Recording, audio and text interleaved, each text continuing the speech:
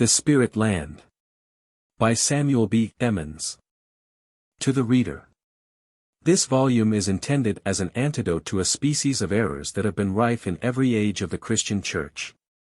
Notwithstanding the disclosures the Most High made of himself to his ancient people, they were yet prone to turn aside from the worship of the true God, to follow the lying spirits of the prophets of Baal, and other deceivers. From the days of Moses till the destruction of Jerusalem. So, likewise, under the Christian dispensation, there has been a succession of antichrists, until their name is legion, whose teachings have clouded the understandings and blinded the moral perceptions of men. Subverting the faith of many whose mountains stood strong, and who had been counted the chosen people of God. The present is viewed as an age of isms. Men have run mad, and are chasing phantoms. They are roaming round to find some fulcrum to overturn the Church and the Bible. They are imagining they are receiving utterances from heaven, when nothing is uttered but the vain fantasies of their own minds and hearts. It is the grossest fanaticism in its most frightful form, leading its unhappy victims, not unfrequently, to flagrant crimes, and to the most horrid of all, that of self-destruction. These pages are submitted to the public with the counsel of the wisest and best of all ages, that, amid the wily arts of the adversary, we should cling to the Word of God, the Bible of our fathers, as the only safe and infallible guide of faith and practice. How do you find this book? Any thoughts about the book or the author? Any suggestion for improvement? Please take a moment to share your thoughts in a comment. If you like it, share it with your friends who might enjoy it as well. Subscribe to keep in touch. Visit CompleteAudiobooks.com for more quality content. Note: we would here give credit to the principal works from which valuable and important matter has been selected for these pages: Whitman's Popular Superstitions, Upham's Lectures upon Witchcraft, Christian Freeman and Family Visitor. Abercrombie on the Intellectual Powers, Influence of the Imagination upon the Nervous System, by Reverend Grant Powers, Life of Adam Clarke, Hayward's Book of All Religions, Miller on the Second Coming of Christ, Barrow's Gypsies of Spain. Stone on False Prophets and Christs, Dickens's Household Words, Capron and Barron on the Spirit Knockings, Dick on the Improvement of Society, Revelations of A. J. Davis, The Great Harmonia, Rogers on Human and Mundane Agents. Miss Crow's Night Side of Nature, Spiritual Telegraph, and As the work embraces a mass of facts of an absorbing and intensely interesting character, we trust that it will commend itself to an enlightened and judicious public. The author. Part 1. Introduction. The object of this treatise upon some of the various errors of the past and present ages is to explain their nature, investigate their origin, describe their injurious effects, and to offer and recommend the necessary measures for their banishment. Most persons, even those who have been well educated, can call to mind the avidity with which, in their days of childhood, they listened to the nursery tales of giants, dwarfs, ghosts, fairies, and witches. The effects of these juvenile impressions are not easily effaced from the mind, and the impressions themselves are but rarely, if ever, forgotten. To doubt, in former times, the power of charms, and the veracity of omens, and ghost stories, was deemed little less than atheism. The terror caused by them embittered the lives of persons of all ages. It either served to shut them out of their own houses, or deterred them from going abroad after it was dark. The room in which the head of a family died was for a long time untenanted. Particularly if he died without a will, or was supposed to have entertained any peculiar religious opinions. If any disconsolate maiden, or love-crossed bachelor, became the instrument of their own death, the room where the fatal deed was committed was rendered forever uninhabitable, and not unfrequently nailed up. If a drunken farmer, returning from market, fell from his horse, and by the fall broke his own neck, that spot, ever after, was haunted and impassable. In truth, there was scarcely a by-lane or crossway but had its ghost, which appeared in the shape of a headless cow or horse. Ghosts of a higher degree rode in coaches, drawn by 6 headless horses, and driven by a headless coachman. As for the churchyards, the legitimate habitations of spectres, clothed all in white, the numbers who swarmed there equaled the living parishioners, and to pass such a place in the night was more perilous than the storming of Badajos. Confuted and ridiculed as these opinions have been, in later days, the seeds of them are still widely diffused, and at times attempt to spring up in all their earlier excess. In the year 1832, crowds of men, women, and children flocked to the village of Waltham, a few miles from Boston, to see a ghost which was said to make its appearance towards midnight, walking to and fro in a turf meadow, declaring itself, in unearthly tones, to be the spirit of a murdered man, whose bones lay in a mud hole near by. The excitement spread many miles around, and hundreds from the city and neighboring towns hied to the spot, with eyes agape, to behold the solemn visitor from the spirit world. And such was the credulity inspired in the minds of the people, that a clergyman in the vicinity declared from his pulpit, on the following Sabbath, that the awful crime of murder had been revealed by the spirit which had appeared in Waltham. Such is the excitability of the mind, and its tendency, notwithstanding the light that has been scattered abroad, to give credence to all the vagaries and nonsense of the darker ages. Chapter 1. The origin of popular superstitions. Ignorance of correct reasoning has undoubtedly given rise to many superstitions. Inductive reasoning teaches us to infer general conclusions from particular facts which have come under our observation. This definition may be illustrated by an example. You know that water boils on the application of a certain degree of heat. You have seen this experiment tried many times without a single failure.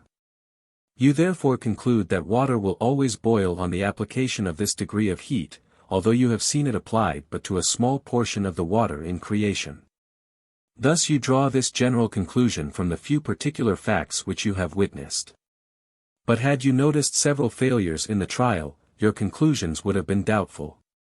And if the experiment had failed 99 cases out of 100, you would have adopted an opposite conclusion. You would have said that the application of the specified degree of heat would not boil water. In this way, logical reasoning leads to the discovery of truth. Now, apply this principle of sound reasoning to the whole mass of pretended signs. Let me select one to show you the absurdity of believing in any. It is commonly reported that the breaking of a looking glass betokens death to some member of the family. This sign probably originated in the following manner: a death happened to follow the breaking of a mirror.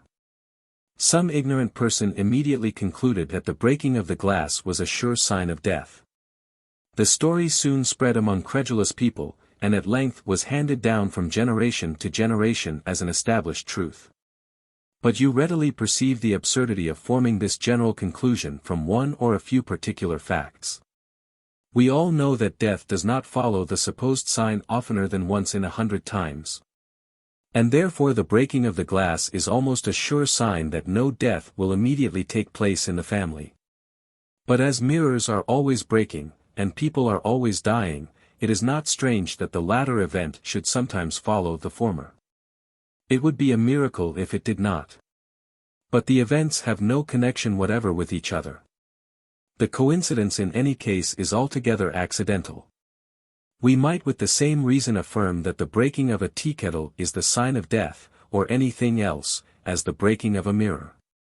But the truth is, there is no sign in the case. It first originated in ignorance of correct reasoning, and has been perpetuated by the credulous. It is but a short time ago that a girl in Exeter, New Hampshire, broke a mirror. She believed that ill luck always followed such an event and therefore became seriously affected in her mind. Finally, her strength failed, and she died a victim to her superstition. Hence we perceive the great importance of a just conception and well-informed judgment upon such apparently trifling, yet oftentimes serious events, in their effects upon social and individual happiness. We have only to apply this principle of correct reasoning to every sign in existence, to find them to be superstitious. We shall find, upon investigation, that they are based upon no rational evidence, and consequently are not entitled to our belief or confidence.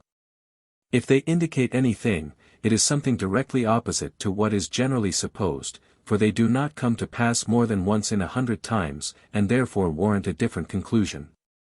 Not only so. If you believe in the present pretended signs, you may make a million more equally good. A man quarrels after drinking a glass of wine, you may therefore say that taking a glass of wine is the sign of a quarrel. A man draws a prize in a lottery. You may say therefore that the purchase of a ticket is the sign of a fortune. A man dies after supper, you may say therefore that eating supper is the sign of death. In this you may multiply signs to infinity, and they will prove just as true as any now in existence. But our Creator has endowed us with understanding. He has given us reason to regulate our belief by satisfactory evidence. And if we do this, we cannot believe in any of the pretended signs. We must conclude that they have all originated in ignorance of correct reasoning, and are kept in remembrance by those who will not use their intellectual powers as their Maker designed. Chapter 2. Inductive Philosophy Not Understood. Ignorance of inductive philosophy has given rise to many superstitions. By the means of inductive philosophy, we are enabled to trace effects to their true causes. For example, lights have frequently been seen dancing over marshy grounds, near tan yards, and burying places, and along the sea-shore. Credulous people have believed them to be the spirits of the uneasy dead. This belief must be considered superstitious, not having any foundation on rational evidence. Philosophy teaches that these lights are occasioned by an inflammable gas, which arises from decayed animal and vegetable substances, and takes fire on coming in contact with atmospheric air. Thus we may trace all effects to their true causes. Many persons have supposed that pork killed in the increase of the moon would swell in boiling, while that killed in her wane would shrink. This opinion probably originated in the following manner: some person killed, at different periods of the moon, 2 hogs which had been born and fattened together. That killed in her increase swelled in boiling, while the other, killed in her wane, shrunk. He could conceive of no way to account for the facts but on the supposition of lunar influence. This conclusion was accordingly adopted, and at length became an established truth. Yet there was no philosophy in forming this opinion from a few such facts. More experiments should have been tried, and their results would have shown that the real cause of the swelling and shrinking existed in the constitution of the animals. It would have been discovered that pork of fine and solid texture would commonly swell, whenever killed, while that of loose and coarse grain would as generally shrink. And the person would no more have thought of attributing the difference in his pork to the moon than to the spirit of Bonaparte. Let this philosophic principle be applied to this whole class of superstitions, and we shall arrive at similar results. There is the supposed influence of the moon on making soap, grafting trees, cutting timber, and also upon the fortunes of love-sick swains and maidens. The latter are directed to go out in the evening and stand over the bars of a gate, and, looking on the moon, repeat the following lines: All hail to the moon! All hail to thee! I pray thee, good moon, reveal to me this night, who my husband shall be. They must then go directly to bed, and will dream of their future husband. Upon trial of the experiment, they will probably be inclined to consider it a dreamy notion altogether, for love is of too serious a nature to be fed upon mere moonshine. Chapter 3. Ignorance of the Causes of Dreams. Ignorance of the causes of our dreams has given rise to many superstitions. Ancient divines have told us that some of our dreams proceed from ourselves, others from the deity, and others again from the devil. We know, to be sure, from experience, that dreams proceed from ourselves in some, if not in all cases. We admit, however, that God has spoken to some of his dependent creatures by dreams, for we learn this from the Holy Scriptures. But such dreams were direct revelations for the accomplishment of some divine purpose. The volume of revelation was long since closed, and all that is essential to the present and eternal happiness of mankind is plainly revealed. There is therefore no necessity for any further communications from heaven. And the Gospel does not authorize us to expect any. Dreams may sometimes strike a conviction upon the mind, which our waking thoughts may fail to do. And they may sometimes have the appearance of being fulfilled. And yet there may be no necessity of supposing that God has made us the special organ of divine communications. Our dreams, in such cases, may be explained upon the principles of mental philosophy, without resorting to the miraculous interposition of deity for an explanation. To say that the devil is the author of all our disagreeable dreams that happen generally when we are in some trouble of body, mind, or estate, is too absurd to believe. And it is specially unbecoming the followers of Jesus to harbor an opinion so unbecoming in itself, so pernicious in its consequences, and so derogatory to the supreme ruler of the universe. The true doctrine is, that our dreams originate from ourselves. Some are influenced by our bodily sensations. A person with a bottle of hot water at his feet dreams of ascending Etna, and he finds the heat of the ground almost insupportable. Another kicks the bed clothes from his feet, and dreams of walking through snow banks, even in the summer season. Some dreams are influenced by the state of our stomach and bowels. The hungry prisoner dreams of well-furnished tables and the pleasures of eating. The glutton dreams of a surfeit and its attendant unpleasant sensations. Some dreams are influenced by our dispositions. The person of amiable temper and cheerful spirits is frequently refreshed with delightful scenes and visions of bliss. While those of morose, gloomy, irritable, and melancholy habits are generally harassed with those of a disagreeable and oppressive character.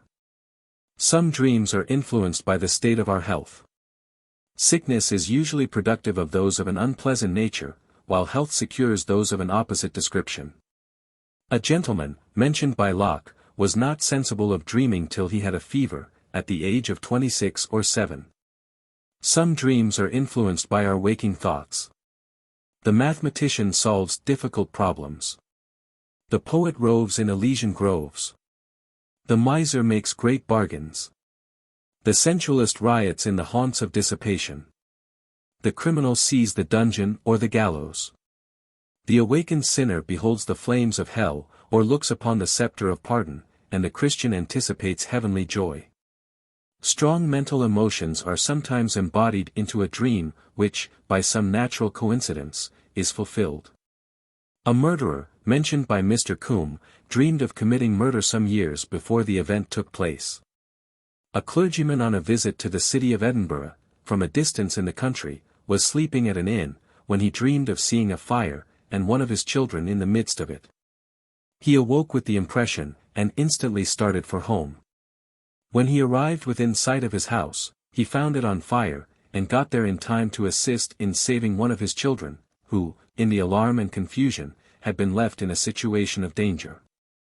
Without calling in question the possibility of supernatural communications in such cases, this striking occurrence may perhaps be accounted for on simple and natural principles. Let us suppose that the gentleman had a servant who had shown great carelessness in regard to fire, which had often given rise in his mind to a strong apprehension that he might set fire to the house. His anxiety might be increased by being from home, and the same circumstances might make the servant still more careless.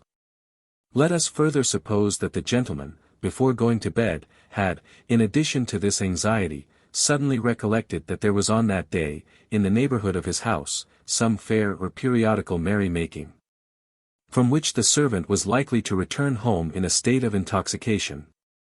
It was most natural that these impressions should be embodied into a dream of his house being on fire, and that the same circumstances might lead to the dream being fulfilled. The cause of a dream may sometimes be the cause of its fulfillment. A clergyman dreamed of preaching a sermon on a particular subject. In a few weeks, he delivered the discourse. His dream was therefore fulfilled. But his waking thoughts caused the dream, for he had meditated on this very subject. And they also caused its fulfillment, for he proceeded to write and deliver the result of his meditations. A belief in the supernatural origin of dreams sometimes leads to their fulfillment. A person dreams of approaching sickness. His fears and his imagination hasten on the calamity. A general, on the eve of battle, dreamed of a defeat. His belief in dreams deprived him of courage, and, of course, the enemy conquered. We have on record the case of a German student, who dreamed that he was to die at a certain hour on the next day. His friends found him in the morning making his will and arranging his affairs. As the time drew near, he had every appearance of a person near his end. Every argument was used to shake his belief in the supernatural origin of his dream, but all to no effect. At last, the physician contrived to place the hands of the clock beyond the specified hour, and by this means saved the student's life. There are instances on record where death has actually ensued in consequence of such a belief. It has been produced by the wonderful power the mind possesses over the body. And there can be no doubt that believers in dreams often take the most direct means to hasten their fulfillment. The apparent fulfillment of dreams is sometimes merely accidental.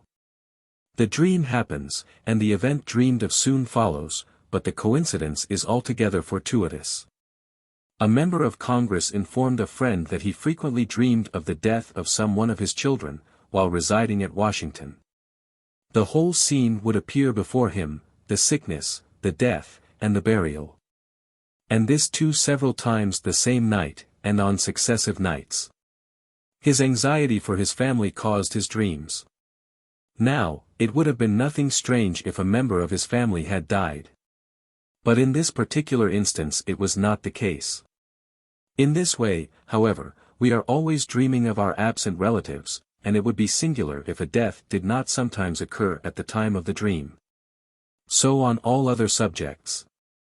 One event may follow the other, and yet the coincidence be perfectly accidental. There are occasionally some amusing cases of this kind. A person dreamed 3 times in one night that he must turn to the 7th verse of the 5th chapter of Ecclesiastes, and he would find important instruction. He arose in the morning, and, referring to the specified passage, found these words, "In the multitude of dreams there are divers vanities." Finally, the occasion of some dreams seems as yet inexplicable. But as we can account for so large a portion of them, it is rational to believe that the causes of the few mysterious ones will be hereafter satisfactorily explained. We think we are safe in believing that all our dreams are caused by some principle of our intellectual or animal nature. Let us then pay no further regard to them than to aim by a pure conscience before God, and a careful attention to our stomachs and health, to have them refreshing and agreeable. Chapter 4. Effects of the Imagination on the Nervous System. Ignorance of the influence of the imagination upon the nervous system has given rise to many superstitions. We will give a few statements of facts to establish and illustrate this position. Some time previous to 1784, a gentleman in Paris, by the name of Mesmer, professed to have discovered a universal remedy for all diseases.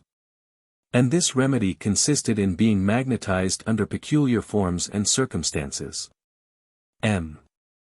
Mesmer became so noted for his discovery, and he performed such extraordinary cures, that, in 1784, the French king appointed a committee, consisting of 4 physicians and 5 members of the Royal Academy of Sciences, to investigate this matter.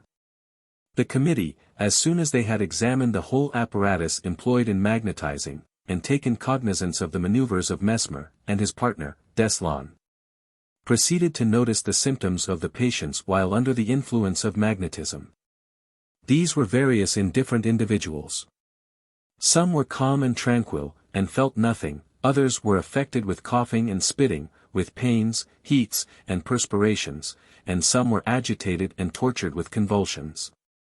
These convulsions were sometimes continued for 3 hours, accompanied with expectoration of a viscid phlegm, ejected by violent efforts, and sometimes streaked with blood. They had involuntary motions of the limbs, of the whole body, and spasms of the throat. Their eyes wandered in wild motions, they uttered piercing shrieks, wept, laughed, and hiccuped. The commissioners observed that the great majority of those thus affected were females, and that these exhibitions did not begin until they had been under the operation of magnetism 1 or 2 hours, and that, when one became affected, the rest were soon seen in the same situation. In order to give the magnetizer the fairest opportunity to exhibit the power of his invention, and to give the most satisfactory evidence to the public, the commissioners all submitted to be operated upon themselves, and sat under the operation 2 hours and a half, but without the least effect upon them, except the fatigue of sitting so long in one position. They were magnetized 3 days in succession, but without any sensible effect being produced. The magnetizing instruments were then removed to Dr. Franklin's house, away from public view, parade, and high expectation, and 14 persons were then magnetized, all of them invalids. 9 of them experienced nothing, 5 appeared slightly affected, and the commissioners were surprised to learn, in every instance, that the poor and ignorant alone were affected. After this 8 men and 2 women were magnetized, but without the least effect. At length a female servant submitted to the same operation, and she affirmed that she felt a heat in every part where the magnetized finger was pointed at her. That she experienced a pain in her head, and, during a continuation of the operation, she became faint, and swooned. When she had fully recovered, they ordered her eyes to be bandaged, and the operator was removed at a distance, when they made her believe that she was still under the operation, and the effects were the same, although no one operated. Either near her or at a distance. She could tell the very place where she was magnetized, she felt the same heat in her back and loins, and the same pain in her eyes and ears. At the end of 1/4 of an hour, a sign was made for her to be magnetized, but she felt nothing.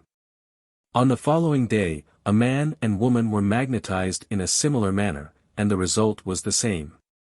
It was found that to direct the imagination to the parts where the sensations were to be felt, was all that was necessary to produce these wonderful effects.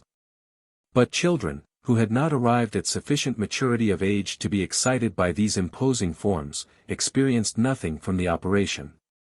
Mesmer and Deslon asserted that they could magnetize a tree, and every person approaching the tree, in a given time, would be magnetized, and either fall into a swoon or in convulsions. Provided the magnetizer was permitted to stand at a distance and direct his look and his cane towards the tree. Accordingly, an apricot tree was selected in Dr. Franklin's garden, at Vassy, for the experiment, and M. Deslon came and magnetized the tree while the patient was retained in the house. The patient was then brought out, with a bandage over his eyes, and successively led to 4 trees, which were not magnetized, and was directed to embrace each tree 2 minutes, while M. Deslon, at a distance, stood pointing his cane to the tree actually magnetized. At the first tree, which was about 27 feet from the magnetized tree, the patient sweat profusely, coughed, expectorated, and said he felt a pain in his head. At the second tree, now 30 feet from the magnetized tree, he found himself giddy, attended with headache, as before. At the third tree, his giddiness and headache were much increased, and he said he believed he was approaching the magnetized tree, although he was still 28 feet from it. At length, when brought to the 4th tree, not magnetized, and at the distance of 24 feet from that which was, the young man fell down in a state of perfect insensibility. His limbs became rigid, and he was carried to a grass plot, where M. Deslon went to his assistance and recovered him. And yet, in no instance had he approached within a less distance than 24 feet of the magnetized tree. A similar experiment was soon afterwards made on 2 poor females, at Dr. Franklin's house. These women were separated from each other. 3 of the commissioners remained with one of them in one chamber, and 2 of them with the other, in an adjoining chamber. The first had a bandage over her eyes, and was then made to believe that M. Deslon came in and commenced magnetizing her, although he never entered the room. In 3 minutes the woman began to shiver. She felt, in succession, a pain in her head, and a pricking in her hands. She became stiff, struck her hands together, got up, stamped, but nothing had been done to her. The woman in the adjoining chamber was requested to take her seat by the door, which was shut, with her sight at liberty. She was then made to believe that M. Deslon would magnetize the door on the opposite side, while the commissioners would wait to witness the result.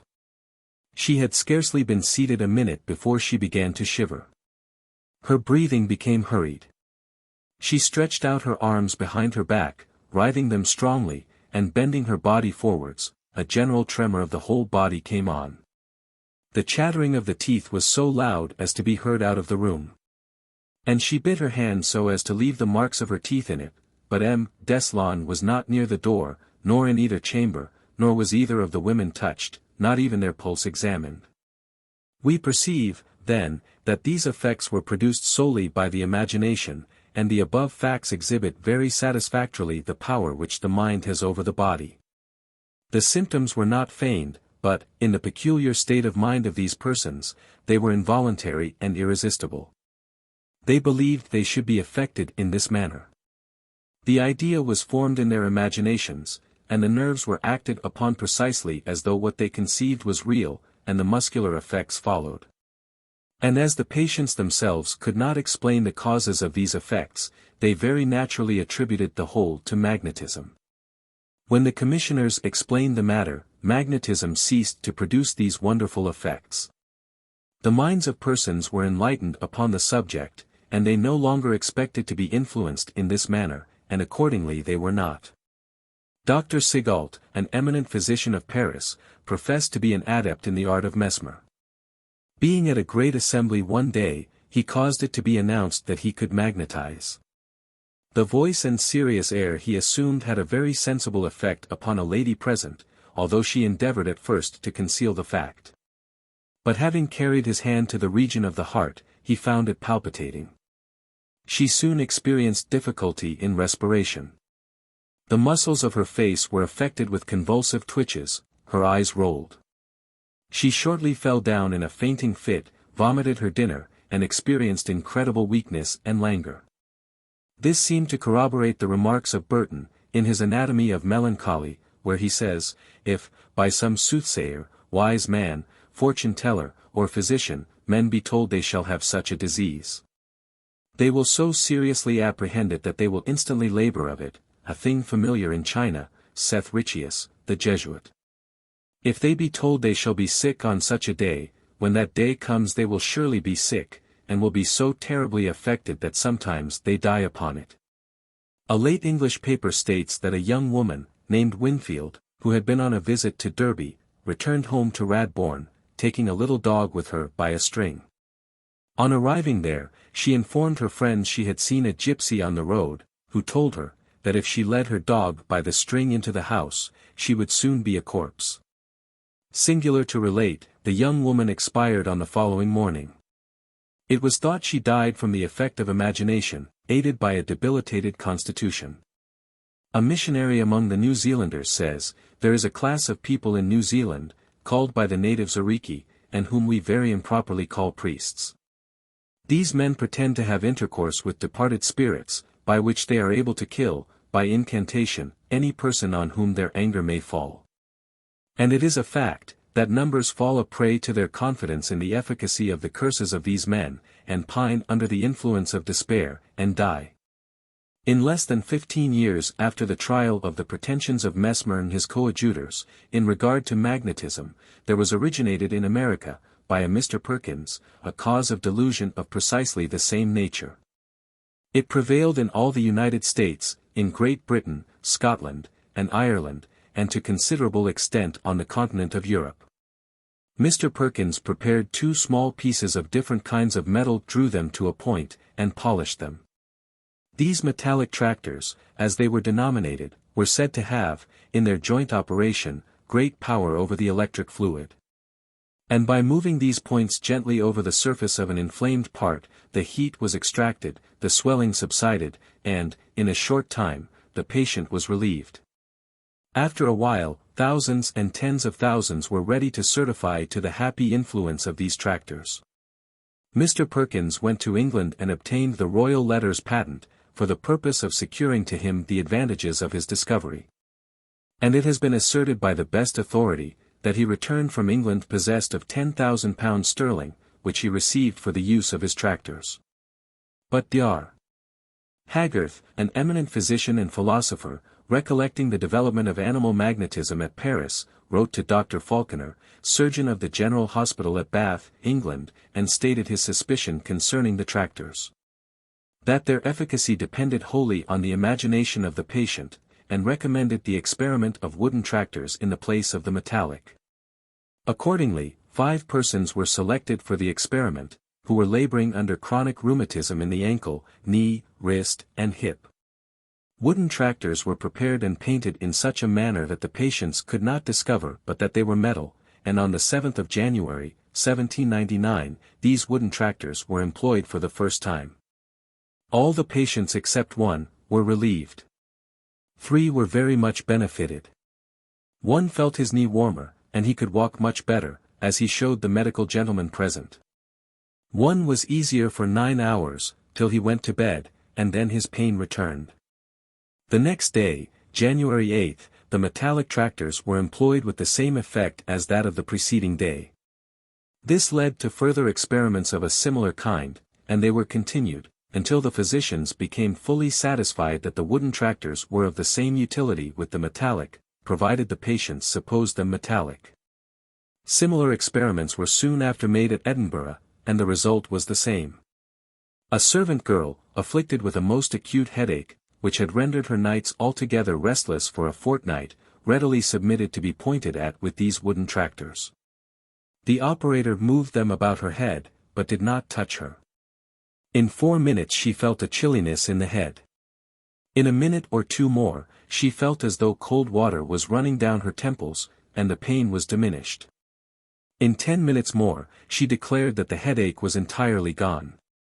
And the next day she returned to express her thanks to her benefactors for the good sleep she enjoyed through the night. By similar experiments, the intelligent citizens in America soon ascertained the true cause of the deception, and when these facts came to be developed, the tractors lost all their influence on the human system, and have since been spoken of only in derision. Here, again, we behold the astonishing power of the imagination over the human system, and witness the miracles that have been performed on the ignorant and unsuspecting. Even in the modern practice of the mesmeric art, a great deal of the success depends upon this tendency of the mind. A very respectable operator assures us, that he cannot magnetize persons unless he can first impress them with the belief that they are actually to become magnetized. They must have faith in order that the effect may be produced. A public lecturer may hang up his watch before his auditors, and tell them to look upon that watch, and they will become magnetized. Those who expect to be affected are thrown into the magnetic state. Those who have little faith and expectation are seldom, if ever, influenced by such experiments. We, however, do not mean to avow a disbelief in the science of magnetism. On the contrary, we look forward with much interest to its perfection, unencumbered with the false pretensions of its zealous and mistaken friends. Chapter 5. Ignorance of Mental Philosophy. Ignorance of mental philosophy has given rise to many superstitions. Many persons have believed in the real, visible appearance of ghosts, spirits, or apparitions. Yet these things are clearly and satisfactorily explained on the established principles of mental philosophy. And from this source we learn that they exist alone in the mind, in the same manner as do other ideas and images, except in the instances recorded in Scripture. They are caused by some misconception, mental operation, or bodily disorder. We will give a few examples to substantiate this position. Dar. Ferrier relates the case of a gentleman travelling in the Highlands of Scotland, who was conducted to a bedroom which was reported to be haunted by the spirit of a man who had there committed suicide. In the night, he awoke under the influence of a frightful dream, and found himself sitting up in bed with a pistol grasped in his right hand. On looking around the room, he now discovered, by the moonlight, a corpse, dressed in a shroud, reared against the wall, close by the window, the features of the body in every part of the funeral apparel being distinctly perceived. On recovering from the first impulse of terror, so far as to investigate the source of the phantom, it was found to be produced by the moonbeams forming a long, bright image through the broken window. 2 esteemed friends of mine, says Dar. Abercrombie, while travelling in the Highlands, had occasion to sleep in separate beds, in one apartment. One of them, having awoke in the night, saw, by the moonlight, a skeleton hanging from the head of his friend's bed, every part of it being perceived in the most distinct manner. He got up to investigate the source of the appearance, and found it to be produced by the moonbeams falling back upon the drapery of the bed, which had been thrown back in some unusual manner, on account of the heat of the weather. He returned to bed, and soon fell asleep. But having awoke again some time after, the skeleton was so distinctly before him, that he could not sleep without again getting up to trace the origin of the phantom. Determined not to be disturbed a third time, he now brought down the curtain to its usual state, and the skeleton appeared no more. Dar. Dewar relates the case of a lady who was quite blind, and who never walked out without seeing a little old woman, with a crutch and a red cloak, apparently walking before her. She had no illusion when within doors. Dar. Gregory once took passage in a vessel to a neighboring country, to visit a lady who was in an advanced stage of consumption.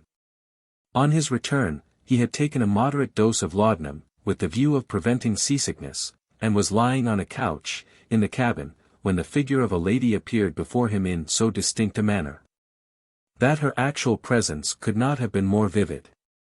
He was quite awake, and fully sensible that it was a phantom produced by the opiate, in connection with his intense mental feeling, but he was unable by any effort to banish the vision. A gentleman, mentioned by Dr. Connolly, when in great danger of being wrecked in a boat, on the Eddystone Rocks, said he actually saw his family at the moment. In similar circumstances of great danger, others have described the history of their past lives being represented to them in such a vivid manner, that, at a single glance, the whole was before them, without the power of banishing the impression. We have read the account of a whole ship's company being thrown into the utmost consternation by the apparition of a cook, who had died a few days before.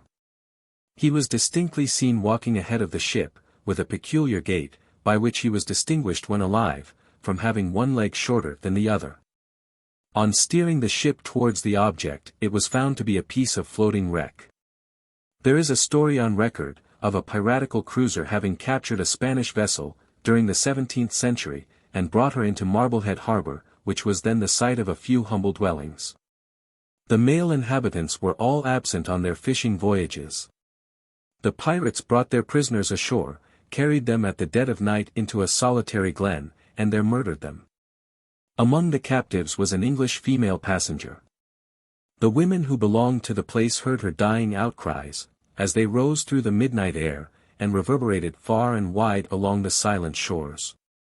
She was heard to exclaim, "Oh, mercy, mercy! Lord Jesus Christ, save me! Save me!"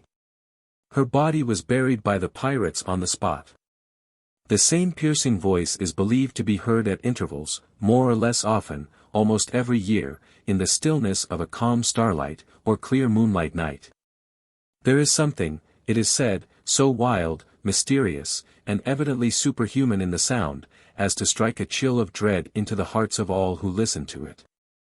A writer in the Marblehead Register, of April 3, 1830, declares that there are not persons wanting at the present day, persons of unimpeachable veracity and known respectability, who still continue to believe the tradition, and to assert that they themselves have been auditors of the sounds described, which they declare were of such an unearthly nature as to preclude the idea of imposition or deception. When the silver moon holds her way, or when the stars are glistening in the clear, cold sky, and the dark forms of the moored vessels are at rest upon the sleeping bosom of the harbor. When no natural sound comes forth from the animate or inanimate creation but the dull and melancholy note of the winding shore, how often, at midnight, is the watcher startled from the reveries of an excited imagination by the piteous, dismal, and terrific screams of the unlaid ghost of the murdered lady. Erroneous impressions are often connected with some bodily disease, more especially disease in the brain. Dr. Gregory mentions the case of a gentleman liable to epileptic fits, in whom the paroxysm was generally preceded by the appearance of an old woman in a red cloak, who seemed to come up to him, and strike him on the head with her crutch. At that instant he fell down in the fit. Another is mentioned by Dr. Alderston, of a man who kept a dram shop, and who would often see a soldier endeavoring to force himself into his house in a menacing manner, and in rushing forward to prevent him, would find it a mere phantom. This man was cured by bleeding and purgatives, and the source of this vision was traced to a quarrel which he had had some time before with a drunken soldier. In delirium tremens such visions are common, and assume a variety of forms. Similar phantasms occur in various forms in febrile diseases. A lady was attended by Dr. Abercrombie, having an affection of the chest. She awoke her husband one night, at the commencement of her disorder, and begged him to get up instantly, saying that she had distinctly seen a man enter the apartment, past the foot of her bed. and go into a closet that entered from the opposite side of the room. She was quite awake, and fully convinced of the reality of the appearance. But, upon examining the closet, it was found to be a delusion, although it was almost impossible to convince the lady it was not a reality. A writer in the Christian Observer mentions a lady, who, during a severe illness, repeatedly saw her father, who resided at the distance of many hundred miles, come to her bedside, withdraw the curtain, and talk to her in his usual voice and manner. A farmer, mentioned by the same writer, on returning from market, was deeply affected by an extraordinarily brilliant light, which he saw upon the road, and by an appearance in the light, which he supposed to be our Saviour. He was greatly alarmed, and, spurring his horse, galloped home, remained agitated during the evening, was seized with typhus fever, then prevailing in the vicinity, and died in about 10 days. It was afterwards ascertained, that on the morning of the same day, before he left home, he had complained of headache and languor. And there can be no doubt, says this writer, that the spectral appearance was connected with the commencement of the fever. Analogous to this is the very striking case related by a physician, of a relative of his, a lady about 50. On returning home one evening from a party, she went into a dark room to lay aside some part of her dress, when she saw distinctly before her the figure of Death, as a skeleton, with his arm uplifted, and a dart in his hand. He instantly aimed a blow at her with the dart, which seemed to strike her on the left side. The same night she was seized with a fever, accompanied with symptoms of inflammation in the left side, but recovered after a severe illness. We have read the account of a lady who had an illusion affecting both her sight and hearing.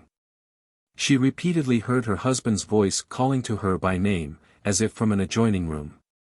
On one occasion, she saw his figure most distinctly, standing before the fire in the drawing-room, when he had left the house half an hour before. She went and sat down within 2 feet of the figure, supposing it to be her husband, and was greatly astonished that he did not answer her when she spoke to him. The figure continued visible several minutes, then moved towards a window at the farther end of the room, and there disappeared. On another occasion, while adjusting her hair before a mirror, late at night, she saw the countenance of a friend, dressed in a shroud, reflected from the mirror, as if looking over her shoulder. This lady had been for some time in bad health, being affected with a lung complaint, and much nervous debility. Another case of an illusion of hearing is reported of a clergyman, who was accustomed to full living, and was suddenly seized with vomiting, vertigo, and ringing in his ears, and continued in an alarming condition for several days. During this time he heard tunes most distinctly played, and in accurate succession. This patient had, at the same time, a remarkable condition of vision, all objects appearing to him inverted. This peculiarity continued about 3 days, and ceased gradually, the objects by degrees changing their position, first to the horizontal, and then to the erect. Some profess to have visions or sights relative to the world of spirits. This was the case with Swedenborg. He relates some of them in the following language: I dined very late at my lodgings at London, and ate with great appetite, till, at the close of my repast, I perceived a kind of mist about my eyes. And the floor of my chamber was covered with hideous reptiles. They soon disappeared, the darkness was dissipated, and I saw clearly, in the midst of a brilliant light, a man seated in the corner of my chamber, who said to me, in a terrible voice, "Eat not so much." At these words, my sight became obscured. Afterwards it became clear by degrees, and I found myself alone. The night following, the same man, radiant with light, appeared to me, and said, "I am God the Lord, Creator and Redeemer. I have chosen you to unfold to men the internal and spiritual sense of the sacred writings, and will dictate to you what you ought to write." At that time, I was not terrified, and the light, although very brilliant, made no unpleasant impression upon my eyes. The Lord was clothed in purple, and the vision lasted a quarter of an hour. The same night, the eyes of my internal man were opened, and fitted to see things in heaven, in the world of spirits, and in hell. In which places I have found many persons of my acquaintance, some of them long since dead, and others lately deceased. In another place, he observes, I have conversed with apostles, departed popes, emperors, and kings. With the late reformers of the Church, Luther, Calvin, and Melanchthon, and with others from different countries. In conversing with Melanchthon, he wished to know his state in the spirit world, but Melanchthon did not see fit to inform him. Wherefore, says Swedenborg, I was instructed by others concerning his lot, viz., that he is sometimes in an excavated stone chamber, and at other times in hell. And that when in the chamber, he appears to be clothed in a bear's skin by reason of the cold. And that on account of the filth in his chamber, he does not admit strangers from the world, who are desirous of visiting him from the reputation of his name. The apparitions of Swedenborg were probably caused by his studies, habits, and pursuits. They bear the marks of earthly origin, although he firmly believed they were from heaven. Overloading his stomach at late meals, no doubt, caused some of them. He was in the habit of eating too much, as he himself admits. Hence his brain may have been disturbed. We have all heard of the case of an elderly lady, who, being ill, called upon her physician one day for advice. She told him, among other things, that on the preceding night her sleep had been disturbed, that she had seen her grandmother in her dreams. Being interrogated whether she ate anything the preceding evening, she told the doctor she ate half a mince pie just before going to bed. Well, madam, said he, if you had eaten the other half, you might have seen your grandfather also. The slightest examination of the accounts which remain of occurrences that were deemed supernatural by our ancestors will satisfy any one, at the present day, that they were brought about by causes entirely natural, although unknown to them. We will close this part of our investigation by relating the following circumstances, attested by the Rev. James Pierpont, pastor of a church in New Haven. In the year 1647, a new ship of about 150 tons, containing a valuable cargo, and several distinguished persons as passengers, put to sea from New Haven in the month of January. Bound to England. The vessels that came over the ensuing spring brought no tidings of her arrival in the mother country. The pious colonists were earnest and instant in their prayers that intelligence might be received of the missing vessel. In the course of the following June, a great thunderstorm arose out of the northwest.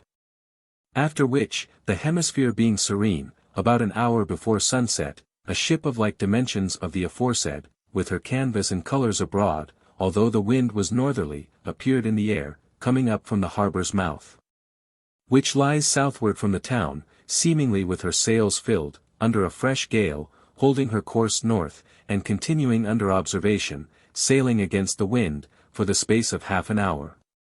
The phantom ship was borne along, until, to the excited imaginations of the spectators, she seemed to have approached so near that they could throw a stone into her.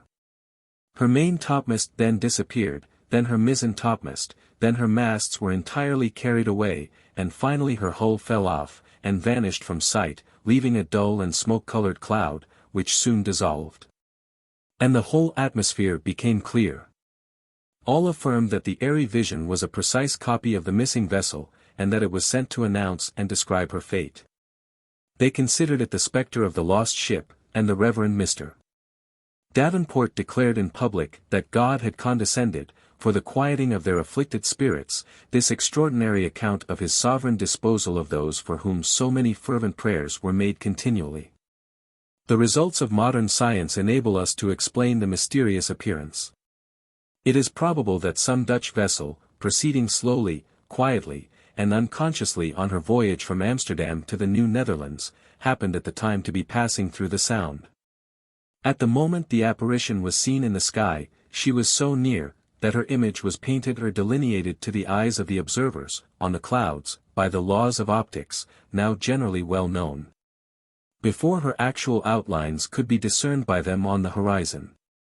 As the sun sunk behind the western hills, and his rays were gradually withdrawn, the visionary ship slowly disappeared, and the approach of the night, while it dispelled the vapors from the atmosphere, effectually concealed the vessel as she continued her course along the Sound.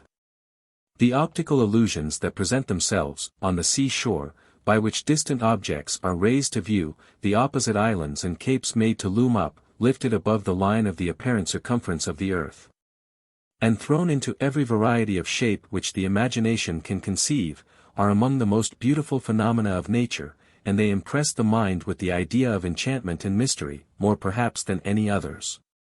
But they have received a complete solution from modern discovery. It should be observed that the optical principles that explain these phenomena have recently afforded a foundation for the science, or rather the art, of noscopy.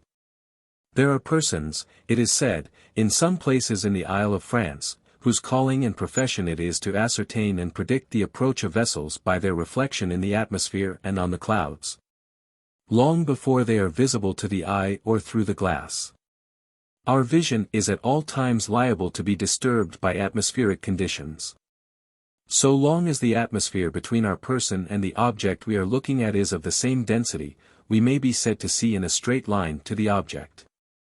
But if, by any cause, a portion of that atmosphere is rendered less or more dense, the line of vision is bent, or refracted, from its course. A thorough comprehension of this truth in science has banished a mass of superstition. It has been found that, by means of powerful refraction, objects at great distances, and round the back of a hill, or considerably beneath the horizon, are brought into sight. In some countries this phenomenon is called mirage. The following is one of the most interesting and best authenticated cases of the kind. In a voyage performed by Captain Scoresby, in 1822, he was able to recognize his father's ship, when below the horizon, from the inverted image of it which appeared in the air. It was, says he, so well defined, that I could distinguish, by a telescope, every sail, the general rig of the ship, and its particular character, insomuch that I confidently pronounced it to be my father's ship, the Fame. Which it afterwards proved to be, though on comparing notes with my father, I found that our relative position, at the time, gave our distance from one another very nearly 30 miles, being about 17 miles beyond the horizon, and some leagues beyond the limit of direct vision. Dr. Vince, an English philosopher, was once looking through a telescope at a ship which was so far off that he could only see the upper part of the masts. The hull was entirely hidden by the bending of the water. But, between himself and the ship, he saw two perfect images of it in the air. These were of the same form and color as the real ship, but one of them was turned completely upside down. In the sandy plains of Egypt, the mirage is seen to great advantage. These plains are often interrupted by small eminences, upon which the inhabitants have built their villages in order to escape the inundations of the Nile. In the morning and evening, objects are seen in their natural form and position, but when the surface of the sandy ground is heated by the sun, the land seems terminated, at a particular distance, by a general inundation. The villages which are beyond it appear like so many islands in a great lake. And an inverted image of a village appears between the hills. The Swedish sailors long searched for a supposed magic island, which, from time to time, could be descried between the island of Åland and the coast of Uppland. It proved to be a rock, the image of which was presented in the air by mirage. At one time, the English saw, with terror, the coast of Calais in Boulogne, in France, rising up on the opposite side of the channel, and apparently approaching their island. But the most celebrated example of mirage is exhibited in the Straits of Messina. The inhabitants of the Calabrian shore behold images of palaces, embattled ramparts, houses, and ships, and all the varied objects of towns and landscapes, in the air, being refracted images from the Sicilian coast. This wonderful phenomenon is superstitiously regarded by the common people as the work of fairies. Chapter 6. Ignorance of True Religion. Ignorance of true religion has given rise to many prevailing superstitions. The Savior has taught us that the Father of Spirits regulates the minutest events of this world, and that He alone is the supreme ruler of the universe. Our experience and observation must convince us that this infinite work is accomplished by regular laws, and that infinite wisdom sees fit so to govern all events without the intervention of miracles, or through the agency of any instrumentality but His own. And by examination, we shall find that these truths are in direct opposition to the general mass of popular superstitions. There are many who believe in signs. They believe that the howling of a dog under a window betokens death to some member of the family. But how does the dog obtain this foreknowledge? Who sends him on this solemn errand? If you say that his appearance at the house is accidental, then you would have us trust to chance for information upon this most important subject. If you say that his knowledge of the approaching event is intuitive, then you would have us believe that the irrational brute knows more than his intelligent master. If you say that he is instigated by some wicked spirit, then you would have us admit that an enemy of mankind is more attentive to their welfare than God, for it certainly betokens the greatest kindness to notify us of our near dissolution. If you say the animal is sent by God, how will you explain the fact that the sign so often fails? Not actually taking place oftener, at most, than once in 100 times. Certainly we are not to accuse the omniscient and merciful Jehovah either of ignorance concerning future events, or of trifling with the feelings of his dependent creatures. We must therefore consider the sign to be altogether superstitious, and contrary to all rational evidence. Some persons profess to believe in lucky and unlucky days. They say, for instance, that Friday is an unlucky day. And why so? Does God part with the reins of his government, and employ wicked spirits to torment his creatures on this day? Does he make this day more unpropitious to human affairs than others? Do facts go to show that more disasters occur on this day than on any other? Paul instructs us that all days are alike, and that God rules the universe with infinite wisdom and benevolence. Then why should we account Friday to be an unlucky day? Whence came such an opinion? From heathenism. The heathen were much influenced by this superstition, and when converted to Christianity, they incorporated this among some other absurdities into their religious belief. Because our Savior was crucified on Friday, they placed this at the head of their unlucky days. But why they did so, we cannot conceive, for the death of Christ was absolutely necessary for the deliverance of mankind from sin and death. And for this reason alone, Friday was the most propitious day that ever dawned upon a dying world. But the heathen converts did not consider this circumstance. They pronounced Sunday, the day of his resurrection, to be the most fortunate. Later Christians, in a certain sense, have thought differently. Sir Matthew Hale has remarked, that he never knew any undertaking to prosper that was commenced on the Sabbath. And the early laws of Connecticut prohibited any vessel from either leaving a port, or entering a port, or passing by a village on Sunday. But such prohibitions are not agreeable to the notions of seamen, who, as a class, are inclined to be somewhat superstitious. We frequently meet with dissipated, unbelieving sailors, who could not be induced to put to sea on Friday on any consideration, but who would rather labor 7 successive nights than not sail on the Sabbath. It is rather singular that skeptics should be so afraid of the day of our Saviour's crucifixion, and so fond of that of his resurrection. Such inconsistency, however, is not uncommon. Those who rail most at the credulity of others are frequently the most superstitious. Those who lay the greatest claims to bravery are, for the most part, the greatest cowards. Voltaire could ridicule religion in fair weather, but the moment a thunder cloud appeared, he was thrown into extreme consternation, and must have a priest to pray during its continuance for his preservation. If we would avoid the influence of this heathen superstition, we must regard actions rather than days. If our engagements are proper, we have nothing to fear from the day on which they are commenced.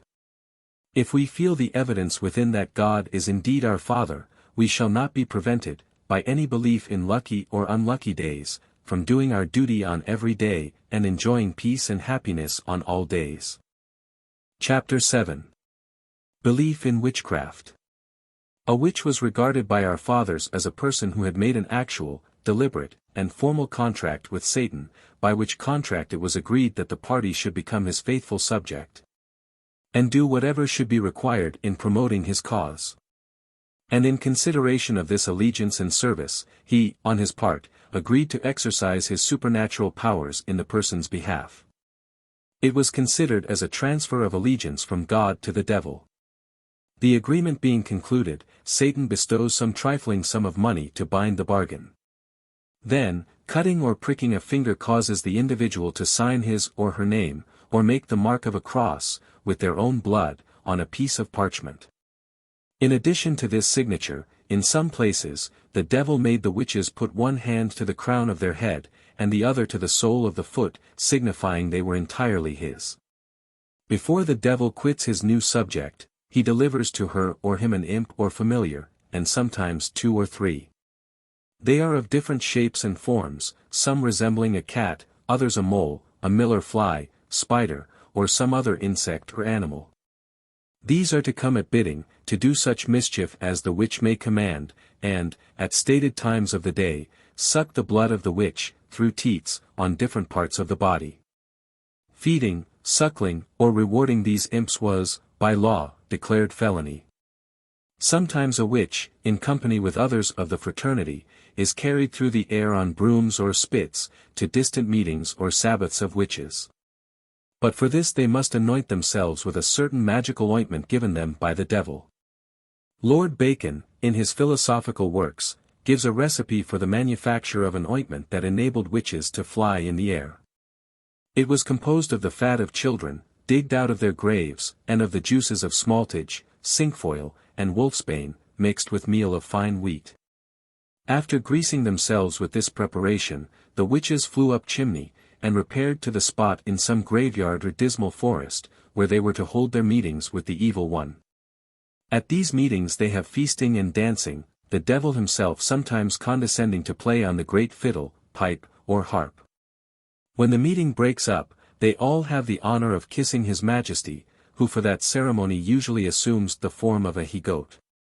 Witches showed their spite by causing the object of it to waste away in a long and painful disease, with a sensation of thorns stuck in the flesh. Sometimes they caused their victims to swallow pins, old nails, dirt, and trash of all sorts, invisibly conveyed to them by their imps. Frequently they showed their hate by drying up the milk of cows, or by killing oxen. For slight offenses they would prevent butter from coming in the churn, or beer from working. Grace Greenwood says, that, on a visit to Salem in the fall of 1850, she was shown a vial of the veritable bewitched pins with which divers persons were sorely pricked by the wicked spite of certain witches and wizards. It was believed that Satan affixed his mark or seal to the bodies of those in allegiance with him, and that the spot where this mark was made became callous and dead. In examining a witch upon trial, they would pierce the body with pins, and if any spot was found insensible to the torture, it was looked upon as ocular demonstration of guilt.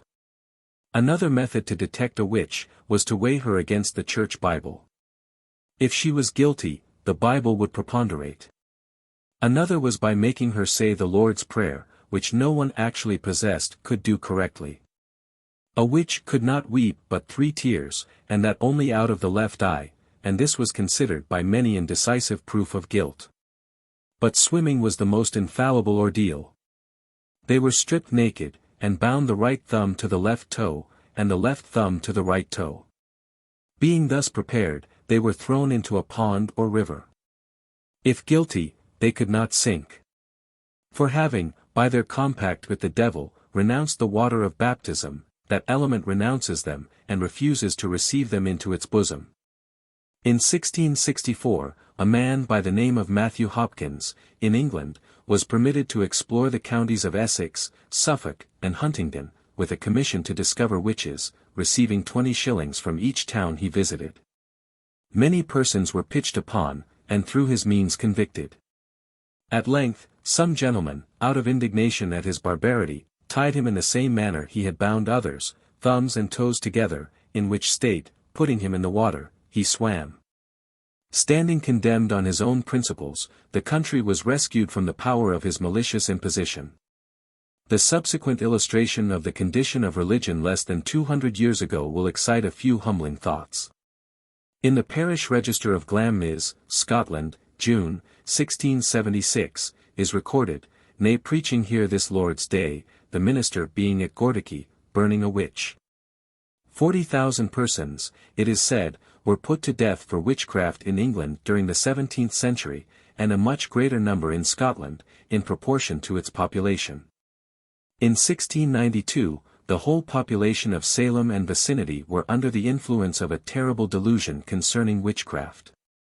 By yielding to the sway of their credulous fancies, allowing their passions to be worked up to a tremendous pitch of excitement, and running into excesses of folly and violence, they have left a dark stain upon their memory.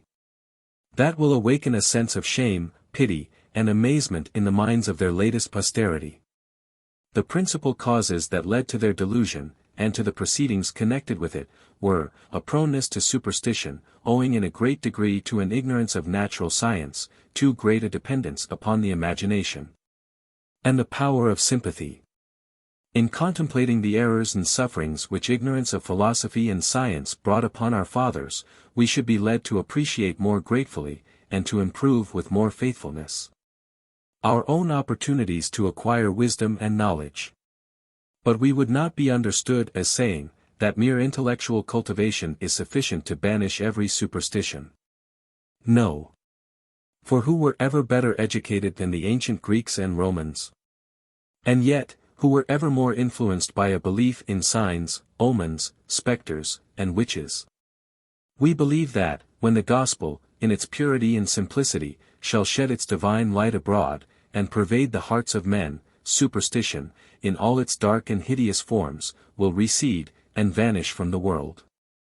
In concluding our remarks under this head, we would add that, in a dictionary before us, a witch is designated as a woman, and wizard as a man, that pretends to some power whereby he or she can foretell future events, cure diseases, call up or drive away spirits. The art itself is called witchcraft. If this is a correct definition, witches and wizards are quite a numerous class of people in society at the present day, for there are many among us who presume to practice these things. Chapter 8. Necromancy and Fortune-Telling. Although the belief in witchcraft has nearly passed away, the civilized world is yet full of necromancers and fortune-tellers. The mystic science of palmistry is still practiced by many a haggard and muttering vagrant. The most celebrated fortune-teller, perhaps, that ever lived, resided in Lynn, Massachusetts. The character of Moll Pitcher is familiarly known in all parts of the commercial world. She died in 1813.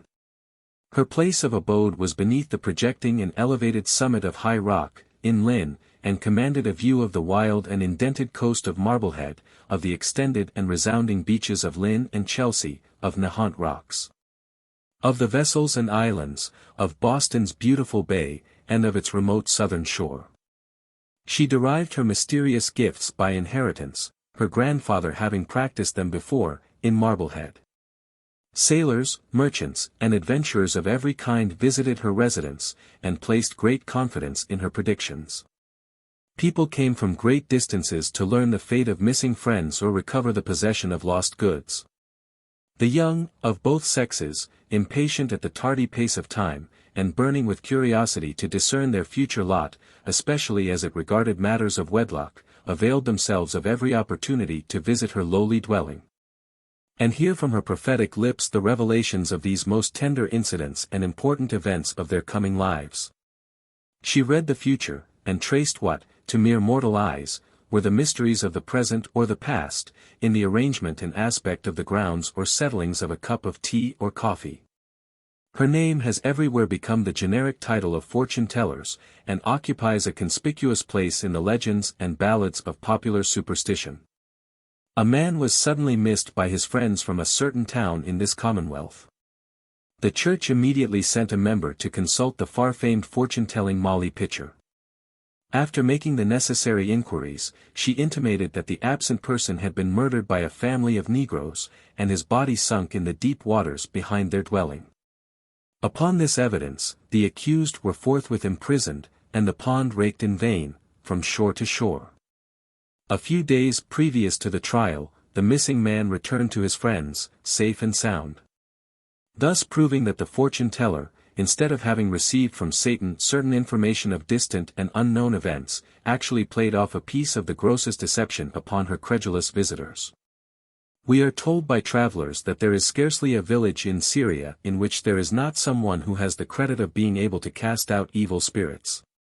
About 8 miles from the ancient Sidon, Lady Hester Stanhope, the granddaughter of the immortal Chatham, and niece of the equally immortal Pitt, recently lived in a style of Eastern splendor and magnificence.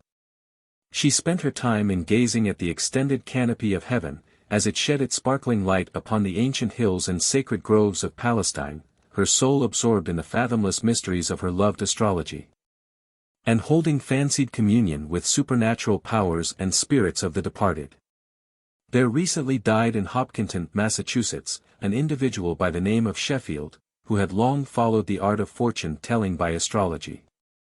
He professed to unfold almost every secret, or mystery, even to foretelling the precise day and hour any person would die. In case of lost or stolen goods, it was only necessary to enclose a small fee in a letter, containing also a statement of your name, age, and place of residence, and forward the same by mail to his address. In 2 or 3 weeks, the information you sought, as to the person who stole the property, would be forwarded to you, leaving you to judge of the case for yourself. He did quite a business in his line, and made something of a fortune out of a long-exploded science. There are many who trust to the declarations of such persons, and are often made unhappy thereby. In fact, it is doubtful if a more unhappy class can be found than those who are in the habit of consulting fortune-tellers of any character. It is discontent, chiefly, that leads them to pry into futurity. And after having had their fortunes told, as it is termed, they are no better satisfied than before. For the best of fortune-tellers are famous for their errors and mistakes, although it would be strange if they did not blunder upon some facts in the whole routine of their business. But we pity those who rely upon their prognostications. If told they will die at such or such a time, or if they are to meet with some dreadful accident, misfortune, or disappointment, their imaginations will lead them to anticipate and dread the event, which will be the surest way to produce its fulfillment. If a husband or wife is told that he or she will marry again, it will lead them to be dissatisfied with the partner with whom they are at present associated. And look at this subject as we will, we shall find it productive of a vast amount of evil, and therefore deserving of our entire disapprobation. Chapter 9. Fairies, or Wandering Spirits. Fairies, says a certain author, are a sort of intermediate beings, between men and women, having bodies, yet with the power of rendering them invisible, and of passing through all sorts of enclosures. They are remarkably small of stature, with fair complexions, whence they derive their name, fairies. Both male and female are generally clothed in green, and frequent mountains, the sunny side of hills, groves, and green meadows, where they amuse themselves with dancing, hand in hand, in a circle, by moonlight. The traces of their feet are said to be visible, next morning, on the grass, and are commonly called fairy rings, or circles. Fairies have all the passions and wants of men, and are great lovers of cleanliness and propriety, for the observance of which, they frequently reward servants, by dropping money in their shoes. They likewise punish sluts and slovens by pinching them black and blue. They often change their weak and starveling elves, or children, for the more robust offspring of men. But this can only be done before baptism. For which reason it is still the custom, in the Highlands, to watch by the cradle of infants till they are christened. The word changeling, now applied to one almost an idiot, attests the current belief of these superstitious mutations. Some fairies dwell in mines, and in Wales nothing is more common than these subterranean spirits, called knockers, who very good-naturedly point out where there is a rich vein of lead or silver. In Scotland there was a sort of domestic fairies, from their sunburnt complexions, called brownies. These were extremely useful, performing all sorts of domestic drudgery. In the life of Dr. Adam Clarke, we have the following account of a circumstance that took place in the town of Freshford, county of Kilkenny, Ireland, showing the superstition prevailing in that country concerning the influence of these fairy beings. A farmer built himself a house of 3 apartments, the kitchen in the middle, and a room for sleeping, and on either end. Some time after it was finished, a cow of his died, then a horse, to these succeeded other smaller animals, and last of all his wife died. Full of alarm and distress, supposing himself to be an object of fairy indignation, he went to the fairy man, that is, one who pretends to know fairy customs, haunts, pathways, antipathies, caprices, benevolences, and he asked his advice and counsel on the subject of his losses. The wise man, after having considered all things, and cast his eye upon the house, said, the fairies, in their night walks from Knockshigownie Hill, in County Tipperary, to the county of Kilkenny, were accustomed to pass over the very spot where one of your rooms is now built. You have blocked up their way, and they were very angry with you, and have slain your cattle, and killed your wife, and, if not appeased, may yet do worse harm to you. The poor fellow, sadly alarmed, went, and with his own hands, deliberately pulled down the timbers, demolished the walls, and left not one stone upon another, but raised the very foundation, and left the path of these capricious gentry as open and as clear as it was before. How strong must have been this man's belief in the existence of these demi-natural and semi-supernatural beings, to have induced him thus to destroy the work of his own hands. In Spenser's epic poem, called The Fairy Queen, the imagination of the reader is entertained with the characters of fairies, witches, magicians, demons, and departed spirits. A kind of pleasing horror is raised in the mind, and one is amused with the strangeness and novelty of the persons who are represented in it. But to be affected by such poetry requires an odd turn of thought, a peculiar cast of fancy, with an imagination naturally fruitful and superstitious. The gypsies are a class of strolling beggars, cheats, and fortune-tellers. They have been quite numerous in all the older countries, and are so still in some of them, but in the United States there are but few, some 1 or 2 tribes in the West, and a small party of them in New York State. They are probably called gypsies from the ancient Egyptians, who had the character of great cheats, whence the name might afterwards pass proverbially into other languages, as it did into the Greek and Latin. Or else the ancient Egyptians being much versed in astronomy, or rather astrology, the name was afterwards assumed by these modern fortune-tellers. In Latin they are called Egyptii, the Italians called them Sinari, or Singani, the Russians, Sigani. The Turks and Persians, Zingari, the Germans, Zigener, the Spaniards, Gitanos, the French, Bohemians, from the circumstance that Bohemia was the first civilized country where they made their appearance. In most countries they live in the woods and forests, but in England, where every inch of land is cultivated, the covered cart and little tent are their houses, and they seldom remain more than 3 days in the same place. Dabbling in sorcery is in some degree the province of the female gypsy. She affects to tell the future, and to prepare philters, by means of which love can be awakened in any individual towards any particular object. And such is the credulity of the human race, even in the most enlightened countries, that the profits arising from these practices are great. The following is a case in point. 2 females, neighbors and friends, were tried, some years since, for the murder of their husbands. It appeared that they were in love for the same individual, and had conjointly, at various times, paid sums of money to a gypsy woman to work charms to captivate his affections. Whatever little effect the charms might produce, they were successful in their principal object, for the person in question carried on for some time a criminal intercourse with both. The matter came to the knowledge of the husbands, who, taking means to break off this connection, were both poisoned by their wives. Till the moment of conviction, these wretched females betrayed neither emotion nor fear. But at this juncture their consternation was indescribable. They afterwards confessed that the gypsy, who had visited them in prison, had promised to shield them from conviction by means of her art.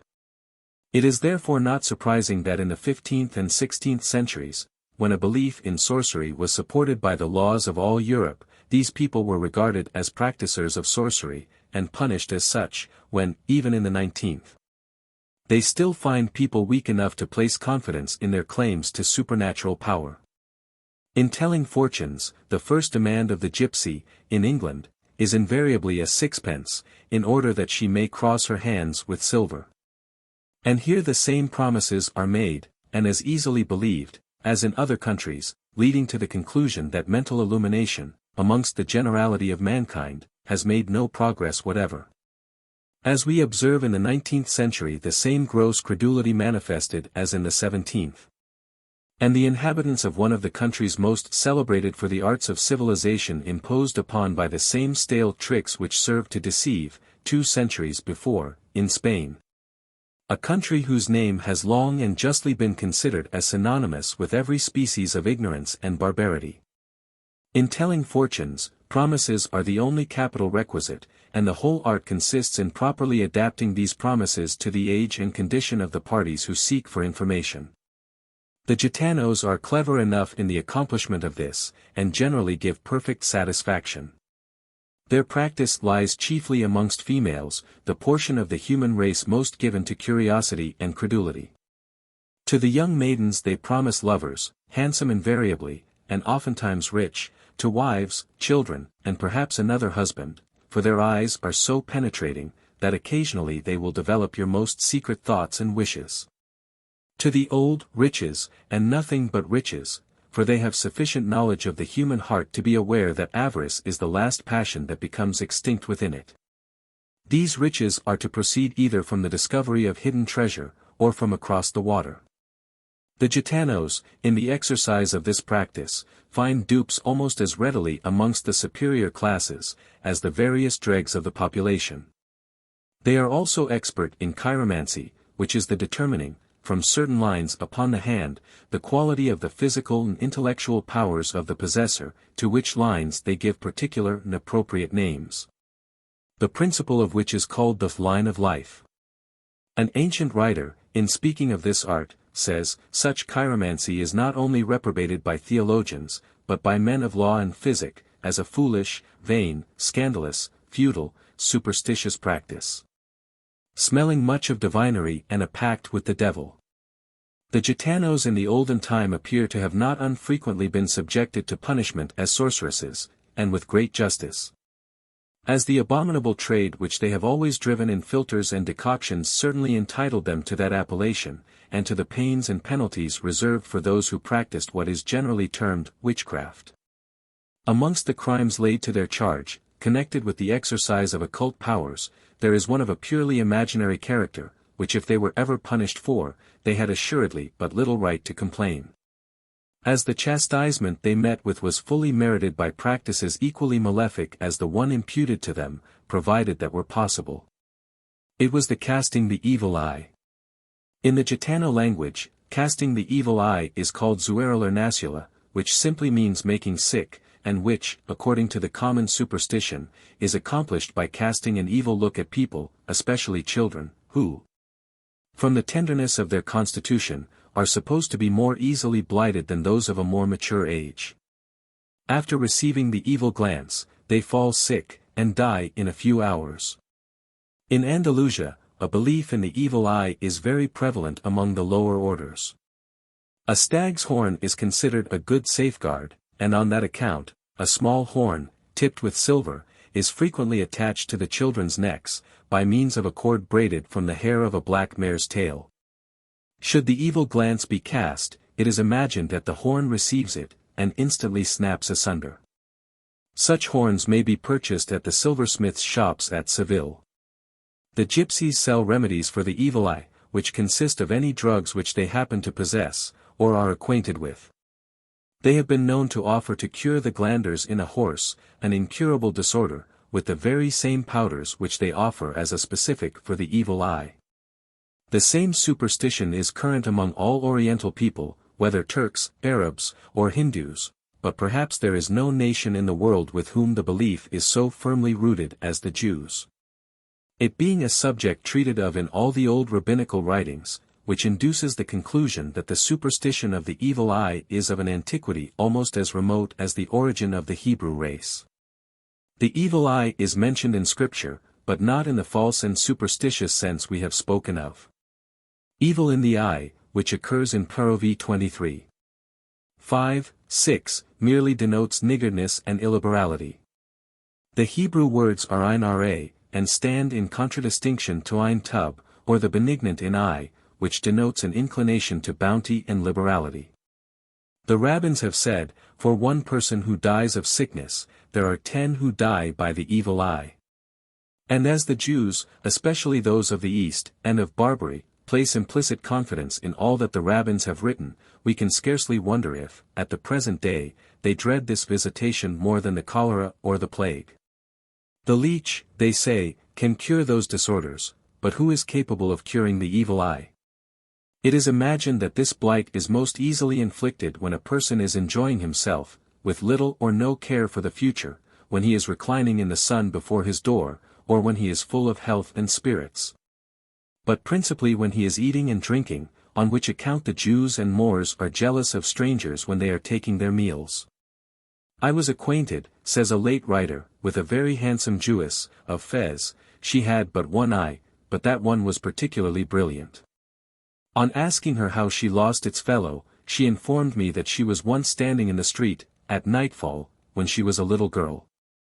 A Moor, that was passing by, suddenly stopped, and said, "Toak Ola, blessed be God, how beautiful are your eyes, my child." Whereupon she went into the house, but was presently seized with a dreadful pain in the left eye, which continued during the night, and the next day the pupil came out of the socket. She added, that she did not believe the Moor had any intention of hurting her, as he gazed on her so kindly, but that it was very thoughtless in him to utter words which are sure to convey evil luck. It is said to be particularly dangerous to eat in the presence of a woman, for the evil eye, if cast by a woman, is far more fatal and difficult to cure than if cast by a man. When any one falls sick of the evil eye, he must instantly call to his assistance the man cunning in such cases. The man, on coming, takes either a girdle or a handkerchief from off his own person, and ties a knot at either end.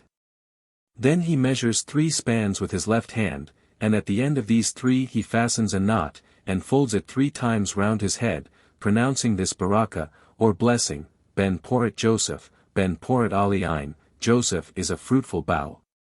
A fruitful bough by a well-winky face. He then recommences measuring the girdle or handkerchief, and if he finds 3 spans and a half, instead of the 3 which he formerly measured, he is enabled to tell the name of the person who cast the evil eye, whether male or female. The above very much resembles the charm of the Bible and key, by which many persons in England still pretend to be able to discover the thief, when an article is missed. A key is placed in a Bible, in the part called Solomon's Song. The Bible and key are then fastened strongly together, by means of a ribbon, which is wound round the Bible, and passed several times through the handle of the key, which projects from the top of the book. The diviner then causes the person robbed to name the name of any person or persons whom he may suspect. The 2 parties, the robbed and the diviner, then standing up, support the book between them, the ends of the handle of the key resting on the tips of the 4 fingers of the right hand. The diviner then inquires of the Bible, whether such a one committed the theft, and commences repeating the 6th and 7th verses of the 8th chapter of the song. And if the Bible and key turn round in the meantime, the person named is considered guilty.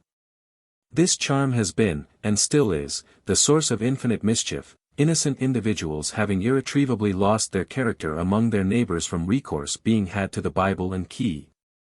The slightest motion of the finger, or rather of the nail, will cause the key to revolve, so that the people named are quite at the mercy of the diviner, who is generally a cheat, or professed conjurer, and not unfrequently a gypsy. In like manner, the Barbary cunning man, by a slight contraction of his hand, measures 3½ spans, where he first measured 3, and then pretends to know the person who has cast the evil eye, having, of course, first ascertained the names of those with whom his patient has lately been in company. When the person who has cast the evil eye has been discovered, by means of the magical process already described, the mother, or wife, or sister of the sufferer walks forth, pronouncing the name of the latter with a loud voice, and, making the best of her way to the house of the person guilty, takes a little of the earth from before the door of his or her sleeping apartment. Some of the saliva of the culprit is then demanded, which must be given early in the morning, before breakfast. Then the mother, or the wife, or the sister goes to the oven, and takes from thence 7 burning coals, which are slaked in water from the bath in which the women bathe. The 4 ingredients, earth, saliva, coals, and water, are then mixed together in a dish, and the patient is made to take 3 sips, and what remains is taken to a private place and buried, the person who buries it making 3 paces backward, exclaiming, "May the evil eye be buried beneath the earth." Many people carry papers about with them, scrawled with hieroglyphics, which are prepared by the Hakimim, or sages, and sold. These papers, placed in a little bag and hung about the person, are deemed infallible preservatives from the Ein era. Like many other superstitions, the above may be founded on a physical reality. In hot countries, where the sun and moon are particularly dazzling, the belief in the evil eye is most prevalent. If we turn to the scripture, we shall probably come to the solution of the belief. The sun shall not smite thee by day, nor the moon by night. P.S. Xi. 5:6. To those who loiter in the sunshine, before the king of day has nearly reached his bourne in the west, the sun has an evil eye, and his glance produces brain fevers. And to those who sleep uncovered, beneath the smile of the moon, her glance is poisonous, producing insupportable itching in the eye and not unfrequently total blindness. All the charms, scrawls, and rabbinical antidotes have no power to avert these effects. The northern nations have a superstition which bears some resemblance to the evil eye. They have no brilliant sun and moon to addle the brain and poison the eye, but the grey north has its marshes, and fenny ground, and fetid mists, which produce agues, low fevers, and moping madness, and are as fatal to cattle as to man. Such disorders are attributed to elves and fairies. This superstition still lingers in some parts of England, under the name of elf-shot, whilst, throughout the north, it is called elskiad, and elvilt, fairy wild. It is particularly prevalent amongst shepherds and cowherds, who, from their manner of life, are most exposed to the effects of the so-called elf-shot. The Gitanos had a venomous preparation called drao, or drow, which they were in the habit of flinging into the mangers of the cattle, for the purpose of causing sickness and death. It was the province of the women to compound the ingredients of this poison, which answered many wicked purposes. The stalls and stables were visited secretly, and the provender of the animals being poisoned, they at once fell sick. Speedily there appeared the Gitanos, offering their services on the condition of no cure no pay, and when these were accepted, the malady was speedily removed. They used no medicines, or pretended not to, but charms only, which consisted of small variegated beans, called, in their language, bobbies, coming from a Russian word signifying beans. These beans they dropped into the mangers, though they doubtless administered privately a real and efficacious remedy. By these means they fostered the idea, already prevalent, that they were people possessed of supernatural gifts and powers. By means of drao, they likewise procured themselves food. Poisoning swine, as their brethren in England still do, and then feasting on the flesh, the poison only affecting the head of the animal, which was abandoned as worthless. Witness one of their own songs. By gypsy drow the porker died. I saw him stiff at evening tide. But I saw him not when morning shone. For the gypsies ate him, flesh and bone. By drao, also, they could avenge themselves on their enemies by destroying their cattle, without incurring a shadow of suspicion. Revenge for injuries, real or imaginary, is sweet to all unconverted minds, to no one more than the gypsy, who, in all parts of the world, is, perhaps, the most revengeful of human beings. But if the Gitanos are addicted to any one superstition above others, it is in respect to the lodestone, to which they attribute all kinds of miraculous powers. They believe that he who is in possession of it has nothing to fear from steel or lead, from fire or water, and that death itself has no power over him.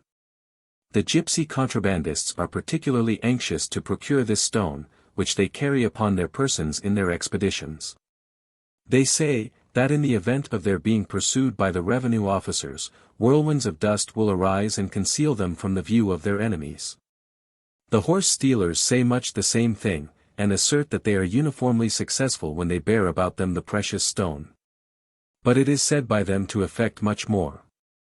It is extraordinary in exciting the amorous propensities, and on this account it is in great request among the gypsy hags.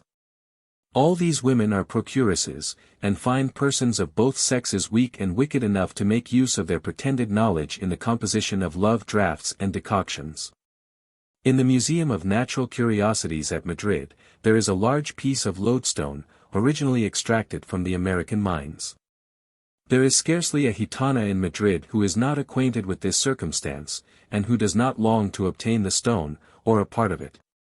Several attempts have been made to steal it, all of which, however, have been unsuccessful. A translation of the Gospel of St. Luke was printed in the Gypsy language, at Madrid, in 1838.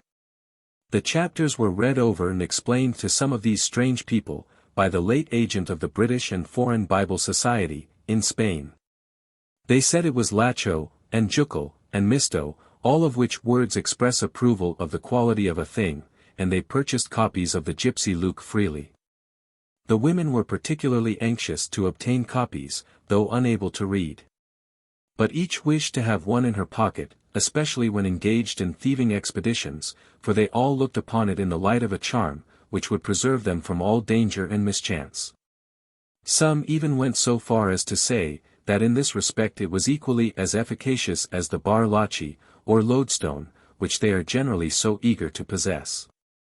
Of this gospel, 500 copies were printed, the greatest part of which were circulated among the gypsies, but it was speedily prohibited by a royal ordinance, which appeared in the Gazette of Madrid, in August, 1838. Before closing, under this head, we will remark that, although the gypsies in general are a kind of wandering outcasts, incapable of appreciating the blessings of a settled and civilized life, yet among the gypsies of Moscow there are not a few who inhabit stately houses, go abroad in elegant equipages, and are not a whit behind the higher order of Russians in appearance, nor in mental acquirements. To the female part of the gypsy colony of Moscow is to be attributed the merit of this partial rise from abjectness and degradation, having from time immemorial so successfully cultivated the vocal art, that, though in the midst of a nation by whom song is more cherished and cultivated, and its principles better understood, than by any other of the civilized globe, the gypsy choirs of Moscow are, by the general voice of the Russian public, admitted to be unrivaled in that most amiable of all accomplishments. It is a fact, notorious in Russia, that the celebrated Catalini was so enchanted with the voice of one of these gypsy songsters, who, after the former had displayed her noble Italian talent before a splendid audience at Moscow, stepped forward, and with an astonishing burst of almost angelic melody, so enraptured every ear, that even applause forgot its duty, and the noble Catalini immediately tore from her own shoulders a shawl of cashmere, which had been presented to her by the Father of Rome, and embracing the gypsy, insisted on her acceptance of the splendid gift, saying, that it had been intended for the matchless songster which she now perceived she herself was not. Chapter 10. Omens, Charms, and Divination. Many books have been published, having a tendency to deceive the credulous, who suffer themselves to be guided by anything but reason and experience. Hence the encouragement bestowed on works of enchantment, dreams, omens, and fate. Mankind have always discovered a propensity to peep behind the veil of futurity, and have been lavish of money in consulting persons and books that make a pretension of unraveling the decrees of fate, which lie hidden in the labyrinths of darkness. From these sources have arisen the following superstitions, as a sample of the many that have disturbed the peace of individuals, families, and sometimes of whole communities. A coal in the shape of a coffin, flying out of the fire to any particular person, denotes his death is not far off. A collection of tallow rising up against the wick of a candle is called a winding sheet, and deemed an omen of mortality. If, in eating, you miss your mouth, and the food falls, it is very unlucky, and denotes sickness. To dream you are dressed in black is an unlucky omen. Some quarrel is about to happen between you and a friend or relative. Sickness is about to attend your family. Death will deprive you of some friend or relation. Lawsuits will perplex and harass you. If you undertake a journey, it will be unsuccessful. If you are in love, it denotes that your sweetheart is very unhappy, and that sickness will attend her. If you are a farmer, your crops will fail, the murrain will attack your cattle, and some dreadful accident will happen by the overturning of one of your wagons. If you are in business, someone will arrest you, and you will have great difficulty in settling the matter. To dream of hen and chickens is the forerunner of ill luck. Your sweetheart will betray you and marry another. If you go to law, the case will be decided against you. If you go to sea, you will lose your goods, and narrowly escape shipwreck. To dream of coals denotes much affliction and trouble. If you are in love, your sweetheart will prove false, and do everything to injure you. To dream you see the coals extinguished, and reduced to cinders, denotes the death of yourself, or some near friend or relation. It also indicates great losses, and forewarns you of beggary and a prison. To dream you are married is ominous of death. It also denotes poverty, a prison, and misfortunes. To dream of lying with your newly married husband or wife denotes danger and sudden misfortunes. Popular charms are equally absurd and nonsensical. For example, a ring made of the hinge of a coffin is good for the cramp. A halter with which a man has been hanged, if tied about the head, will cure the headache. A drop of blood of a black cat cures convulsions in children. If a tree of any kind be split, and weak, rickety, or ruptured children are drawn through it, and afterwards the tree is bound together, so as to make it unite, as the tree heals and grows together, so will the child acquire strength. If in a family the youngest daughter be married before her older sisters, they must all dance at her wedding without shoes, to counteract their ill luck, and procure themselves husbands. And to procure luck when a person goes out to transact business, you must throw an old shoe after him. To spit on the first money received for the price of goods sold on any day will procure luck. And that boxers must spit in their hands before they set to, for luck's sake. Seamen have a superstition that if they whistle in a storm, the storm will be increased. And in time of a calm, they practice whistling to call the wind, as they term it. Among farmers, in setting a hen, it is deemed lucky to use an odd number of eggs. Among soldiers, salutes with cannon must be of an odd number. A royal salute is thrice 7, or 21 guns. Healths are drank odd. Yet the number 13 is sometimes deemed ominous, it being supposed that when 13 persons meet in a room, one of them will die within the year. To know whether a woman shall have the man she desires, it is directed to get 2 lemon peels, and wear them all day, one in each pocket, and at night rub the 4 posts of the bedstead with them. If she is to succeed, the person will appear to her in her sleep, and present her with a couple of lemons. If not, there is no room for hope.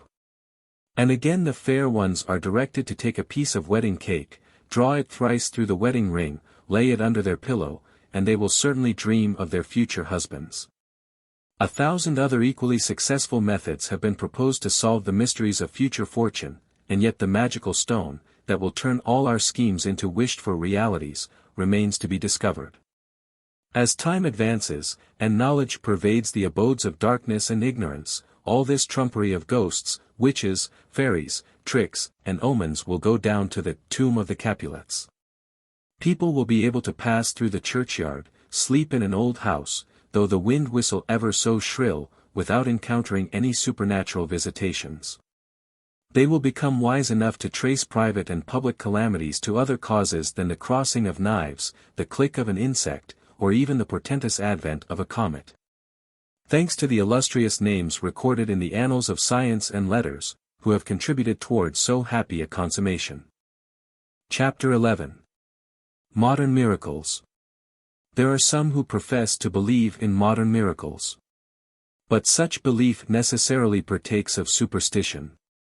The Savior gave no intimation that miracles should continue after the establishment of Christianity. He promised to be with his apostles even unto the end of that age. He declared that all who believed their instructions should also have power to cast out devils, heal diseases, speak with new tongues, and withstand any deadly thing.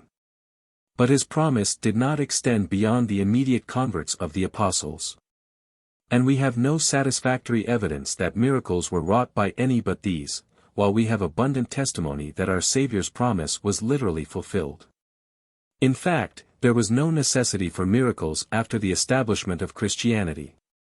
They were first wrought as so many testimonies that Jesus was the sent of God. And at the same time, were so many significant emblems of his designs, so many types and figures, aptly representing the benefits to be conferred upon the human race. But they were not designed to be perpetuated. For a history of divine revelation was committed to writing, and translated into the prevailing languages of the civilized world. If any could be so obstinate as not to be convinced of its divine origin by the mass of evidence with which it was accompanied, neither would they believe, though one should rise from the dead. Pretended modern miracles admit of an easy explanation on natural principles. Diseases have been suddenly healed, but imagination effected the cure. Visions, ghosts, and apparitions have been seen.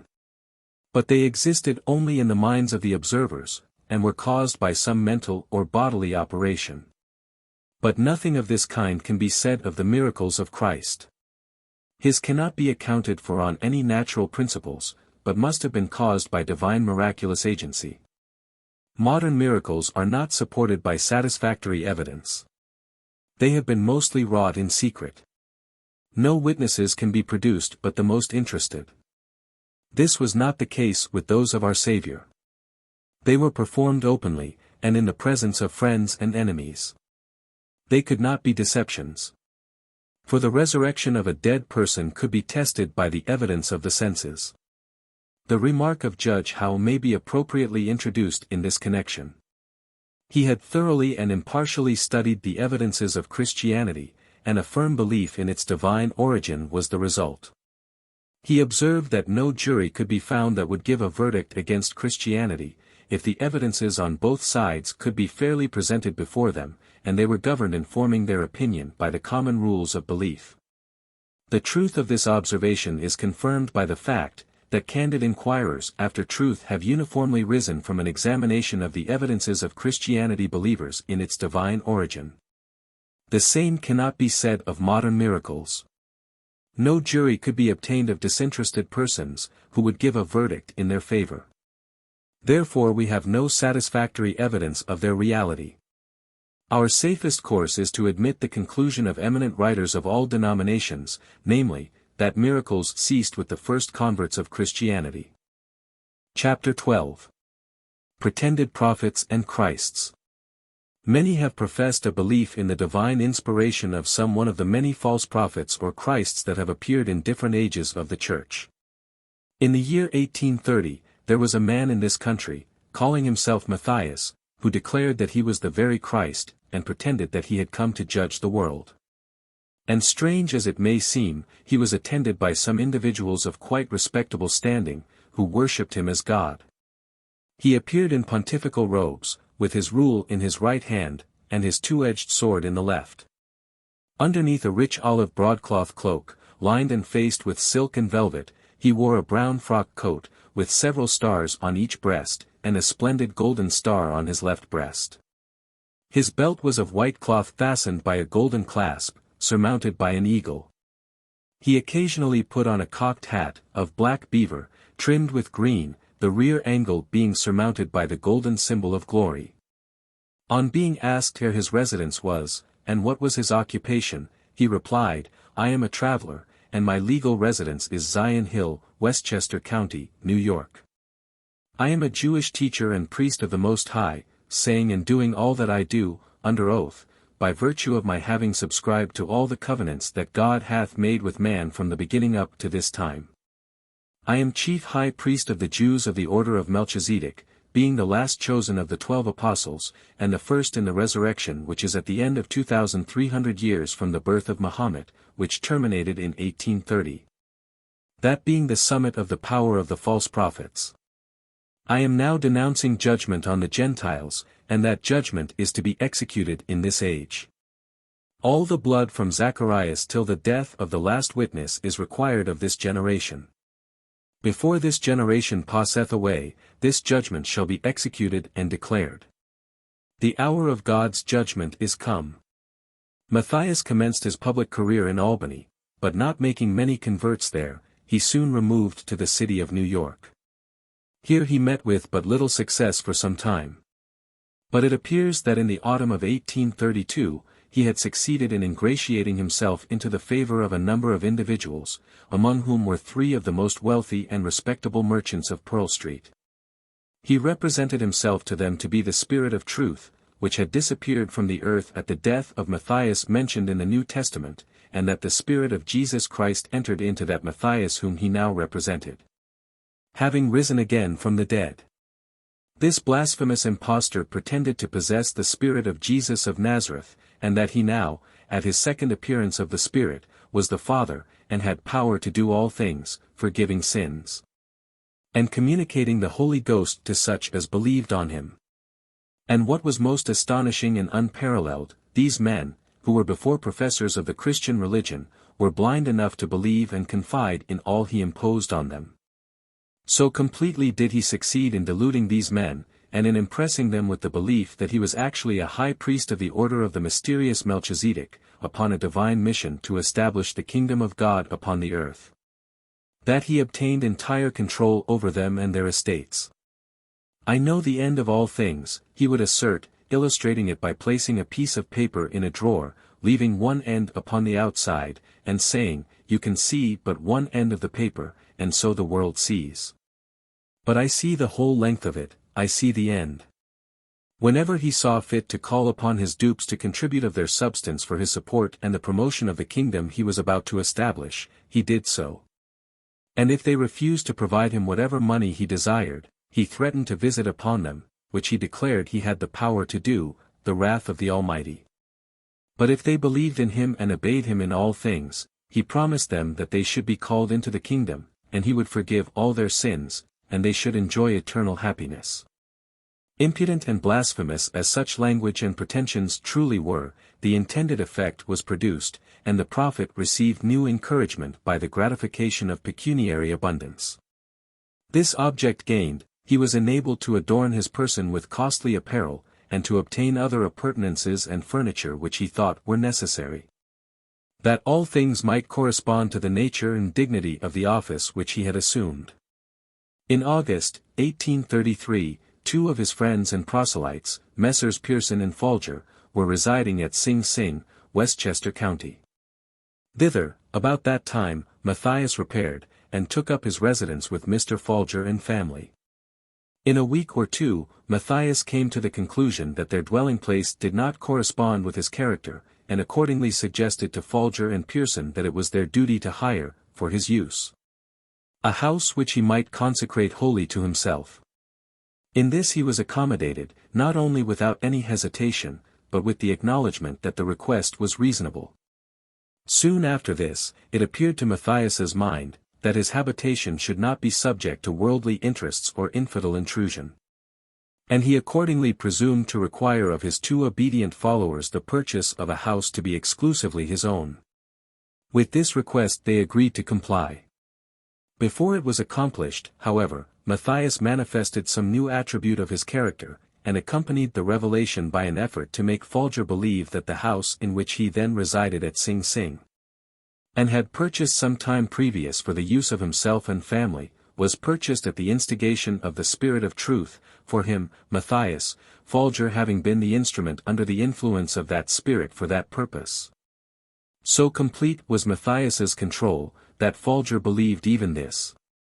And having resided with Messrs. Folger and Puritan about 2 months, he took this house, thus miraculously purchased, into his own especial charge. Matthias then required these gentlemen to give him an account of their property, and having obtained this statement, which exhibited their easy circumstances, he required both of them to enter into an agreement to support him, assuring them they should receive the blessing of God by so doing. This agreement was accordingly entered into, and Matthias enjoyed the full benefits of it for several months, when Mr. Folger became bankrupt.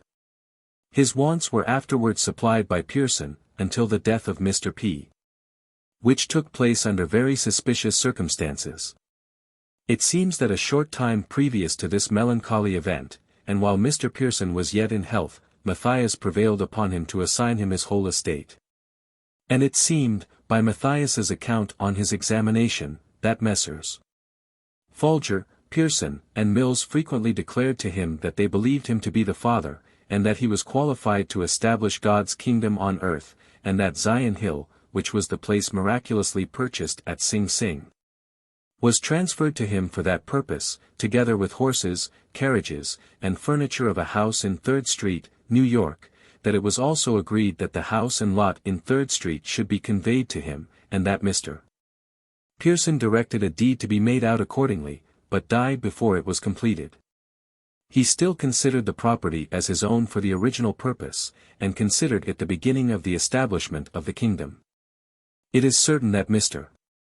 Pearson was suddenly taken sick, and it was believed to be immediately after this contract was made. He fell under the care of Matthias, who would neither allow his friends to visit him, nor to call medical aid, declaring himself to have power of life and death. Mr. Pearson's body having been removed to New Jersey for interment, a post-mortem examination was held by 4 respectable physicians, all of whom certified that they found in the stomach a large quantity of an unwholesome and deadly substance. Matthias was therefore arrested with the charge of having poisoned Mr. Pearson, on which he gave bail for appearance at court. Soon after this, he went to the city of New York, and entering the family of Mr. Folger, resided with them for several months, but the mysterious death of Mr. Pearson, and the attending circumstances, having shaken the confidence of Mr. Folger and his family, they began to be conscious of their delusion, and resolved to abandon Matthias and his principles. On announcing their determination to him, he resorted to his old practice of threats and promises, and told them they must not throw him destitute on the world. That, if they did so, the blessing of God would depart from them, and sickness and perhaps death would follow, but if they gave him money to support him, the blessing of God should continue to them. Mr. Folger having become bankrupt, Matthias perhaps was willing to leave him, not, however, without having first insisted on a supply of money, which he obtained to the amount of $630, and immediately left the city. On the morning of that day, Matthias partook of a very little breakfast, and scarcely tasted of the coffee, alleging, as an excuse, that he was ill. Immediately after breakfast, Mr. Folger, his wife, and children were taken sick. Mr. Folger did not suspect the cause of their illness, until after Matthias had left the city, when, upon examination, he learned that the black woman who did the cooking for the family had also abstained from the use of coffee that morning.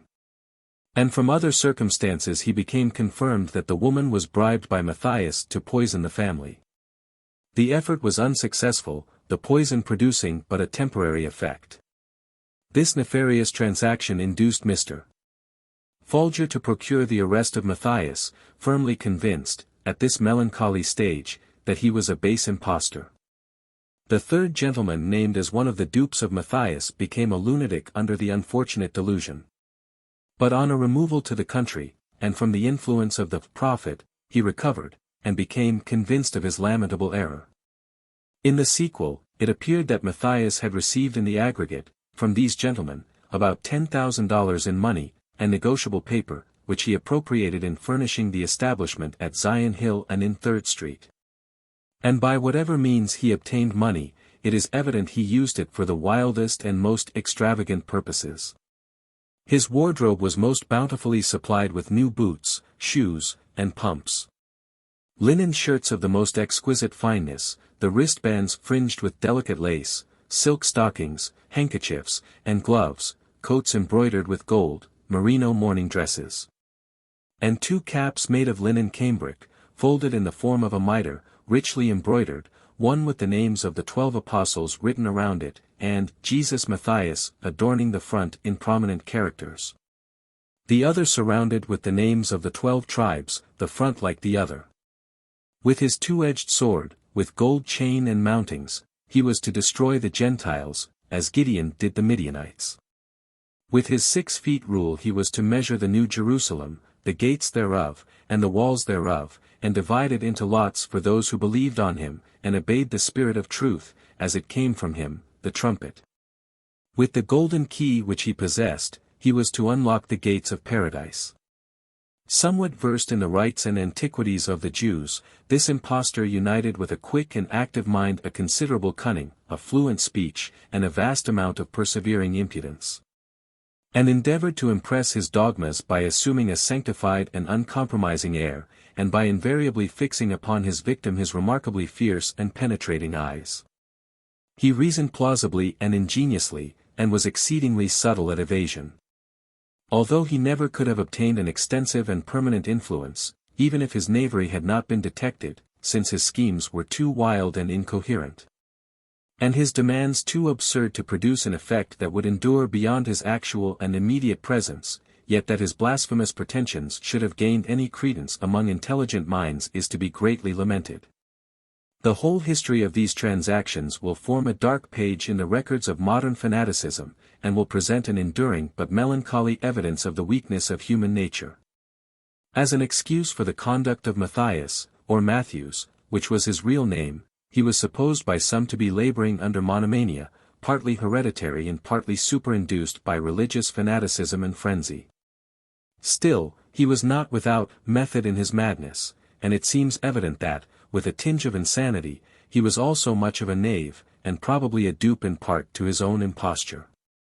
During his confinement in jail, awaiting his trial for the alleged murder of Mr. Pearson, Matthias issued a decree, commanding all the farmers to lay aside their plows, declaring, "As I live, there shall be no more sowing in the earth until I, the 12th and last of the apostles, am delivered out of the house of bondage."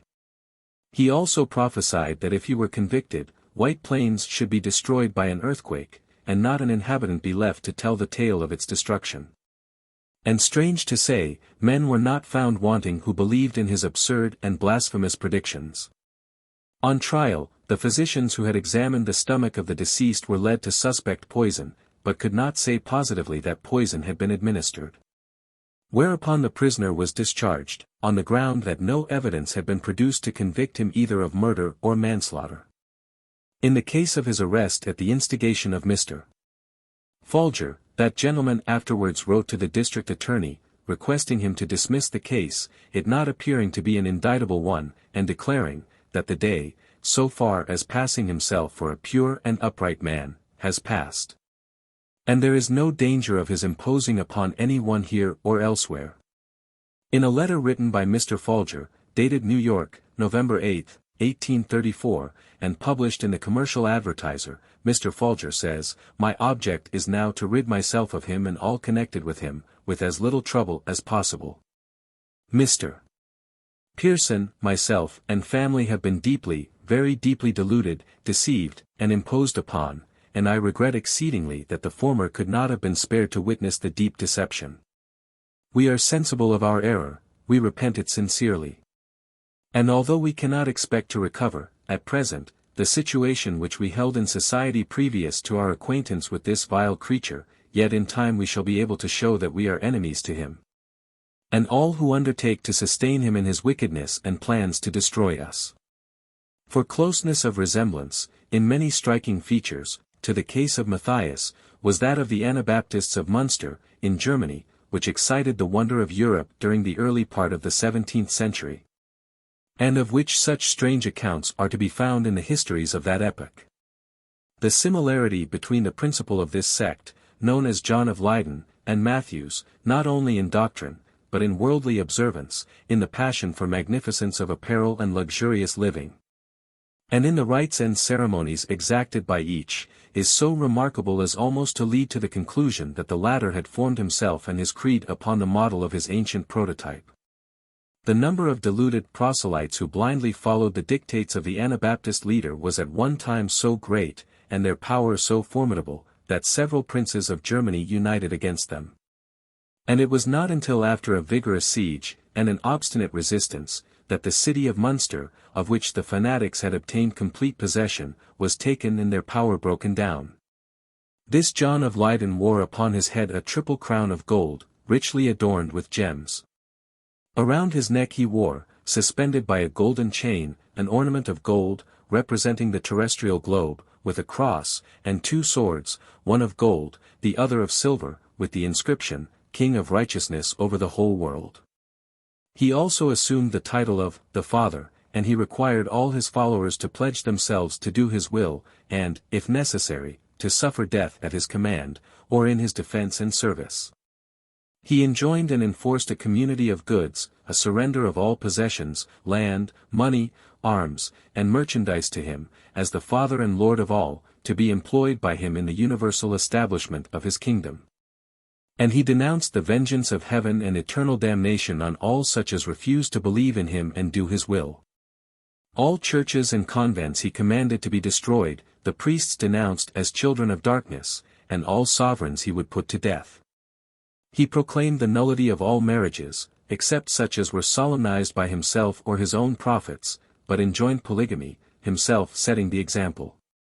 Each of his principal followers had from 6 to 8 wives, and both men and women were compelled to marry. He taught that no man understood the scriptures but himself, or those whom he enlightened with his spirit, and all the prophecies in the Old Testament, relating to the Savior, he applied to himself, and proclaimed their fulfillment in the establishment of his kingdom. In our own country, the most surprising instance of imposture and delusion, perhaps, that has occurred, was that of the Cochranites, whose enormities in licentiousness made so much stir in Maine and New Hampshire a few years since. Cochrane was an officer in the army, thrown out of commission by the reduction of the military establishment of the United States, after the conclusion of the last war with England. Having become poor and penniless, he left Portland, and struck off into the country, seeking his fortune, and caring not whither he went. One day, as night drew on, he found himself near a farmhouse, weary and hungry, and without a penny to purchase a mouthful of food or the use of a pillow for the night. The thought struck him suddenly of throwing himself upon the hospitality of the farmer, for the occasion, in the character of a minister. Introducing himself as such to the family, he was cordially received, and as the country was new and destitute of clergymen, the good people forthwith dispatched messengers to the neighbors, that a minister had come among them, and invited them in to attend a meeting. The impostor had not anticipated so speedy a trial of his clerical character, but having assumed it, there was no escape, he must act the part, for the time being, in the best way he could. Being neither ignorant nor destitute of talents, he succeeded in acquitting himself much better than he had anticipated, and gave so much satisfaction to his audience as to induce him to persevere in the imposture he had commenced. As he acquired skill and confidence by practice in his new vocation, his popularity increased, and he soon found it a profitable occupation. He was followed by multitudes, and it was not long before he announced himself as some great one, and founded a new sect of religionists. His command over the audiences which he addressed is said to have been wonderful, and his influence over his followers unbounded. It seemed as though he was enabled to hold the victims of his impostures in a state of enchantment. A professor in an Eastern college, having heard of the wonderful sway which Cochrane held over his disciples, and of the impressions he made upon casual hearers, determined one evening to go and witness his performances. While present, although a very cool and grave personage, he said he felt some strange, undefinable, mysterious influence creeping over him to such a degree, that he was obliged actually to tear himself away, in apprehension of the consequences. This gentleman, however, was a believer in animal magnetism, and was therefore inclined to attribute it to that cause. It was said that if the impostor did but touch the hand or neck of a female, his power over her person and reason was complete. Consequently it led to the most open and loathsome sensuality. So atrocious was his conduct, that he seduced great numbers of females, married and unmarried, under the pretext of raising up a holy race of men. The peace of many families was broken up, and the village kept an establishment like a seraglio, a disgusting and melancholy commentary upon the weakness of human nature. His career, however, was but of short duration. A history of religious impostures would form a library of itself. The human mind, in all ages and countries, and under all forms of government and religion, seems to have been wonderfully susceptible of delusion and imposition upon that subject, which, of all others, is the most important for time and eternity. The court of Egypt was deluded by the impostors who undertook to contend with Moses. And the chosen people themselves, notwithstanding the direct disclosures which the Most High had made of himself, in all their wonderful history, were prone to turn aside from the worship of the true God, to follow the lying spirits of the prophets of Baal and other deceivers, from the days of Moses till the destruction of Jerusalem. So, likewise, under the Christian dispensation, from the defection of Simon Magus to the wild delirium of Edward Irving, there have been a succession of antichrists, until their name is legion, pretenders to divine missions. The power of working miracles, the gift of tongues, perverting the scriptures, leading astray silly men and women, destroying the peace of families, throwing communities into confusion, and firebrands into the church, clouding the understandings, and blinding the moral perceptions of men, and subverting the faith of these even whose mountains stood strong, and who had been counted among the chosen people of God. In the last days, says the Apostle Peter, there shall come scoffers, walking after their own lusts, chiefly them which walk after the flesh, in the lust of uncleanness, and despise government, presumptuous are they, self-willed. They are not afraid to speak evil of dignities, sporting themselves in their own deceivings, having eyes full of adultery, and that cannot cease from sin, beguiling unstable souls. For when they speak great swelling words of vanity, they allure through the flesh, through much wantonness, those that were clean escaped from them who live in error, while they promise them liberty, they themselves are the servants of corruption. Jude also admonishes us to remember that they were foretold as mockers, who should be in the last time, who should walk after their own ungodly lusts. These be they who separate themselves, sensual, not having the Spirit. It is wonderful to observe with what precision these prophecies have been fulfilled by the clouds of impostors who have appeared, spoken great swollen words of vanity, and fallen, since the inspired sentences were uttered. And it may be regarded as one of the evidences of the truth of inspiration, that, had the long array of apostates and deceivers actually stood before the sacred penman, at the time of their writing, their characters all naked before them. The likenesses, from the first Christian apostate to the sensual Mormons, could not have been drawn with greater fidelity. The truth of God, distinctly set forth in the book of Revelation, is an infallible criterion by which to test the true character of any religious opinion or practice. Nor can any radical or fundamental error long escape detection, when subjected to this plain and unerring standard.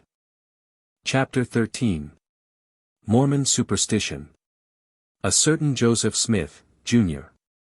pretended, a few years ago, to have been directed by the Spirit of God to dig, in a hill, in the township of Manchester, Ontario County, New York, for a set of golden plates which were there concealed, and upon which were inscribed sacred records by the hands of Mormon. He obeyed the direction and found the plates. The inscriptions upon them were in an unknown tongue. But, by the special power of the Spirit, Smith was enabled to translate them. A volume containing these writings was soon after published, constituting, in the whole, 15 books, purporting to have been written at different times, and by the different authors whose names they respectively bear. In these writings there seems to be a bungling attempt to imitate the style of the sacred scriptures. But the attempt is manifestly unsuccessful. Nearly 2/3 of the paragraphs are introduced with the phrase, "and it came to pass." In endeavoring to preserve the solemn style of the scriptures, there is great disregard of grammatical propriety. We read, "The Lord saith unto me, and I saith unto the Lord." Perhaps a few extracts, selected at chance, will give the reader a more correct idea of the general style of the book than any remarks we might offer. "And it came to pass that when they had arriven in the borders of the land of the Lamanite. And it came to pass that I Nephi did make bellowses wherewith to blow the fire. And it came to pass that Limhi and many of his people was desirous to be baptized."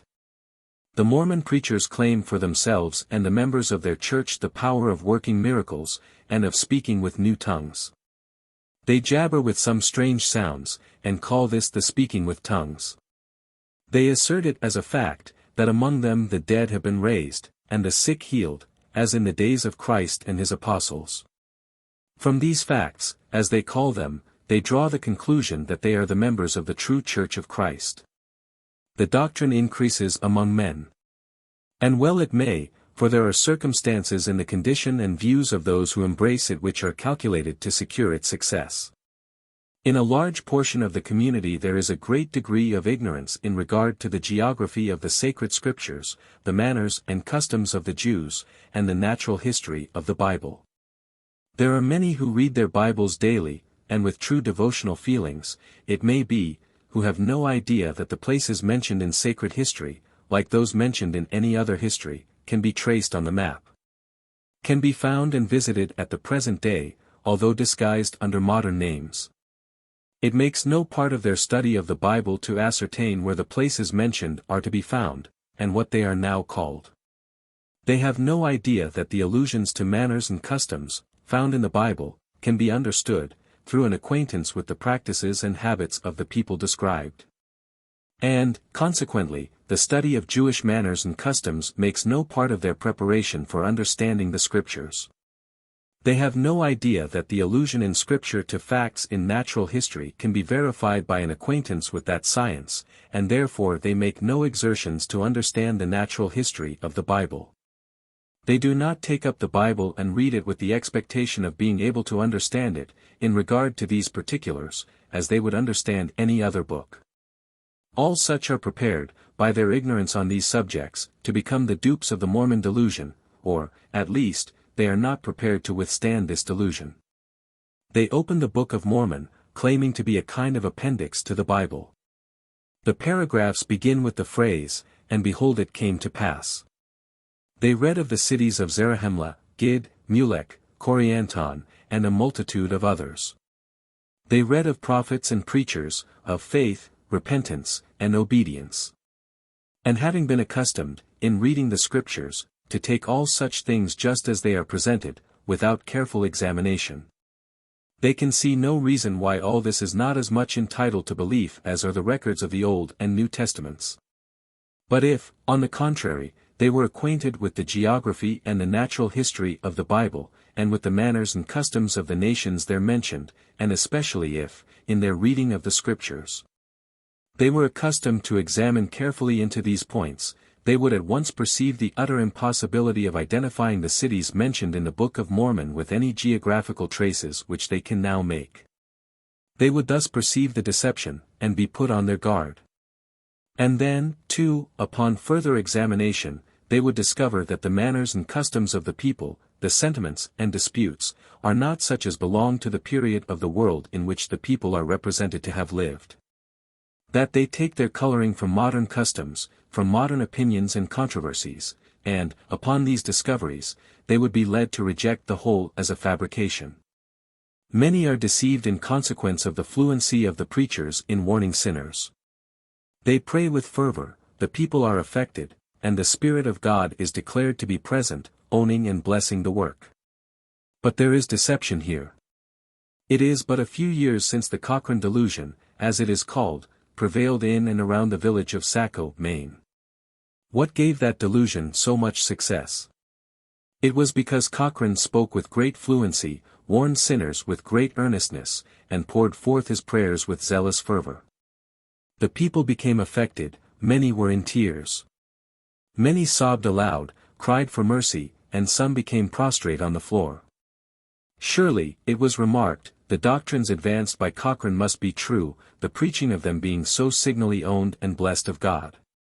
In this way, men of sound judgment in other respects are carried away by false views and appearances, and become the dupes of the most extravagant sentiments and delusions.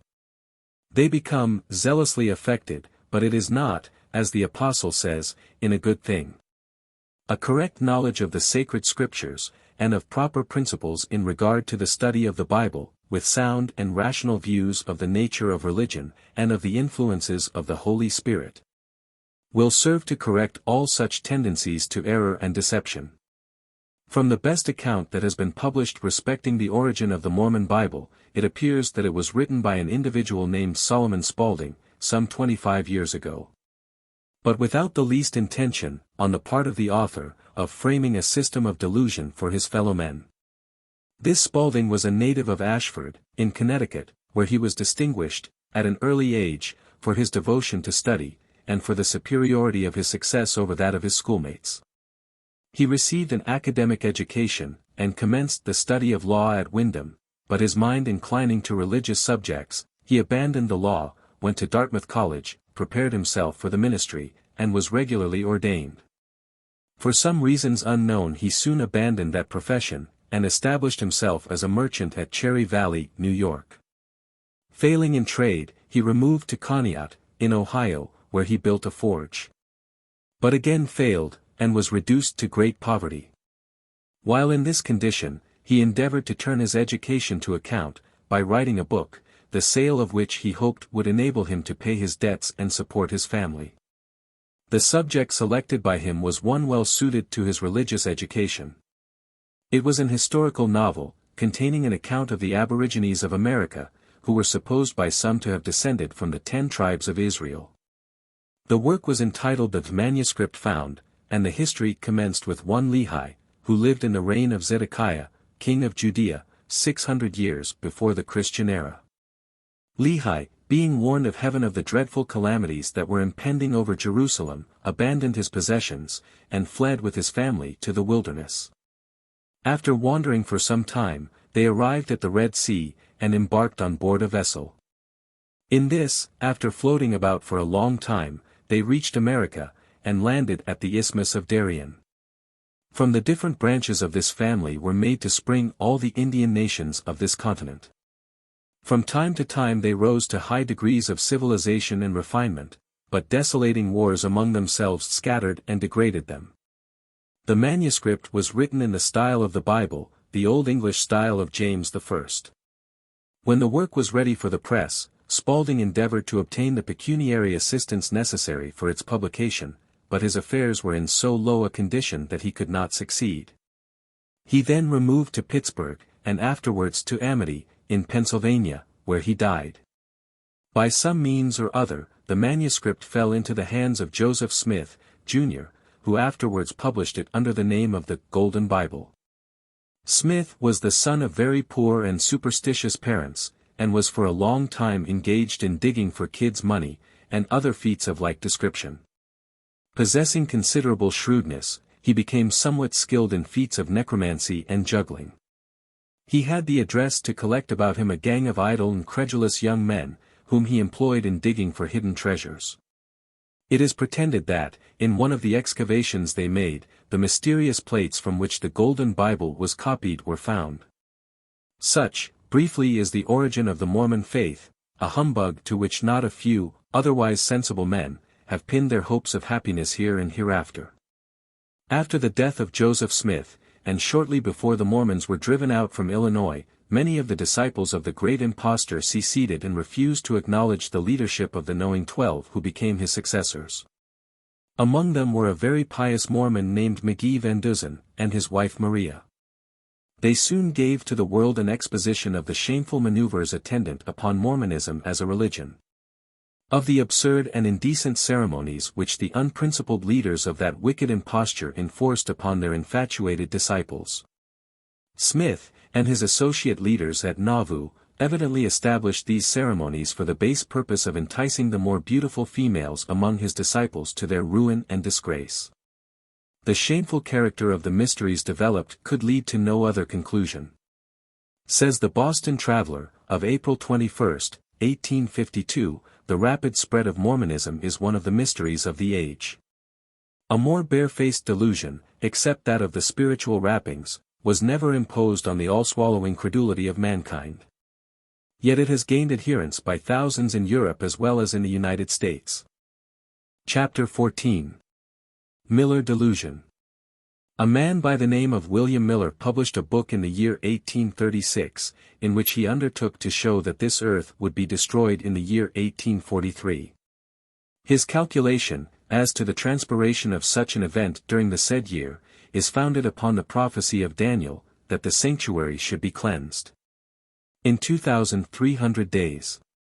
He took the days to mean years, and began his reckoning from the going forth of the commandment to restore Jerusalem, mentioned in a subsequent vision. Why did he not begin the reckoning from the date of the vision itself? Because this would not answer Mr. Miller's turn. To tell the people that the earth was to be burned up in 1747, would produce little or no excitement. He must hit upon a time for the beginning which would make the end yet future, in order to gratify his love for the marvelous.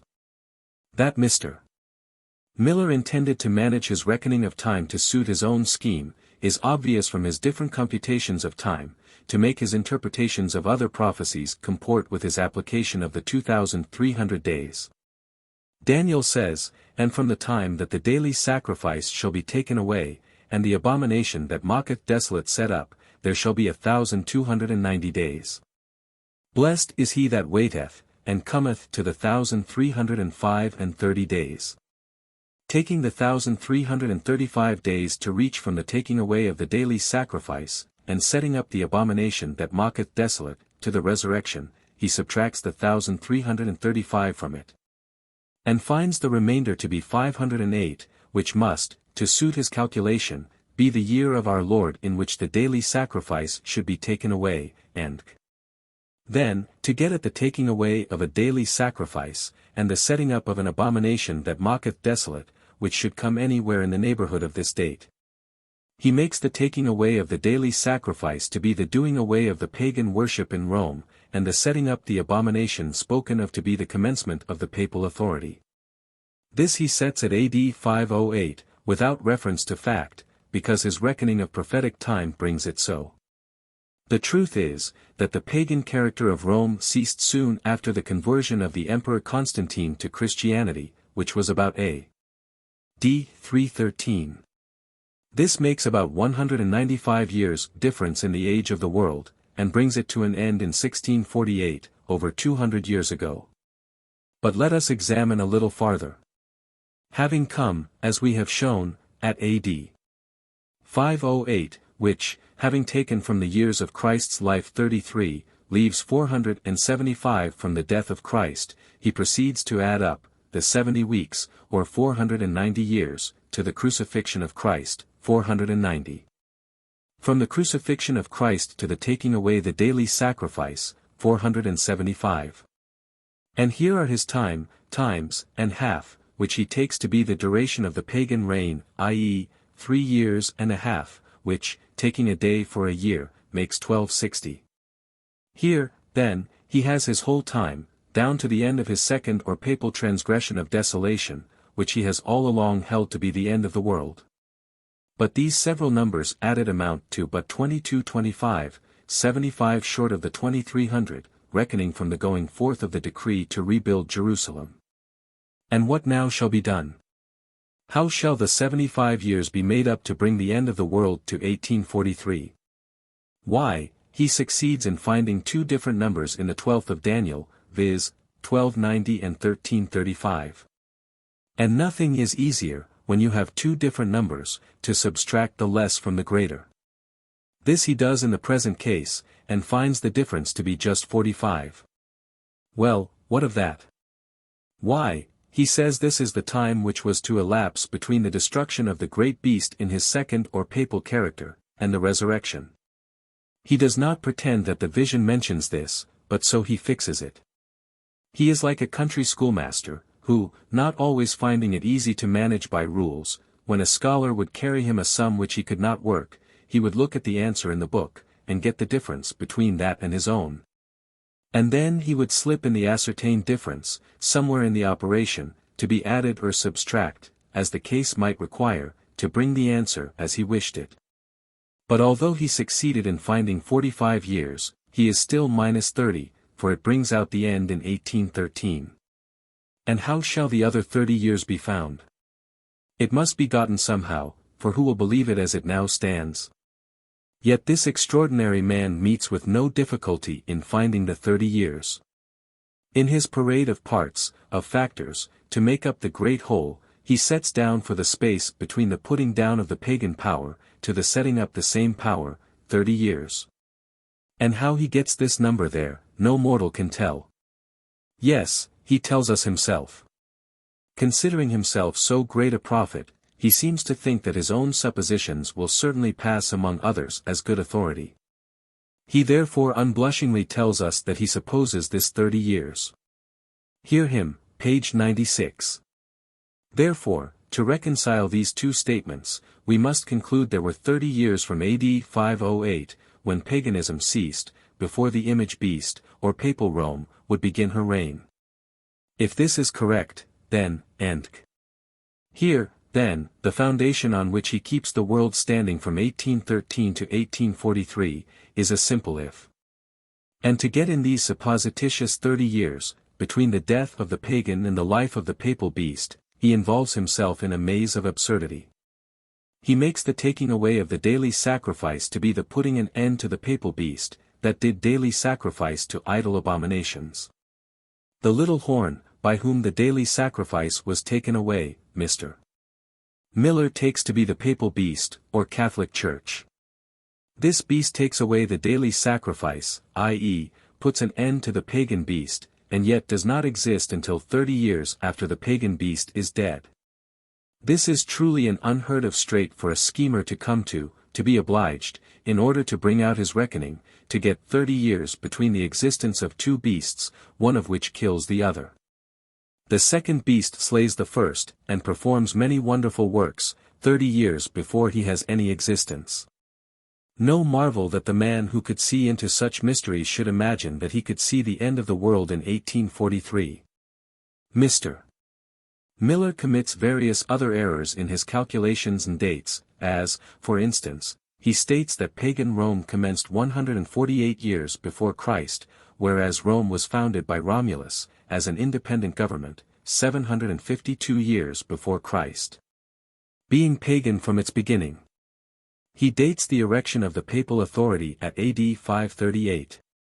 By the papal power he means, of course, not the papal doctrine, for that existed much earlier than 538, but the establishment of the civil authority.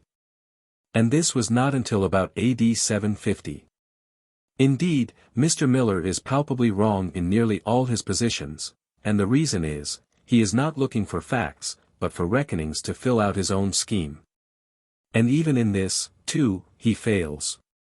On page 109 of his course of lectures, first published in 1836, speaking of events to happen in 1839, he holds the following language: "He that is filthy will be filthy still. Mankind will, for a short season, give loose to all the corrupt passions of the human heart. No laws, human or divine, will be regarded, all authority will be trampled under foot. Anarchy will be the order of government, and confusion fill the world with horror and despair.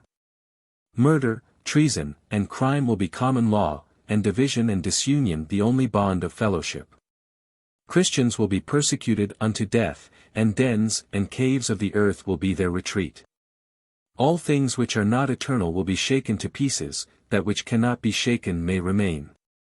And this, if I am right in my calculations, will begin on or before AD 1839.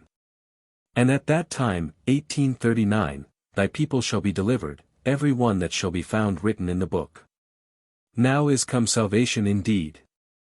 The people of God are now to be delivered from outward foes and inbred lusts, from the corruptions of the grave and the vileness of the flesh. Every one, the poor and despised child of God, will then, in 1839, be delivered when he makes up his jewels." Mr. Miller, in finding that things did not take place as he prophesied, put a note in the end of his book, on the last page, stating that he had made a mistake of 1 year in some of his computations.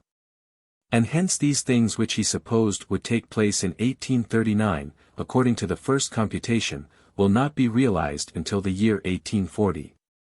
And yet 1840 passed over our heads, and these things did not take place. On page 296 of his lectures, he says the sixth veil was poured out in 1822, when the Ottoman power began to be dried up. This he considered to be a very important sign, indicating that we were on the very brink of the Judgment Day. Here he introduces Rev 16:12, "And the sixth angel poured out his veil upon the great river Euphrates. And the waters thereof were dried up, that the way of the kings of the earth might be prepared." This preparation, Mr. M. says, is for the last great battle, which will take place at the pouring out of the seventh vial, in the year 1839 or 1840. At the pouring out of the seventh vial, a voice from the throne will pronounce the words, "It is done." The kingdoms of the earth and the governments of the world will be carried away, and their places be known no more. But these kingdoms still remain. Mr. Miller's last assumption was, that Christ would come in the spring of 1844, at the date corresponding with the ending of the Jewish year for 43. Mr. M. says, in his preface to his book, "If I have erred in my exposition of the prophecies, the time, being so near at hand, will soon expose my folly." He had already seen the folly of some of his computations, and he seemed to fear lest it might prove the same in the final result also. And this he soon experienced, as may be seen by reading his confession, made at the Tabernacle in Boston, on the evening of May 28, 1844. He there stated that what he had preached and published respecting the coming of the Lord in 1843 was done honestly, that he fully believed it, but that the time had now passed, and he was proved to be mistaken. That when the time arrived and the event did not take place, he felt bad, felt lonely, thought he should never have any more to say in public, that he felt worse on the account of others than he did for himself. He said there was an error somewhere in his calculations, but he could not tell where. He had now no definite time, he should wait God's time, it might come in a day, it might not come in 50 years, he could not say exactly when, he was waiting. Thus the whole affair exploded, came to naught, although much evil in regard to Mr. Miller's prophecies may yet be experienced in the community. Some will yet cling most obstinately to the system, and still maintain that Christ may be expected every day, hour, or minute, while others will fix upon some other date within a short period of time. They will still refer us to certain signs in the starry heavens, endeavoring to persuade the people to believe that the whole machinery of nature is out of joint, and that this is a certain precursor to the speedy dissolution of the world. One of the Second Advent preachers gave the startling intelligence that 1,500 stars had recently faded from the vault of heaven. But what are the facts? Not more than 13 stars are recorded in the annals of astronomy as having been lost, and so far from having faded recently, some of them disappeared many ages since. It is not even certain that any stars have been blotted out. There are nearly 100 variable stars which have periods of unusual brilliancy, and then gradually fade till nearly invisible, and after a time revive again. The 13 missing stars may be of this description. These changes were observed many centuries ago. The bright star which appeared suddenly, with unusual splendor and brilliancy, in Cassiopeia, in 1572, is supposed to be the same star which suddenly appeared in the same place, with great luster, about the year 900, and also about 600 years before. During the intervals of which it was invisible. The same preacher adduced the aurora borealis as another sign of the last days. Is it not remarkable, says he, that no record of them appears till quite recently? But what are the facts? It was indeed supposed by many, who had not investigated the subject, that the aurora was first seen in England in 1716. But on examination we find it spoken of in 1560, in a scientific work, entitled A Description of Meteors, published soon after the invention of printing, subsequent to which, and before 1716, there are many accounts of the same phenomenon. Many have supposed that nothing has ever before appeared, similar to the remarkable red aurora, which was witnessed on the evening of January 25, 1837. Yet such spectacles have often been witnessed in the northern parts of Sweden, Lapland, and Siberia, and in remote and different periods. The aurora is a great blessing in those high northern latitudes, where the sun is absent for many weeks, furnishing the inhabitants with a splendid light, in the midst of their dreary winter nights. Gmelin describes the aurora borealis of those regions as differing in color according to the states of the atmosphere, sometimes assuming the appearance of blood. He observes that, they frequently begin with single bright pillars rising in the north, and almost at the same time in the northeast, which, gradually increasing, comprehend a large space in the heavens, rush about, with incredible velocity, from place to place, and finally almost cover the whole sky to the zenith, producing an appearance as if a vast tent was expanded in the heavens, glittering with gold, rubies, and sapphire.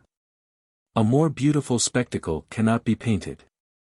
These lights occasionally come so far south as to illuminate the sky in our latitude. Sometimes they have not appeared for many years. In 1716, these lights were seen in England, though never witnessed before by the oldest inhabitants living, and, as might be expected, they were alarmed, and actually supposed the day of judgment had come. From Barber's History of New England, we learn that the first appearance of the northern lights in this country, after the period of its first settlement, was on December 11, 1719, when they were remarkably bright. And, as people in general had never heard of such a phenomenon, they were extremely alarmed with the apprehension of the final judgment. All amusements, all business, and even sleep was interrupted, for want of a little knowledge of history. We were told by some of the Advent preachers that meteors and shooting stars, falling to the earth, were never seen until 1799. But this is a great mistake. As early as the year 472, Theophanes relates, the sky appeared to be on fire, with the coruscations of flying meteors. Virgil, in his book of Georgics, speaks as follows. And oft, before tempestuous winds arise, the seeming stars fall headlong from the skies, and, shooting through the darkness, gild the night with sweeping glories and long trails of light. In 553, under the reign of Justinian, were seen showers of falling stars in extraordinary numbers. In 763, under that of Constantine Copronymus, the same spectacle was witnessed.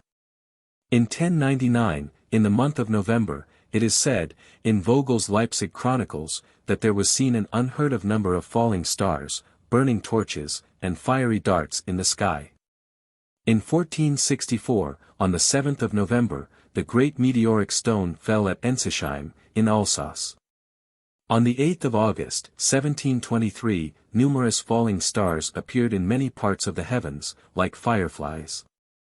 But we are told of the sun and moon appearing like blood, and that this sign of our Lord's second coming was never witnessed, since the resurrection, till the year 1780.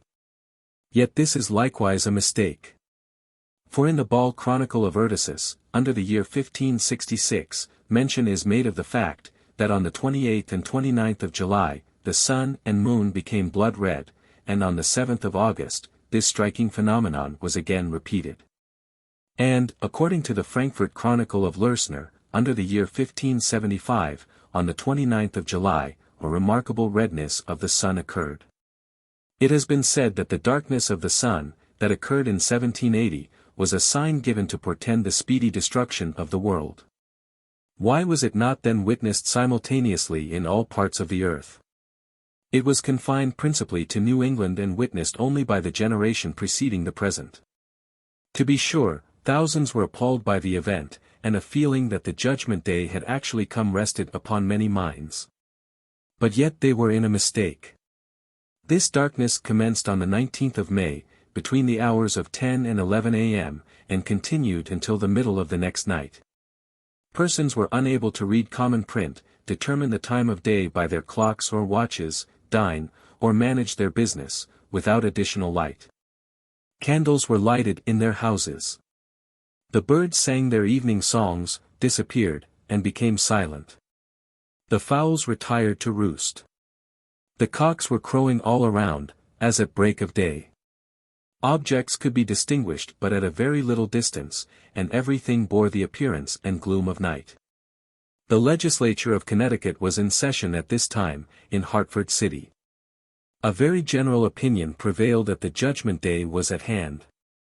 The House of Representatives, being unable to transact business, adjourned. A proposal to adjourn the council was under consideration. When the opinion of Colonel Davenport was asked, he answered, "I am against an adjournment. The day of judgment is either approaching, or it is not. If it is not, there is no cause for an adjournment; if it is, I choose to be found doing my duty. I wish, therefore, that candles may be brought." A similar darkness has sometimes gathered over the city of London, in consequence of a vast accumulation of smoke, so as to make it necessary for passengers in the streets to use lighted torches at midday. In 1783, a great part of Europe was for weeks overspread with a haziness of atmosphere which caused great consternation. The churches were crowded with supplicants. The astronomer Lalande attempted to allay the fright by endeavoring to account for the appearance, which he ascribed to an uncommon exhalation of watery particles from the great rain of the preceding year. But at last it was ascertained to be owing to smoke, occasioned by the great eruption of the volcano Hekla, which covered more than 3,000 square miles with burning lava, in some places to the depth of 40 feet. Dr. Franklin was in Europe at the time, and afterwards gave an account of the circumstances relating to this uncommon eruption. In fact, immense issues of smoke, from fires and volcanoes, have, from time immemorial, produced similar effects in different countries. We will subjoin a few remarkable appearances that have taken place in the heavens, that the reader may at once perceive that in scarcely any age of the world have its inhabitants been destitute of some sign, that might, to the timid and uninformed, be considered as the prognostication of some awful catastrophe about to happen. In 1574, on the 15th of November, large and terrific beams of fiery light were seen during the night. And similar appearances are noted in Vogel's chronicles, as having occurred in November, 1637, and 1661. In the old Breslau collections, there is mention made of a large moon-like meteor, which passed off with an explosion, on the 10th of November, 1721, and of a great fire flash, or flame-emitting comet, on the 12th day. According to Vogel's chronicles, there appeared on the November 30th, 1663, a large cross, and other signs in the skies. On the 11th of August, 1561, there was seen, in the forenoon, a very remarkable red meteor, emitting frequent flashes of light. In 1717, numerous meteors were seen at Freiburg, and at Uchland, in August, 1715. On the 10th of August, 1717, a large fireball was seen in Luzzas, Silesia, Poland, and Hungary. In the Frankfurt Chronicle of July 29, 1694, it is mentioned that the heavens were full of fiery flames. As also again on the 9th of August. On February 22, 1719, a large fireball was seen in several places. On the 22d, 1720, an immense red cross was seen at Novgorod and Kew, and on the 19th, 1722, a huge fireball. What would the millwrights think, if they should now see an immense red cross in the heavens, a remarkable red meteor, emitting flashes of light during the night, or a blood-red appearance of the sun and moon, and showers of falling stars in extraordinary numbers? These things are as likely to happen at the present day as they were 100 years ago, and still the world remains as it has remained. Just before the last return of Halley's comet, an article was published in a religious paper in this state, going to show that the world would probably be struck and set on fire by a comet, and that, most likely, Halley's would be the one to do it, as it was coming much nearer the earth than it had ever been before. The editor seemed to be ignorant that the quantity of matter that enters into the constitution of a comet is exceedingly small, and that the comet of 1770, which was quite large and bright, passed through the midst of Jupiter's satellites without deranging their motions in the least perceptible degree. Comets, it is believed, consist of exceedingly rare vapor, indeed, so much so, that some philosophers say that our thinnest clouds are dense in comparison. And yet this exceedingly thin vapor was to dash the world to atoms, or set it on fire, it was not fully determined which. Whether comets, or any unusual appearances in the sky, are to be considered as signs prognosticating the final dissolution of all things, as being near at hand, is for each to determine for himself. And in forming a judgment upon the subject, we may surely be permitted to exercise the common sense which God has given us. To lay this aside, and judge only by feeling or fancy, is to criminally reject a light which we are sure is from God, and follow one which may prove an ignis fatuus, and land us in the quagmire of infidelity. If the Scripture signs are to receive a literal fulfillment, we may reasonably expect that they will conform to the four following tests.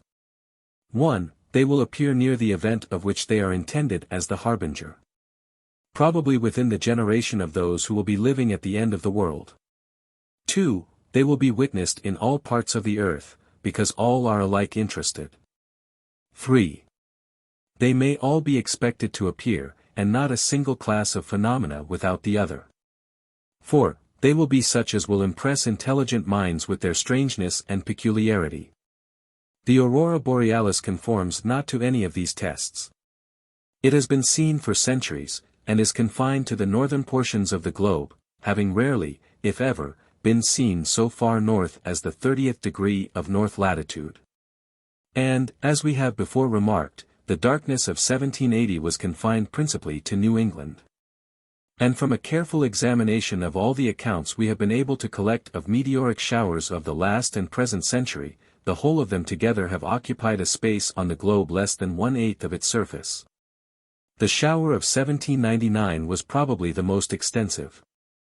Its center was near the middle of the Atlantic, its edges touched the northern parts of South America, the coast of Labrador and Greenland, and the western shores of Europe and Africa. That of 1833 may be represented on a 6-inch globe by the space occupied by a dollar. Such magnificent scenes are calculated to impress the mind with awe. Yet it is surprising that many intelligent persons should suppose them to be the precursors of the final conflagration. If the simple but reasonable tests we have given be correct, they are disarmed of their character as ominous of the destruction of the world. With regard to any changes in the order or succession of the heavenly bodies, it is only necessary to observe, that hundreds of scientific men, in Europe and America, have for many years been employed in exploring the material heavens with the most powerful telescopes. Many are employed, by the governments of Europe, in astronomical observations, scattered over the earth, for the express purpose of making new discoveries, if possible, and of furthering the interests of science. No phenomenon escapes their notice. And should anything extraordinary occur, it would appear before the public, vouched by names that would command universal credence. It may be unnecessary to add, that no such changes in the planets and fixed stars, as have been proclaimed to the world by some of the Second Advent preachers, have been observed by learned astronomers and men of science. Chapter 15. Intercourse with Departed Spirits. In no age, says a popular writer, has the world been destitute of those who professed, by some instrumentality or other, to hold intercourse with departed spirits. Neither has any age been without its reputed specters, ghosts, or apparitions. The high priest of the Buddhist and Hindu temples, in former times, when arrayed in the consecrated garments for the festivals, wore a round knob, about the size of a large pendant drop of a chandelier, suspended from his neck by a chain of great value and of dazzling brilliancy. It was through the agency of this crystal that he was supposed to hold communion with the spirit or spirits to whom he and his followers accorded devotion and made intercessions. And the glass, acting as did the famed oracle of Delphi, gave orders and commands, and settled all great questions that might be submitted to its spiritual master. The priest, although he might be a pattern of purity, and the quintessence of all that was good, having, however, the sin of being in years, and not able, perhaps, to hide from the spirit inhabiting the crystal all the transactions of his youth, could not hold a direct communication with it. To arrange this, a certain number of boys, and sometimes, in some of the temples, young damsels, were retained, who, having never mixed with the world, could not be supposed to be in any way contaminated by its vices. These alone were said to be capable of beholding the spirit when he chose to make his appearance in the divining glass, and interpreting to and fro the questions put and answers received. Although it was not every boy or seer to whom was permitted the gift of spiritual vision, yet in latter times, when divining crystals multiplied, little ragged boys would run after the passers in the streets, and offer to see anything that might be required of them, for a trifling gift, even a cake or sweetmeat.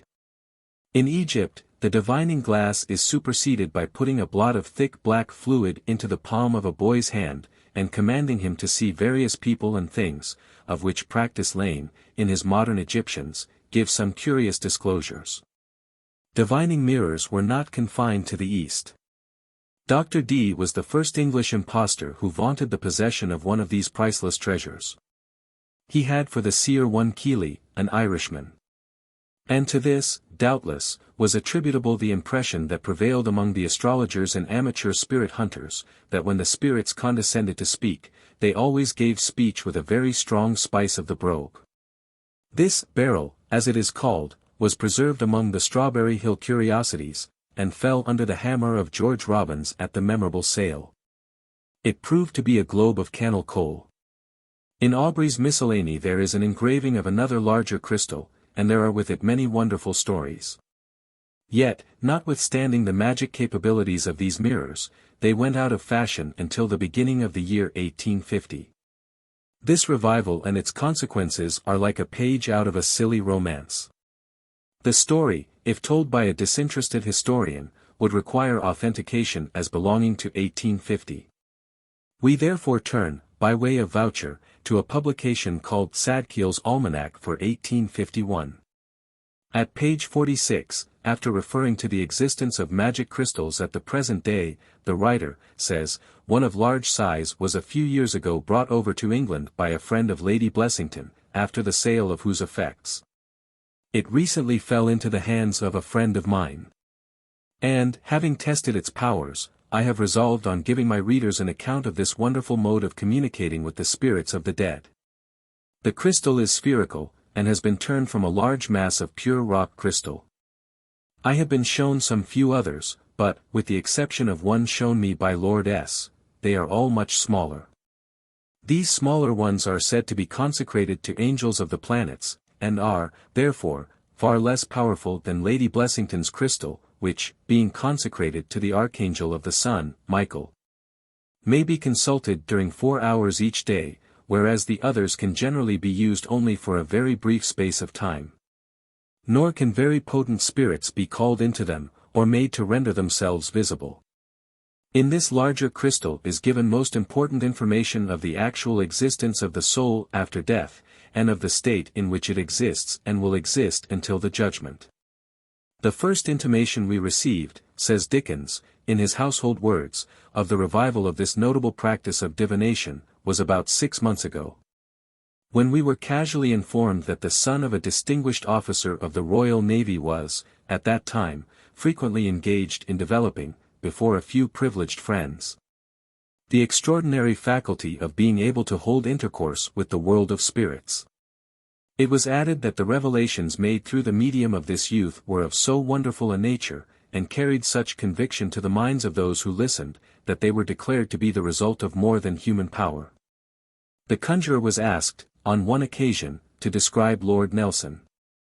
And, accordingly, the spirit, with an accuracy that was quite astonishing, considering that no portrait, bust, or statue of Nelson is known to exist, gave a full, true, and particular account of England's hero, describing him as a very thin man, in a cocked hat, with only one eye, one arm, and the truth of the description was declared to be something truly marvelous. A demand was made that the spirit of a deceased brother of one of the querists should be summoned to appear. Presently he said, I see him. He has curly hair, and stoops a good deal. I can't exactly see his features, but I think he squints. This account of her late brother's personal appearance, though not very flattering, satisfied the lady as far as it went. But being, like Macbeth, bent to know, by the worst means, the worst, she required further proof of his identity. There was a pause for a minute or two, and then the spirit seer spoke again. He has got a scroll in his hand, which he unfolds. There is this inscription on it, in letters of fire. I am Tom. This sublime revelation was received with a degree of solemn awe, and with suppressed throes of well-bred laughter. Other cases not a whit less marvelous have been described by the narrators, who could not be reasoned out of their absurdity, insisting that there could be no deception in the matter, on account of the means employed, and the evident sincerity of the employees. These means, they said, required that the person who looked into the crystal should be perfectly pure, that is to say, a child free from sin, and by no means given to lying, and that the form of adjuration used was, in nomine Domini, and Latin being, as is well known, the language which spirits of all denominations are most accustomed to. When interrogated after this fashion, the spirit, if evil, fled away howling. If good, it came, when called, unless particularly engaged in the sun, for it appears that it is to that planet almost all spirits go when their term of purgatory is over. It seems that the spirits would sometimes get out of breath, traveling so far, and talking so much, and they then had recourse to the expedient of letters of fire, which seem to be written in various ways in the crystal. Sometimes on flags, which the spirits hold up, but sometimes they are in print. In these letters of fire, the querist was counselled something like the following: Be merry. Quarrel not. Keep your temper, and your children too. You are a good man, but try to be better. I am wanted. Let me go. We subjoin the following as specimens of conversations heard by large parties of amazed, titled, and believing listeners. Are you Pharaoh, that was king of Egypt? Yes. Where do you dwell now? In Jupiter. How long have you been there? About 30 years. Where did you dwell till then? In the atmosphere, and was undergoing punishment till then. Were you king of Egypt when Moses was there? Yes, and Aaron too. Did you build the pyramids? Some. Were any built before your time? Yes. Do you know how long the first was built before Christ? About 300 years after Adam, it was built then. Do you mean that it was built before the flood? No, it was not finished, the flood destroyed them. What was the principal object of them? To hold the kings of Egypt. Were there kings of Egypt so soon after the creation? Yes. That was the first country kings were in. Were you drowned in the Red Sea? Yes. At one time Swedenborg volunteered to give information about Sir John Franklin, when the following dialogue took place. What is the best way to communicate with him?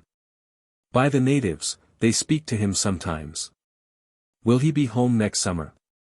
No. Why? Because he cannot help himself, he is stopped by ice, but his heart does not fail him, he wants to explore. How will he do for provisions? He will find bears, dogs, and wolves. Will he find the passage? No. There is a continent there. But there is also a passage. There is one, but he will not find it. What latitude does he lie in chiefly? I do not know, goodbye.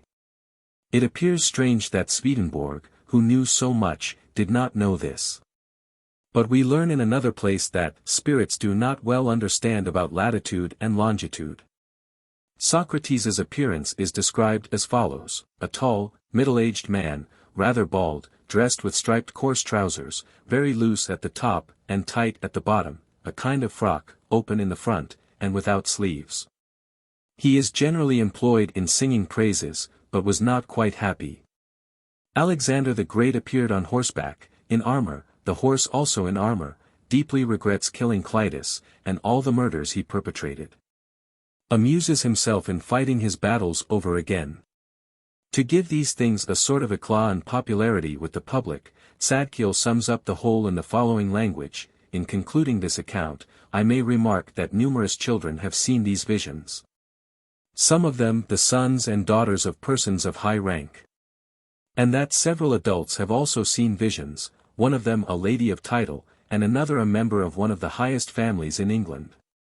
It will be seen that delicacy prevents my naming individuals. But I can assure my readers that above 100 of the nobility, and several hundreds of other highly respectable ladies and gentlemen, have examined this wonderful phenomenon, and have expressed the highest gratification and astonishment. Dickens declares it to be the fashion, especially among people of fashion, to point with pity to a tale of modern witchcraft, to an advertisement of a child's call, or to the bona fide certificates of cases from the takers of quack medicines. And to deplore the ignorance of their inferiors. Delusions, however, of the grossest kind are not confined to the illiterate. A cloud of dupes have ever floated about in the higher regions of society. While it is quite a mistake to suppose that the refinements and discoveries of the 19th century have dispersed them. The reign of Queen Victoria, like that of Elizabeth and Anne, has its D's, and Lillis, and Partridges, who are as successful as their precursors in gaining proselytes who can pay handsomely. Damsels of high degree, fresh from boarding school, with heads more full of sympathy for the heroes and heroines of fashionable novels, and ideas more fixed upon love affairs than on any legitimate studies, can easily find out. Through mysteriously worded advertisements in the Sunday papers, or through the ready agency of friends who have already become victims of the science of astrology and magic, the whereabouts of these awful and wonderful beings. There are a number of styles and classes of them, all varying in appearance and mode of operations.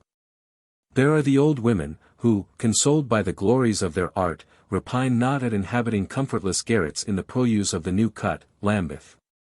and hiding their vocation under the mask of having stay laces or infallible corn plasters to sell, receive more visitors from the fashionable cream of Belgravia than from the dross of Bermondsey. Disguises are sometimes resorted to, and parties of titled ladies have been known to meet, and put on the habiliments of charwomen, and to pass themselves off as dressmakers.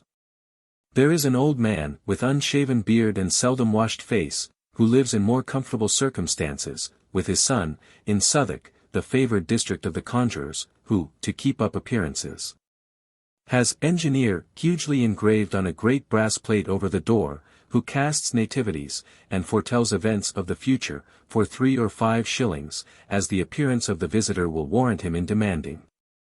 Receives all his votaries sitting at a terribly littered table of dirty paper, with a well-smoked clay pipe beside him. Passing to a higher grade, the agent, or arranger of matters, legal, pecuniary, or domestic, only practices the black art for the love he bears it, and to oblige his friends, but never refuses a few shillings fee, out of respect to the interests of the science. Nearly all his customers are people of title. We now come to speak of events in our own country which seem to be somewhat akin to those which have so recently transpired in England. We allude to what are familiarly termed rappers, or knocking spirits, from the noises which they are said to make. From a history of these knockings, as given in a pamphlet by Capron and Barron, of Auburn, New York, we learn that they were first heard in the family of Mr. Michael Weekman, in the town of Arcadia, Wayne County. He resided in the house where the noises were heard about 18 months, and left it some time in the year 1847. He relates that one evening, about bedtime, he heard a rapping on the outside door, when he stepped to the door and opened it, but, to his surprise, found no one there. He went back, and proceeded to undress, when, just before getting into bed, he heard another rap at the door loud and distinct. He stepped to the door quickly and opened it, but, as before, found no one there. He stepped out, and looked around, supposing that someone was imposing upon him. He could discover no one, and went back into the house. After a short time he heard the rapping again. He stepped, it being often repeated, and held on the latch, so that he might ascertain if anyone had taken that means to annoy him. The rapping was repeated, the door was instantly opened, but no one was to be seen. He could feel the jar of the door very plainly when the rapping was heard. As he opened the door, he sprung out, and went around the house, but no one was in sight. His family were fearful to have him go out, lest someone intended to harm him. It always remained a mystery to him. And finally, as the rapping did not at that time continue, it passed from his mind, till some time afterwards, when, one night, their little girl, then about 8 years of age, was heard to scream from fright. So that the family were all alarmed by her cries, and went to her assistance. This was about midnight. She told them that something like a hand had passed over her face and head, that she had felt it on the bed and all over her, but did not feel alarmed until it touched her face. It seems that Mr. Weekman soon after moved away from the house, and nothing more was heard of the rapping, or other manifestations, till it was occupied by the family of Mr. John D. Fox, who have since become so conspicuous with the advent of spirits. In March, 1848, they, for the first time, heard the mysterious sounds, which seemed to be like a slight knocking in one of the bedrooms on the floor. It was in the evening, just after they had retired. At that time the whole family occupied one room, and all distinctly heard the rapping. They arose, and searched with a light, but were unable to find the cause of the knocking. It continued that night until they all fell asleep, which was not until nearly or quite midnight. From this time the noise continued to be heard every night. After having been disturbed and broken of their rest for several nights in a vain attempt to discover from whence the sounds proceeded, they resolved, on the evening of the 31st of March, that this night they would not be disturbed by it, whatever it might be. But Mr. Fox had not yet retired when the usual signs commenced. The girls, who occupied another bed in the same room, heard the sounds, and endeavored to imitate them by snapping their fingers. The attempt was made by the youngest girl, then about 12 years old. When she made the noise with her fingers, the sounds were repeated just as she made them. When she stopped snapping her fingers, the sound stopped for a short time. One of the other girls then said, in sport, for they were getting to be more amused than alarmed, "Now do what I do, count 1, 2, 3, 4, 5, 6, and," at the same time striking one hand in the other. The same number of blows or sounds were repeated as in the former case. Mrs. Fox then spoke, and said, "Count 10, and there were 10 distinct strokes or sounds." She then said, "Will you tell the age of Kathy?" One of her children winky face. And it was given by the same number of raps that she was years of age. In like manner the age of her different children was told correctly by this unseen visitor. Mrs. Fox then asked, if it was a human being that made the noise, to manifest it by making the same noise. There was no answer to this request. She then asked if it was a spirit, and if so to manifest it by making 2 distinct sounds. Instantly she heard 2 raps, as she desired. She then proceeded to know or inquire if it was an injured spirit, and if so to answer in the same way, and the rapping was repeated. In this way it answered her until she ascertained that it purported to be the spirit of a man who was murdered in that house by a person that had occupied it some years before, that he was a peddler, and that he was murdered for his money. To the question how old he was, there were 31 distinct raps.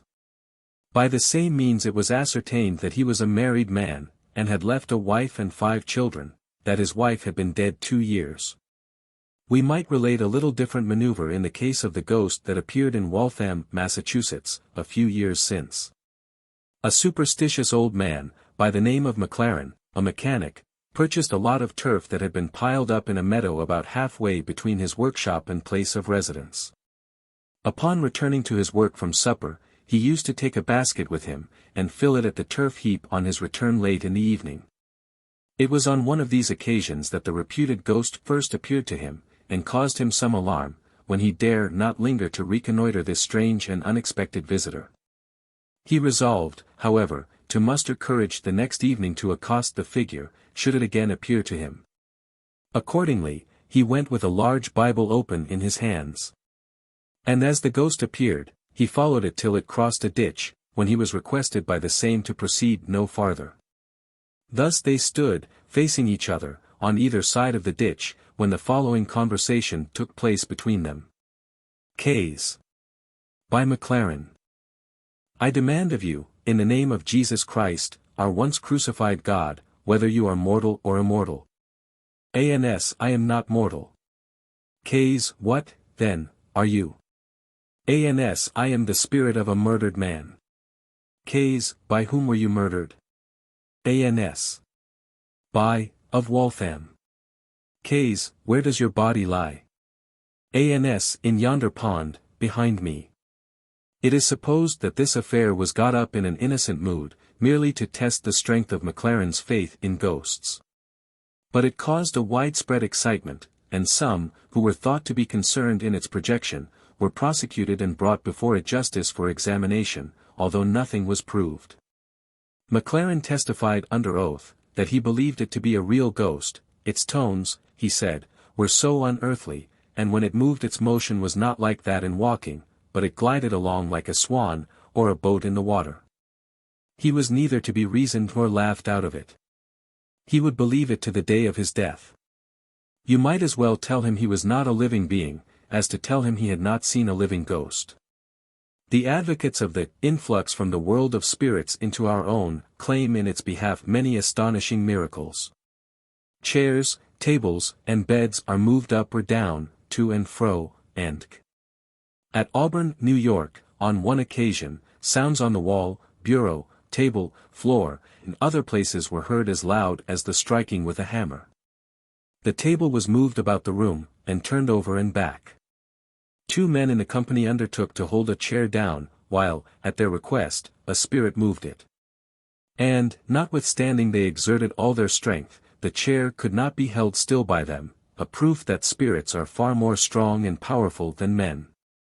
On another occasion, the sounds proper to a carpenter's shop were heard, apparently proceeding from the wall and table.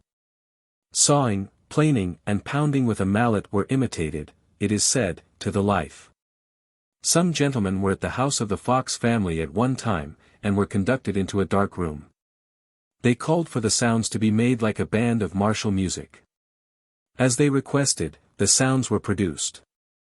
The playing of the instruments and the heavy beating of the bass drum were perfectly imitated, together with the sound of the roar of distant cannon. Shall we not gather from this, that in the spirit world they have their bands of music and companies of artillery, the same as in this world? We are also told of the spirit or spirits playing on a guitar in a dark room, the guitar being taken from the hands of those who held it and put in tune, and played while it passed around the room above their heads. On one occasion, as it is said, it played an accompaniment, for nearly 2 hours, to some persons engaged in singing, being very exact both in time and tune. On one occasion, while several ladies were present, some of them requested that the spirits would take their hair down.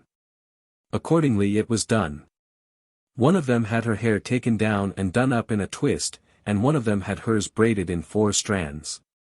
Sometimes persons have felt a hand passing over or touching their arms, head, or face, leaving a feeling of electricity upon the part touched.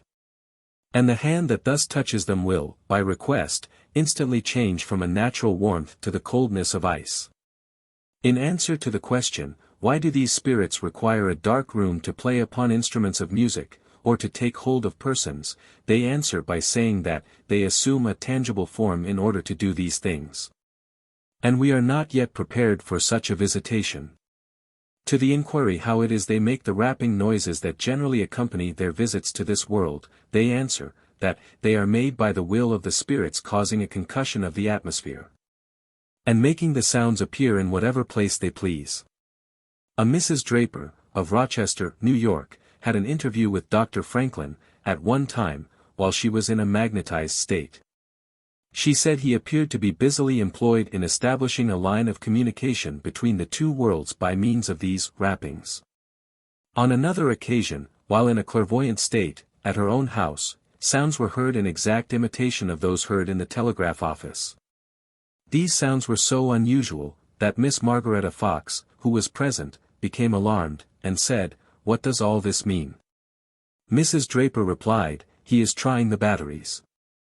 Soon there was a signal for the alphabet, and the following communication was spelled out to the company present. "Now I am ready, my friends. There will be great changes in the 19th century. Things that now look dark and mysterious to you, will be laid plain before your sight. Mysteries are going to be revealed. The world will be enlightened. I sign my name, Benjamin Franklin." It seems that, in the early history of these rappings, they used to be without any limitations as to whether persons were in a magnetized state or not. The first we learn of magnetism being employed as a medium of communication is in the case of a daughter of Lyman Granger, in Rochester, New York. For a long time, answers could be obtained by any two of the family standing near each other. And in the freedom of the answers, no preference seemed to be manifested towards any particular members of the family. At length, one of his daughters was placed under the influence of magnetism, and became clairvoyant. From that time none of the family could get communications unless the daughter who was magnetized was present. Why the communications should leave all the family except the magnetized daughter, after they once had free conversation without her, remains to be explained. The whole business now seems to be pretty much, if not wholly, monopolized by the clairvoyants. They seem to be employed as agents, or mediums of correspondence, between the 2 worlds, acting as interpreters between 2 classes of beings, or beings existing in 2 different states, natural and spiritual. They act as a kind of spiritual postmasters between the 2 countries. We find spiritual letter paper, and envelopes to enclose the same, advertised for those who wish to avail themselves of an opportunity to write to their deceased friends in the other spheres. Letters said to have been written in the spirit world have been transmitted through the established mediums to friends in this world, and have been published in some of the papers devoted to these subjects.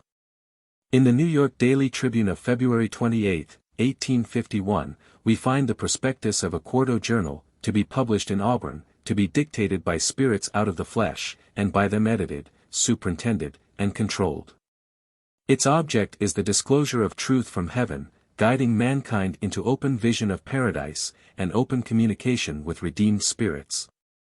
The circle of apostles and prophets are its conductors from the interior, holding control over its columns, and permitting no article to find place therein unless originated, dictated, or admitted by them, they acting under direction of the Lord Supreme. We hope the information coming through its columns will be more reliable than the communications from some of the rapping spirits. No dependence whatever can be placed upon them. They are so blundering, awkward, and uncertain, and even trickish and deceitful, that they spoil all our notions of the dignity and purity, the spirituality, in fact, of the spiritual world. The advocates of the manifestations attribute the fault to ignorant spirits, who do not know whether the matter they attempt to speak of be true or not. Swedenborg says, there are some spirits so ignorant that they do not know but they are the ones called for, when another is meant. And the only way to detect them, in speaking, is by the difference of sound, that made by intelligent spirits being clear and lively, and that of the ignorant being low and muffled, like the striking of the hand upon a carpet. It is contended by the authors of the pamphlet from which we quote, that these ignorant spirits will ultimately progress to a state of intelligence. But this idea of progression seems to be at variance with the observations of a writer in the Boston Post, who was astonished at the wonderful precocity of little infants in the spirit world. I have known, says he, the spirit of a child, only 18 months old when he died, and only 3 months in the second sphere, show as much intelligence, and as perfect a command of our language, as Dr. Channing himself seems to possess. On the other hand, when I find that, the spirit of Dr. Channing cannot express an idea above the rudimental conception of a mere child, I am forced to the conclusion that his mental endowments must have greatly deteriorated since he left us. It is said that the theological teachings of these spirits generally agree with those of Davis, Swedenborg, and others who have claimed to receive their impressions from spirits. Accordingly, we find them using the term higher and lower spheres, instead of heaven and hell.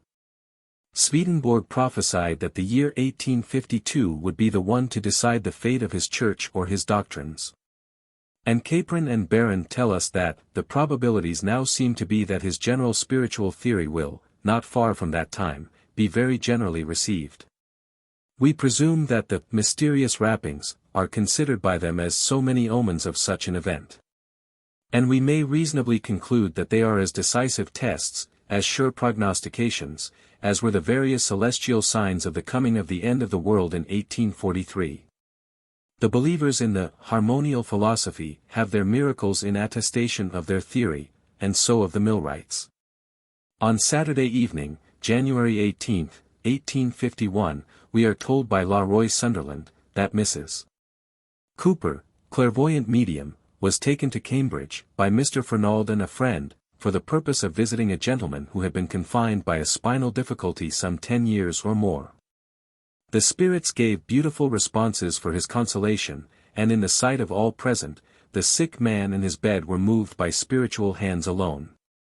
The sick man and the bed whereon he lay, were both moved by attending angels, without any human power. And more recently, a Mr. Gordon, it is said, has been taken up and his body moved some distance entirely by spiritual hands. Were such miracles ever wrought in favor of Millerism? Most assuredly, if we are to believe the millwrights themselves, and even more in favor of witchcraft also. At a meeting of the Friends of Millerism, held in Waltham, in 1842, a lady was taken from her seat by some unseen power, and carried up to the ceiling of the room, and she afterwards declared that it was done without any effort on her part. More recently, 1851, another lady of the same place testifies that she has, in a similar manner, been taken from her seat in church and carried up above the tops of the pews. And at times, at the Advent meetings, strange noises have been heard, houses also have been shaken, mirrors shattered to pieces, and furniture broken. And all have been considered by the Adventists as so many auguries or signs of the approaching dissolution of all things, to take place in 1843. We have already made mention of the fact, in another place, that bewitched persons used to be carried through the air, on brooms and spits, to distant meetings, or Sabbaths, of witches. But we will now give a case to the point. On the 8th of September, 1692, Mary Osgood, wife of Captain Osgood, of Andover, was taken before John Hawthorne and other of their Majesties' justices, when she confessed that, about 2 years before, she was carried through the air. In company with Deacon Fry's wife, Ebenezer Baker's wife, and Goody Tyler, to 5 Mile Pond, where she was baptized by the devil, and that she was transported back again through the air, in company with the forenamed persons. In the same manner as she went, and believes they were carried on a pole.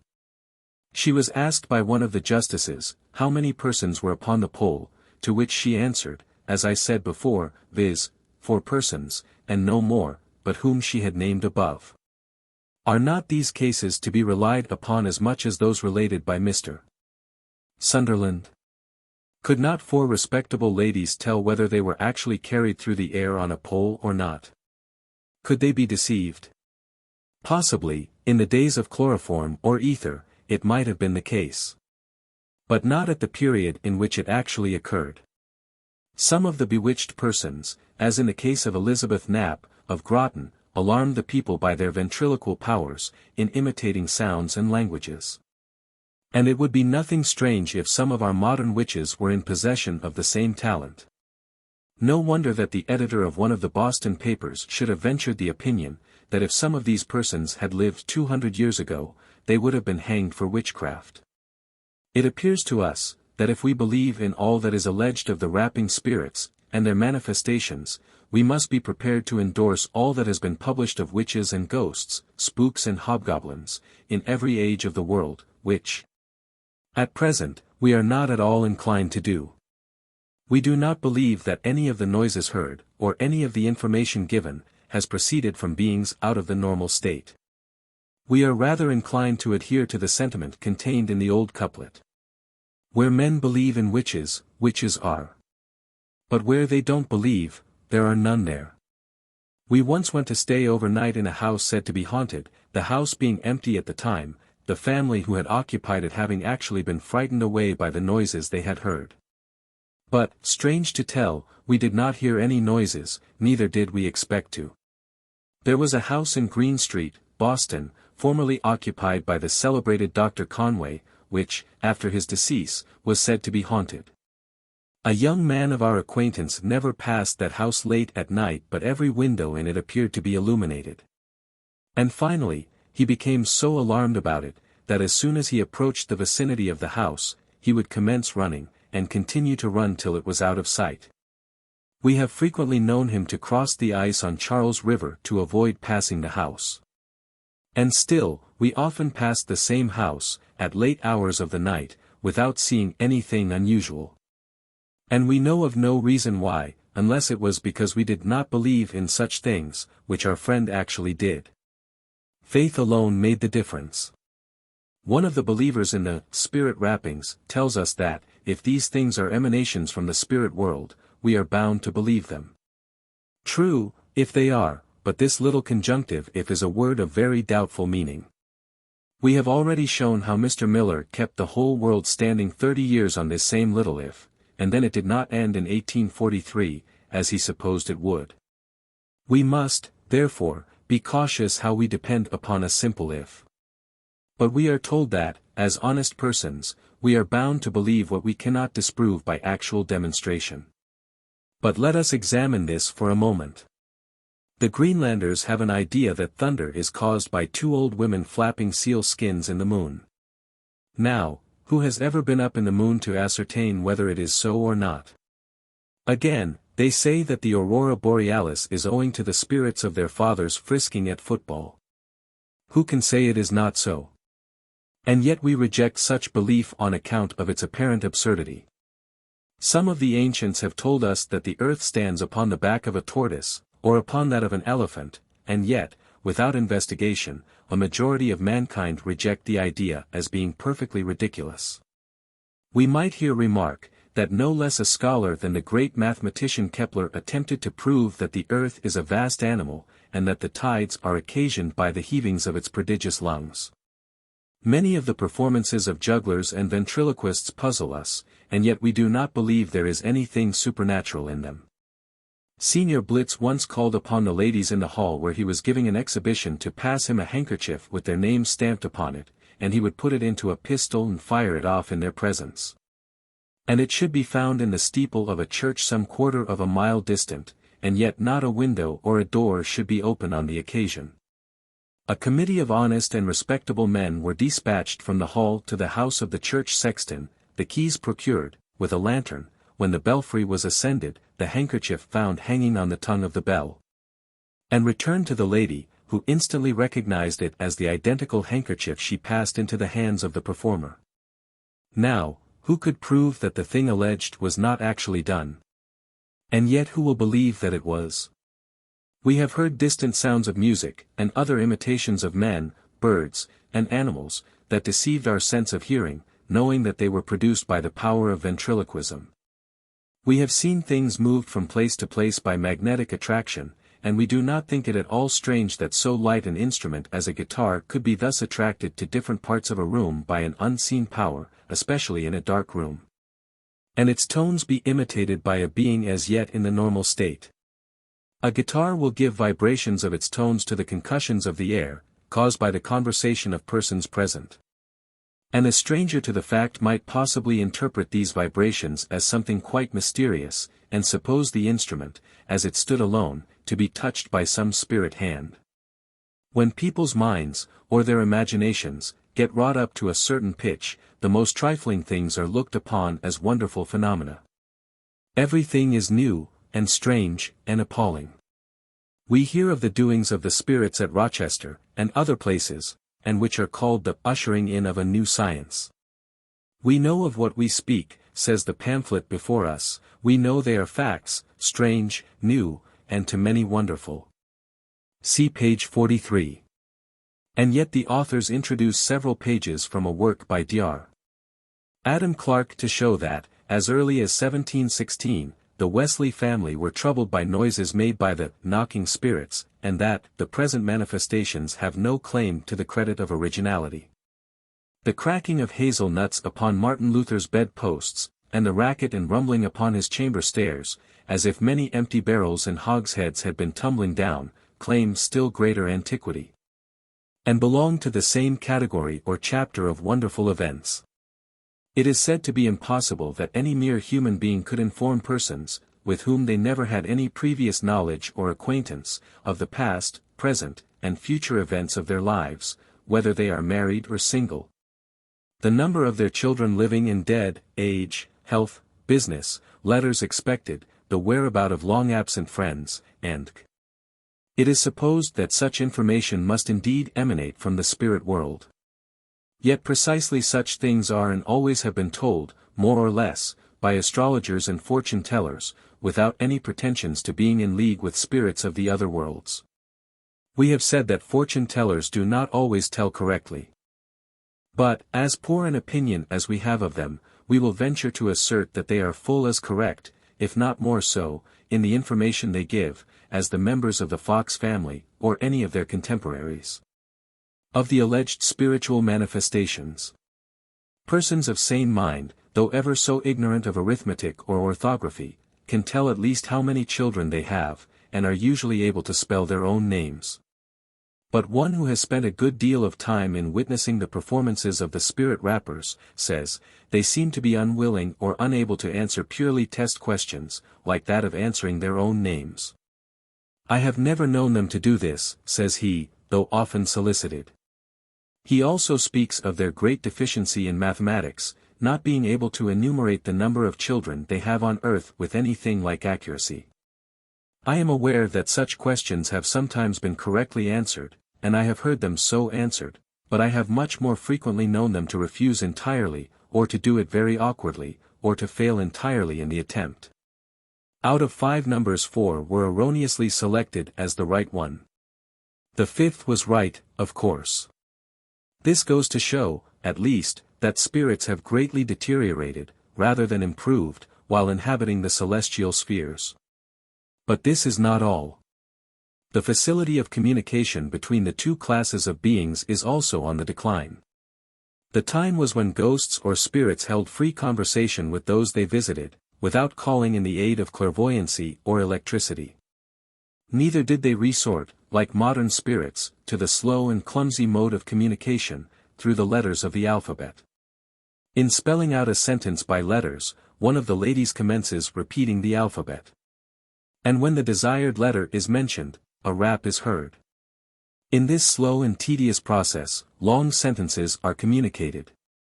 No wonder that the slowness of the mode of communication should be considered as perfectly appalling.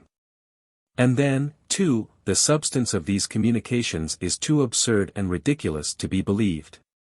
We might here refer to the information given by the prophet Swedenborg himself, in relation to the condition of the pious Melanchthon in the future state, that he was sometimes in an excavated stone chamber, and at other times in hell. And when in the chamber, he was covered with bare skins to protect him from the cold, and that he refuses to see visitors from this world on account of the filthiness of his apartment. This is about as probable and interesting as the account given by a female clairvoyant in Cleveland, Ohio, who says that she has, just, had an interview with Tom Paine, who recants his errors. And is at present stopping with General Washington and Ethan Allen, at a hotel kept by John Bunyan. We here introduce the following from one of the Boston papers. The spiritual rappings exploded. There is a good article under this head, on the first page, to which we invite attention.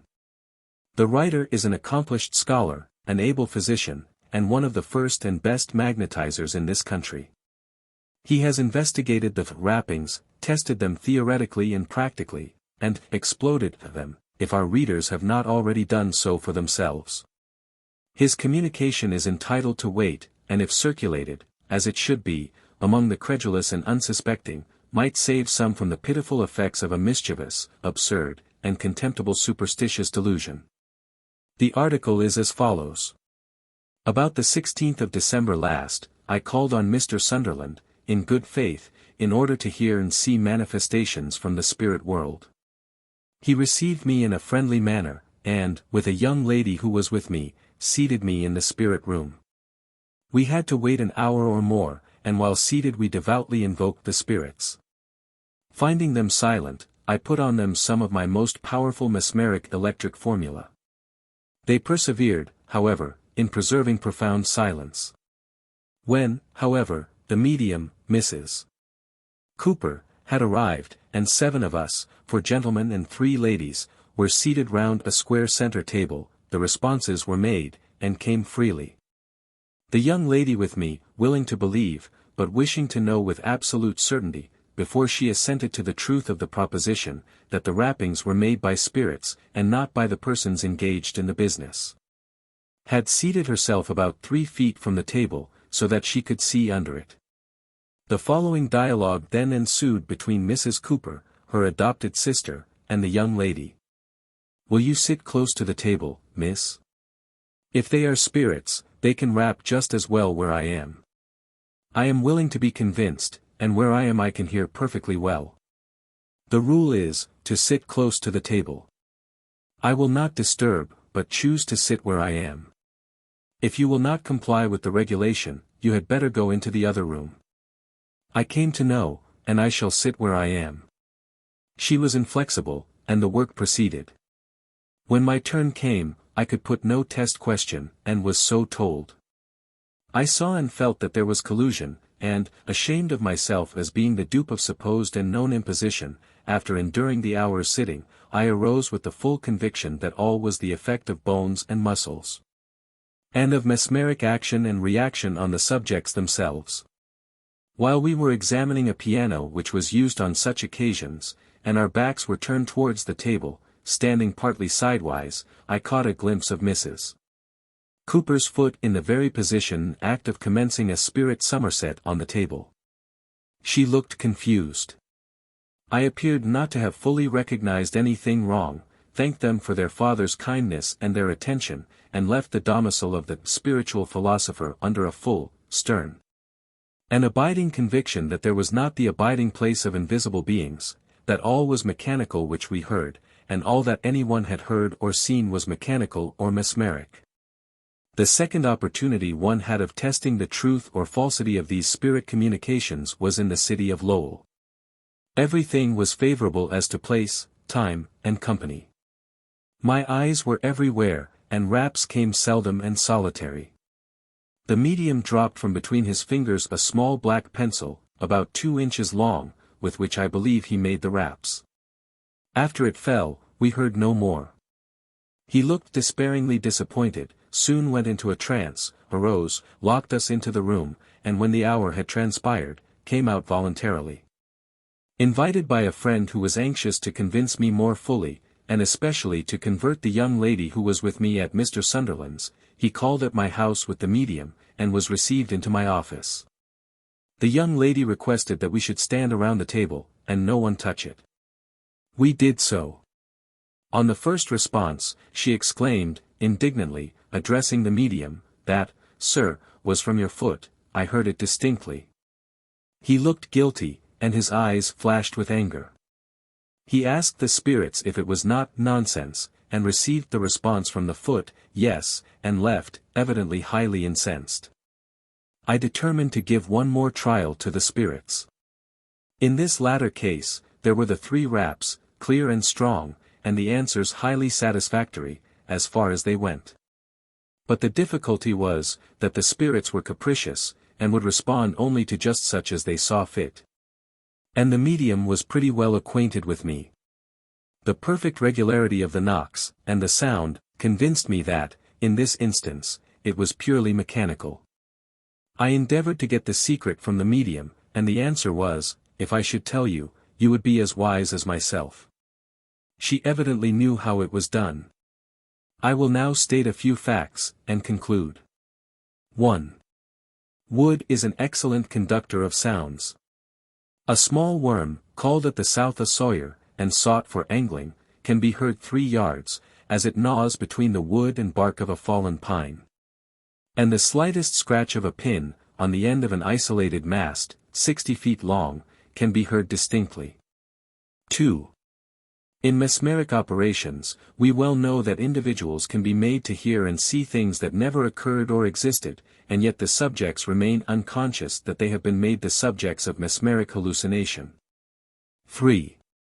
Persons highly observant and susceptible can, by their eye and feeling, when they put themselves into a semi-abnormal condition, tell, in many instances 9 times out of 10, who is and who is not a believer. And what is in the mind of the inquirer. 4. Mediums are invariably of this character. 5. In matters of faith, friendship, love, or the spirit world, many are willing to be deceived. And when they fall into the hands of the shrewd and designing, who can appear the impersonation of truth, virtue, honesty, and even piety itself, they are emphatically humbugged, and give their money and their testimony to confirm the fraud.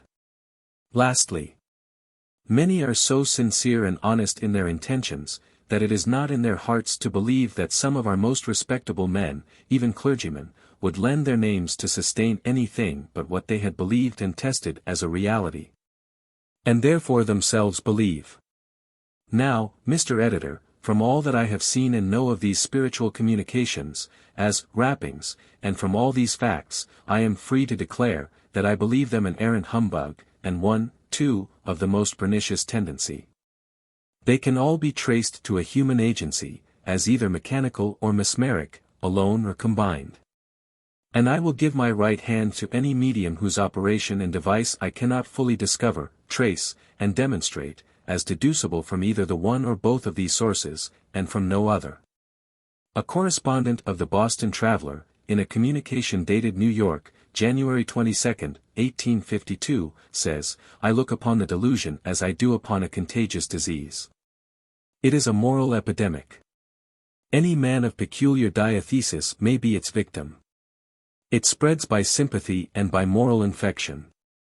Men of standing and intellect gravely and seriously affirm that they have seen a man rise and float about the room like a feather, till some unbelieving wretch approaches and breaks the spell, when the aerial swimmer falls suddenly to the floor. Franklin, Washington, and all the signers of the Declaration of Independence, have visited them, and these departed worthies sanction any doctrine which the uninitiated may happen to entertain before consulting them." A. J. Davis says, "There is a class of spirits who dwell in divine love more than in divine wisdom, and who are easily influenced to feel precisely what the majority of those who consult them feel and think. And under peculiar circumstances will say precisely what the questioning minds of the circle may ardently and positively desire. Affectionate spirits, those dwelling in the love circles, are readily influenced to approve the desires of the hearts of those with whom they commune on earth.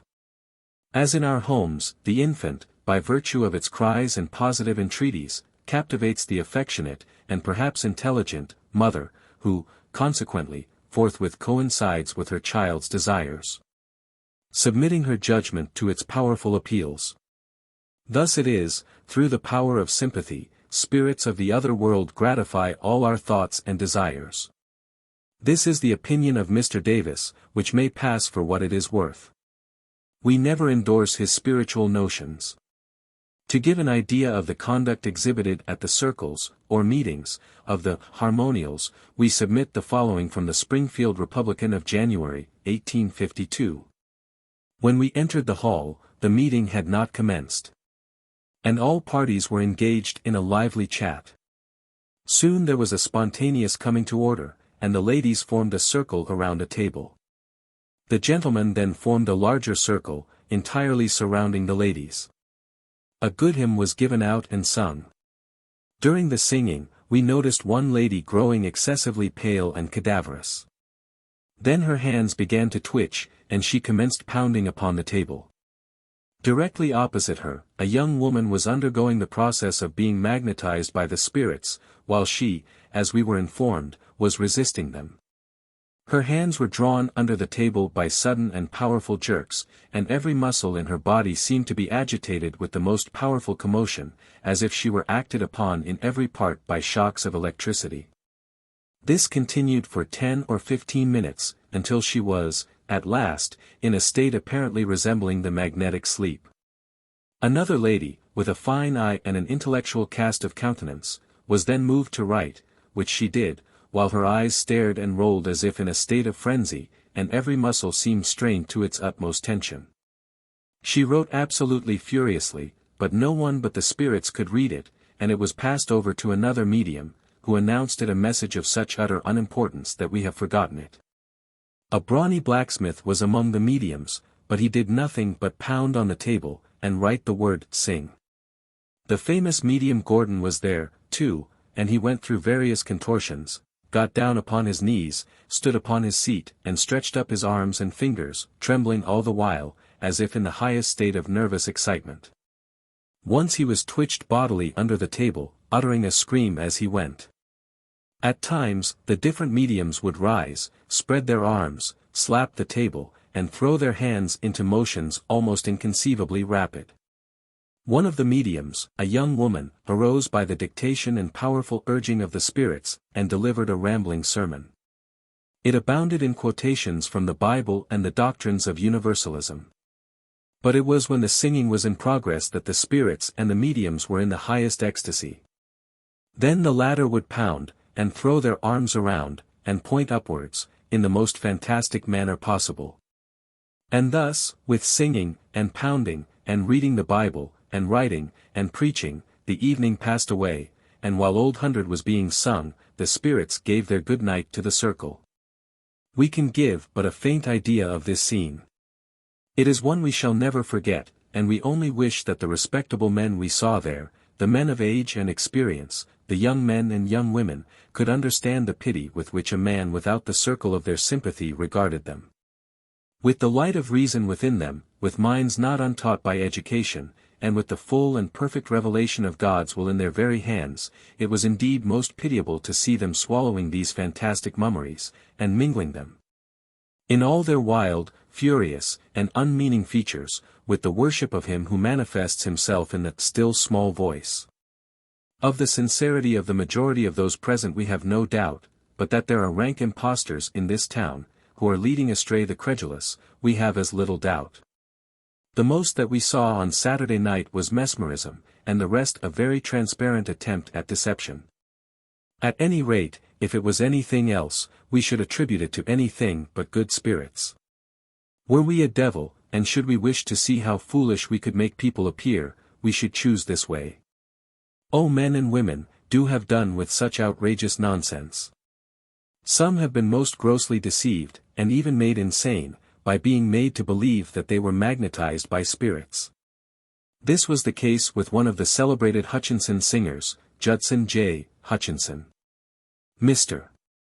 Sunderland, in the 4th number of The Spiritual Philosopher, observes as follows: "We shall hear of communications from prophets, apostles, kings, and statesmen, and of divers revelations, said to be made by them.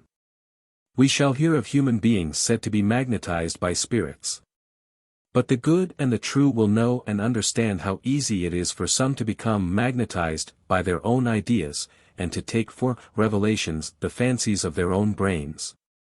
The notion about mortals being magnetized by spirits is a mistake, an error, and it was this error which was the principal cause of all the real difficulty in the case of Judson J. Hutchinson. Mr. H. was made to believe that he was in company with his deceased brother, and that his own deceased children came and sat upon his knees, and put their arms about his neck. When he found himself sinking into an abnormal state, he was told to believe that it was the spirits, and that there was nothing human about it. This, of course, Mr. H. was ready to believe. He had heard of others being magnetized by spirits, and they were happy, very happy. And as this seemed to promise him approximation to the spirit world, for which he was earnestly longing, he readily gave himself entirely to that idea. The operator, Mr. Hazard, of Rochester, New York, suggested that Mr. Hutchinson should ask the spirits to move his, Mr. H.'s, hand to the top of his own head, that then he, Mr. H., might know it was they. But the operator should have known, says Mr. Sunderland, that his suggesting it to the mind of Mr. Hutchinson, in the manner he did, or, if Mr. Hutchinson's own mind was directed to the movement of his own hand, that was sufficient to cause his hand to move, even if there had been no spirits in existence. And so, when Mr. H.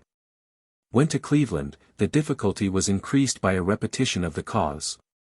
He fell into the same state again, of course, when similar associations brought it up before his mind.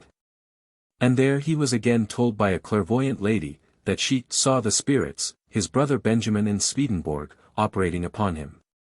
The effect was, to render him insane. His brother Jesse says, that the shock was too great for Judson, on account of his bodily weakness, and that his feeble nature was too fine-strung to bear up against the severe attacks. And it was with great difficulty he was brought back to Milford, New Hampshire. While in this state, Mr. Sunderland was sent for, and stayed with him 3 days and 3 nights, to render him assistance. Mr. S.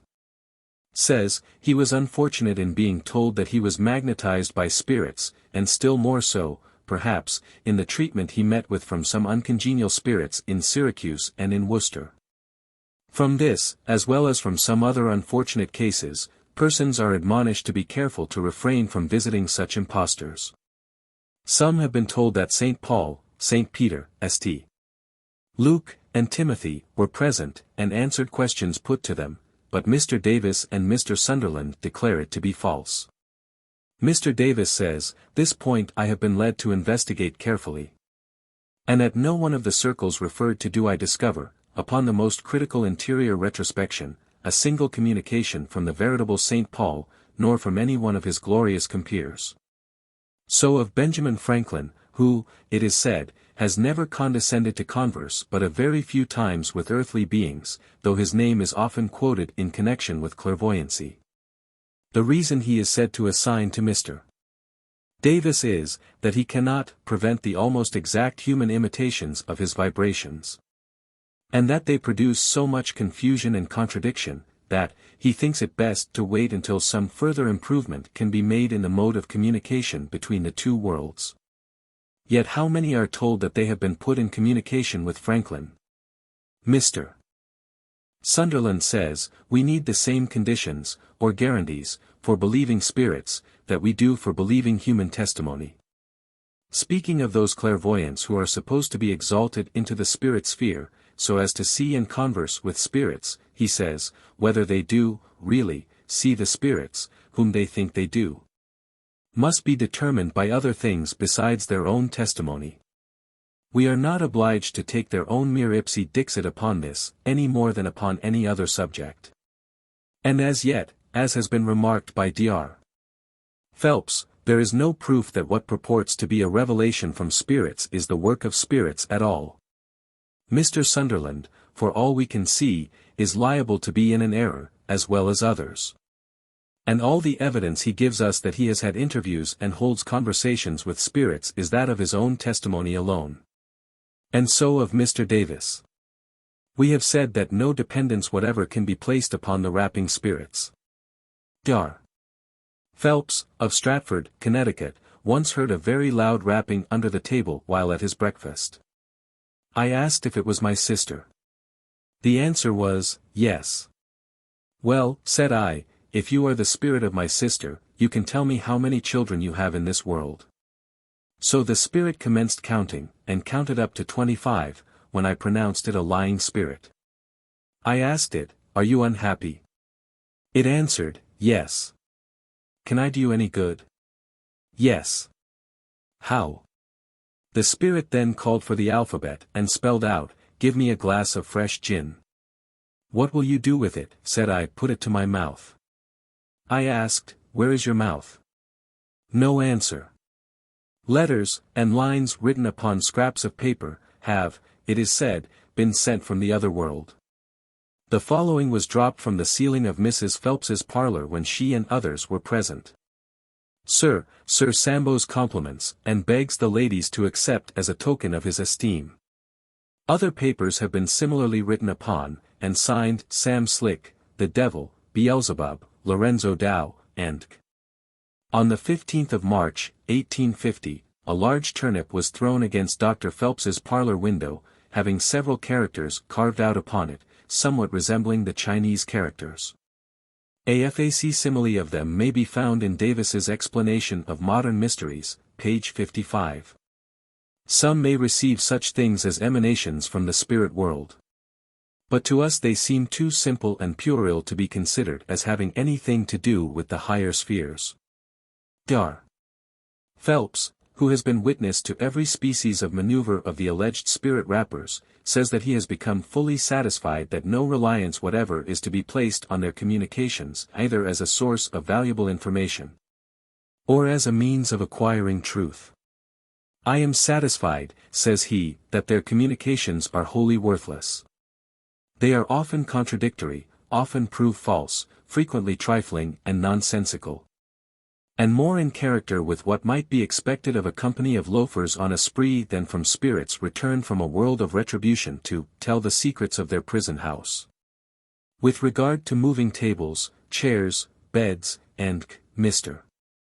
Davis says that, at a circle of friends in Bridgeport, Connecticut, there was a large congregation of spirits, who, from a distance of 80 miles, or 30 above the atmosphere of our earth, directed a mighty column of vital electricity and magnetism, which column or current, penetrating all intermediate substances, and by a process of infiltration, entered the fine particles of matter which composed the table, and raised it several successive times, 3 or 4 feet from the floor.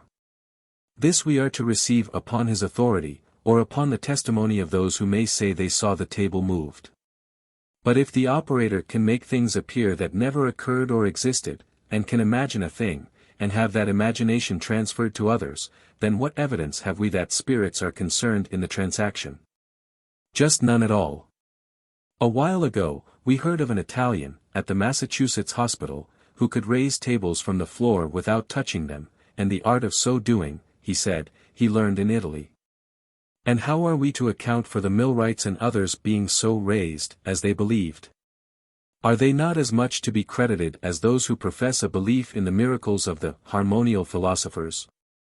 For ourselves, we are satisfied that such things, for the most part, are but a delusion, whether they are alleged to take place among those supposed to be bewitched, the Adventists, or the harmonials.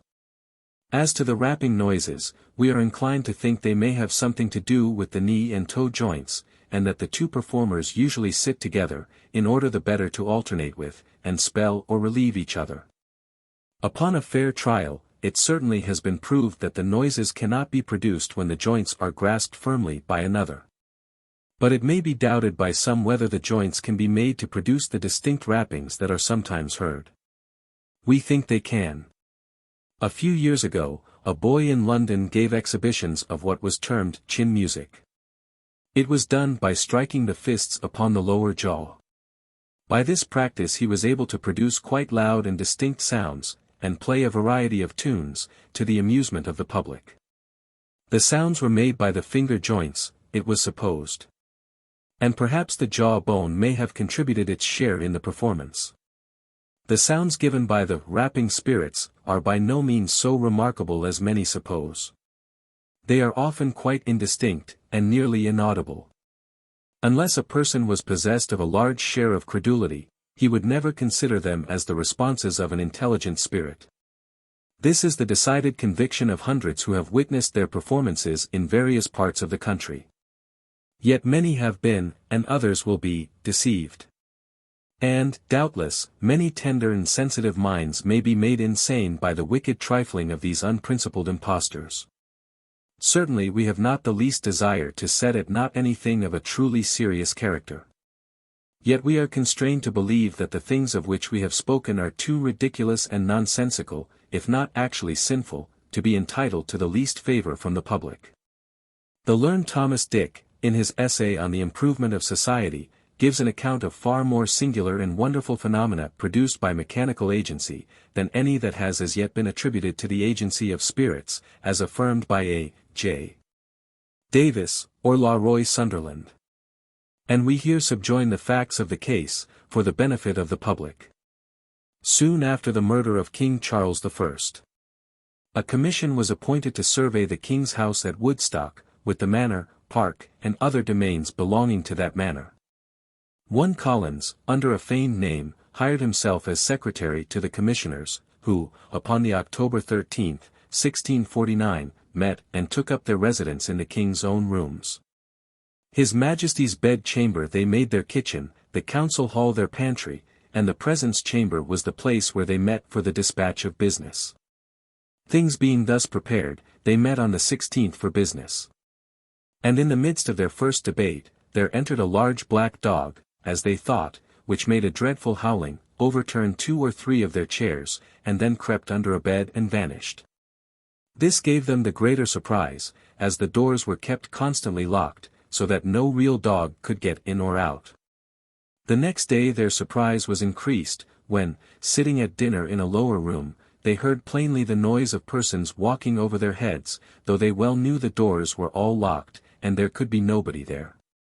Presently after, they heard, also, all the wood of the king's oak brought by parcels from the dining room, and thrown with great violence into the presence chamber, as also all the chairs, stools, tables, and other furniture forcibly hurled about the room.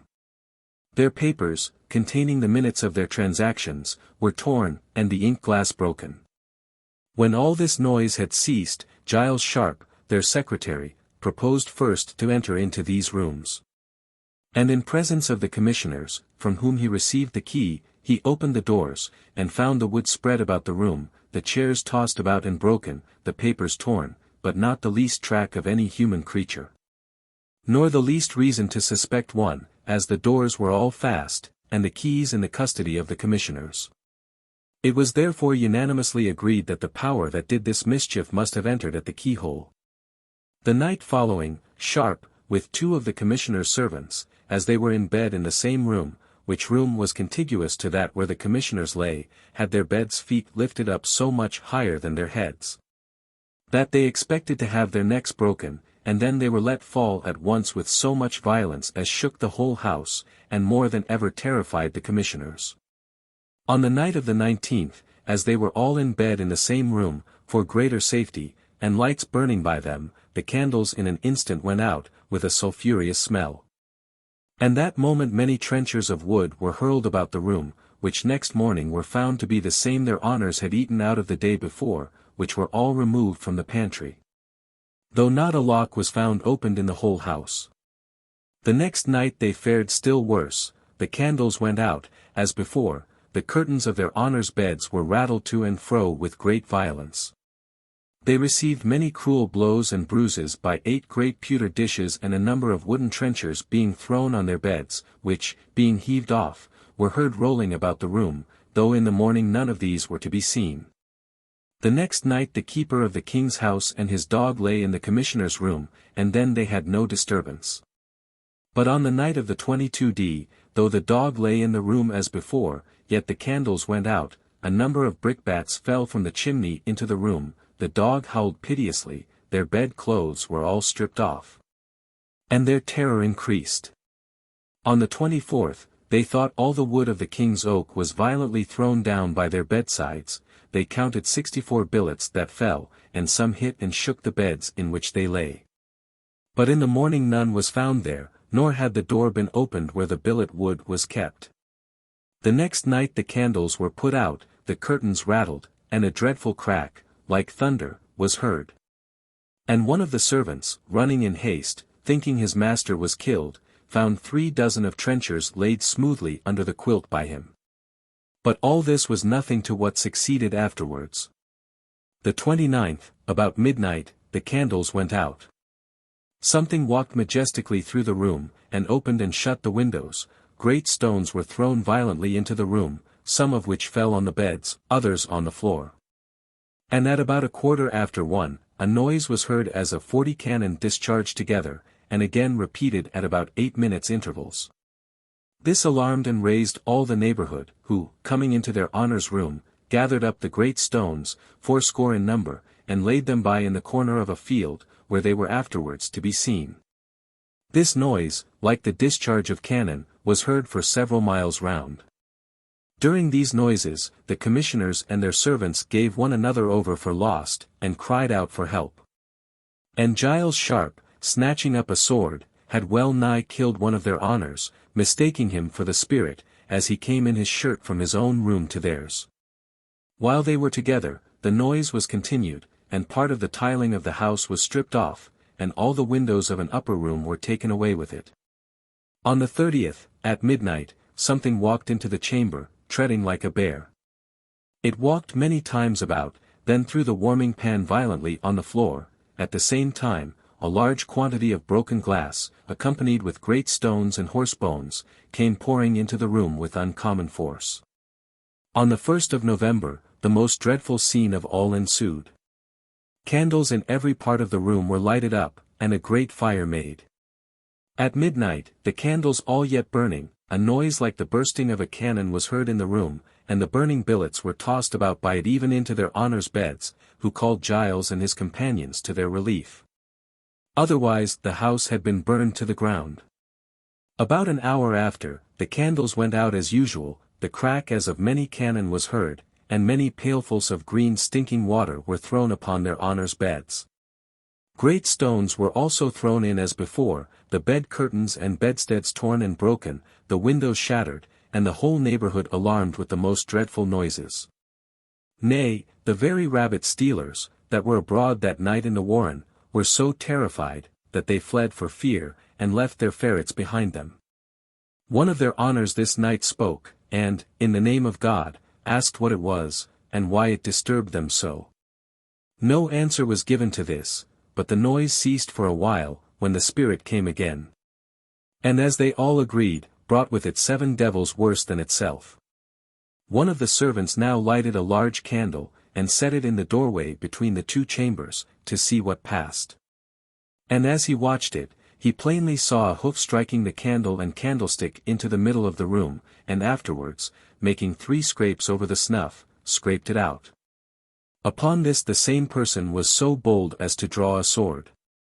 But he had scarcely got it out, when he felt another invisible hand holding it too, and pulling it from him, and at length, prevailing, struck him so violently on the head with the pommel, that he fell down for dead with the blow. At this instant was heard another burst, like the discharge of the broadside of a ship of war, and at the interval of a minute or 2 between each, no less than 19 such discharges. These shook the house so violently that they expected every moment it would fall upon their heads. The neighbors, being all alarmed, flocked to the house in great numbers, and all joined in prayer and psalm singing. During which the noise continued in the other rooms, and the discharge of cannons was heard as from without, though no visible agent was seen to discharge them. But what was the most alarming of all, and put an end to their proceedings effectually, happened the next day, as they were all at dinner, when a paper, in which they had signed a mutual agreement to reserve a part of the premises out of the general survey, and afterwards to share it equally among themselves, which paper they had hid for the present under the earth, in a pot in one corner of the room, and in which an orange tree grew, was consumed in a wonderful manner by the earth's taking fire, with which the pot was filled, and burning violently with a blue flame and an intolerable stench. So that they were all driven out of the house, to which they could never be again prevailed upon to return. This story has been somewhat abridged from the Encyclopaedia Britannica, where it is quoted from Dr. Plott's History of Oxfordshire, in which these extraordinary occurrences are ascribed to satanic influence. At the time they happened, they were viewed as the effects of supernatural powers, and even Dr. Plott seems disposed to ascribe them to this cause. Though many tricks, says the doctor, have often been played in affairs of this kind, yet many of the things above related are not reconcilable with juggling. Such as the loud noises beyond the powers of man to make without such instruments as were not there, the tearing and breaking the beds, the throwing about the fire, the hoof treading out the candle, and the striving for the sword, and the blow the man received from the pommel of it. It was at length ascertained, however, that this wonderful contrivance was all the invention of the memorable Joseph Collins, of Oxford, otherwise called Funny Joe, who, having hired himself as secretary under the name of Giles Sharp, by knowing the private traps belonging to the house, and by the help of pulvis fulminans, and other chemical preparations, and letting his fellow servants into the scheme, carried on the deceit without discovery, to the very last. The occurrences which are said to have taken place at the house of the Reverend Dr. Phelps, in Stratford, Connecticut, are not to be compared in their marvelousness to those we have quoted from Dr. Dick, and which things were the results of the ingenuity of Joe Collins. Therefore, when we hear of such like occurrences in our day, there will be no necessity for us to attribute them to any supernatural influence, either good or bad. For it is a well-received maxim, that what man has done man can do. To suppose that the merciful Father of Spirits would harass and frighten mankind by haunting their houses with strange noises and rappings, ghosts and hobgoblins, and spirits of the uneasy dead, would be derogatory to his paternal character. And who, for a moment, could believe that he would torment little children in this way, when our Saviour took them in his arms, and blessed them, and said, "Of such is the kingdom of heaven"? No, we must attribute such things to any other source than as proceeding from the throne of God. Up to the present time it may be that many will profess to the world that they have actually seen the spirits of the departed. Yet this is no new profession, for the votaries of St. Vitus, and the spiritually minded Shakers of later times, have declared to us that they have seen their departed friends and acquaintances. But even Mr. Davis is led to consider a large majority of these cases to be the results of cerebral agitation. "I can truthfully affirm," says he, "that the objects, localities, scenery, and personages, seen by those laboring under monomania, delirium tremens, and are of the same class of mental delusion, and are absolutely nothing more than the unconscious elaborations of the surcharged brain." Chapter 16. Evil Effects of Popular Superstitions. The following are some of the evils that result from a belief in popular superstitions. 1. They have caused a great waste of time. Look at the practice of heathen nations. Their religious ceremonies are altogether superstitious. All the time devoted to false gods must be considered as wasted. Take a survey, too, of Catholic countries. During the Dark Ages, their priests were engaged in nonsensical disputes. Treatise after treatise was composed on such subjects as the following: How many angels can stand on the point of a needle? Have spirits any navels? Is the Virgin Mary the Mother of God? And 1,000 others equally senseless and unprofitable. In their monasteries, multitudes passed their days in repeating unintelligible prayers, poring over the legends of their saints, cutting figures in paper, and tormenting their bodies for the good of their souls.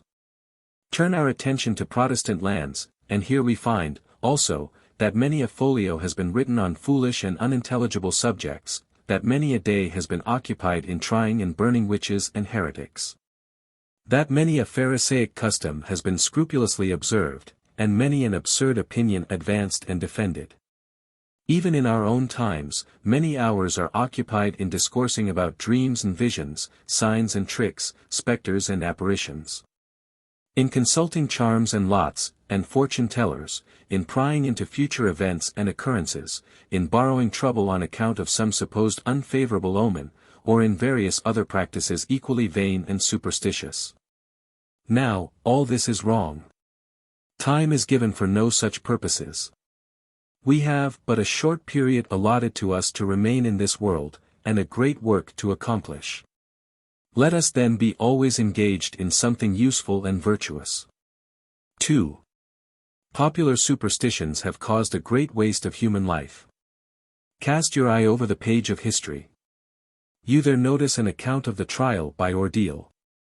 The accused person was required either to hold red-hot iron balls in his naked hands, or to walk over red-hot plates of iron with bare feet. If he escaped unburned, he was considered innocent. But if he was scorched, sentence of death was pronounced. Or he was compelled either to thrust his arm into a cauldron of boiling water, or be thrown into a deep pond. If he was either unscalded or drowned, his innocence was proved. But if he was scalded or could swim, the sentence of condemnation was passed. In neither case could life be saved, except by the interposition of a miracle, and this was not expected on such occasions. And through this superstition, thousands perished in the most cruel and unrighteous manner. A distinguished writer computes that more than 100,000 persons, of all ages, have suffered death for witchcraft alone. Only think. 100,000 persons murdered for a crime of which no human person was ever guilty. There are others who bring upon themselves sickness, and even death, by their belief in signs, dreams, and forewarnings. But as the gospel sheds abroad its divine light, these things are found to recede, and to give place to more rational views of divine wisdom and goodness, in the control and arrangement of events having a relation to our being and happiness. The author of the Family Encyclopedia says, that, the superstitious notions of ghosts, spirits, and are rapidly declining. And notwithstanding all the solemn tales which have been propagated, there is no reason to believe that any real spirits or celestial agents have held intercourse with man since the establishment of Christianity. And that, the history of modern miracles, appearances of the dead, and will be always found, when thoroughly examined, merely the phantoms of a disordered imagination. 3. Popular superstitions have caused great and unnecessary misery. We need not refer to history for an illustration of this assertion. We have sufficient examples around us. Look into society, and we shall find one class who pay particular attention to all signs and dreams. If anything unfavorable is indicated, their feelings are greatly depressed, and if the contrary, they are as much elated. If a little insect, called the death watch, knocks for its mate on the wall, sleepless nights are sure to follow. If they notice the new moon over the wrong shoulder, their comfort is destroyed for a whole month.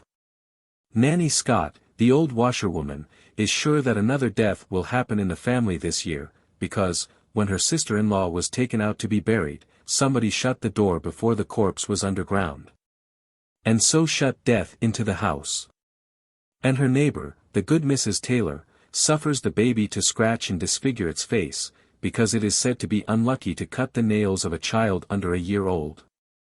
Another neighbor has seen a single raven fly over the house, or heard a cricket chirping upon the hearth, and is greatly alarmed, because such things are said to be a sign of death to some member of the family within the year. And thus many are found who are silly enough to embitter their own lives and the lives of others by such foolish superstitions. There may be noticed another class, whose belief in the supernatural origin of signs, omens, and warnings leads them to adopt measures for their speedy fulfillment.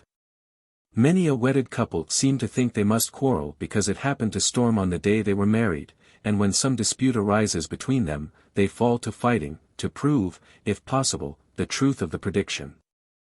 And for all this interruption of domestic harmony, they blame, not their own tempers and passions, but the decrees of fate. Many a person has concluded he must live in poverty all his days, because a few moles have appeared on the wrong side of his body. And hence he neglects all industry and economy, and dissipates his time, his privileges, and his talents. We may notice a third class, who give themselves to tricks, fortune-telling, and opening books, to discover the events of futurity. Their spirits vary with the supposed indications of good or evil occurrences. A lady, who moved in the first circles, was once visiting in a clergyman's family of my acquaintance, says the late Rev. Bernard Whitman, and it was her regular morning custom to toss up a little box of pins, and make her happiness for the day depend upon their accidental variation in falling. If they came down more heads than points, she was cheerful and happy. But if more points than heads, she was gloomy and wretched. It seemed she valued her comfort, worth at least a brass pin. Many a worthy Christian has not only been deprived of his happiness, but betrayed into wild, extravagant, and even sinful acts, by attempting to follow the suggestion of the passage which first meets his eye on opening the Bible. Many a poor wight has formed a disadvantageous matrimonial alliance, because some old hag has described black eyes and rosy cheeks as the characteristics of his future bride. We may notice, moreover, a fourth class, who are forever anticipating some dreadful calamity. Let any fool solemnly proclaim that war, famine, or pestilence is approaching, and they will give more heed to it than to that holy word which assures us that our Heavenly Father will never leave nor forsake us. All uncommon appearances in the heavens they look upon as indications of the threatened judgments of an angry God. Even the beautiful aurora borealis, which spans the blue concave above us, was so interpreted. To permit such fears to disturb and destroy our happiness is a sin against heaven. Our Heavenly Father created us for enjoyment. He has furnished us with capacities and means of felicity. He has even commanded us to rejoice in the Lord always.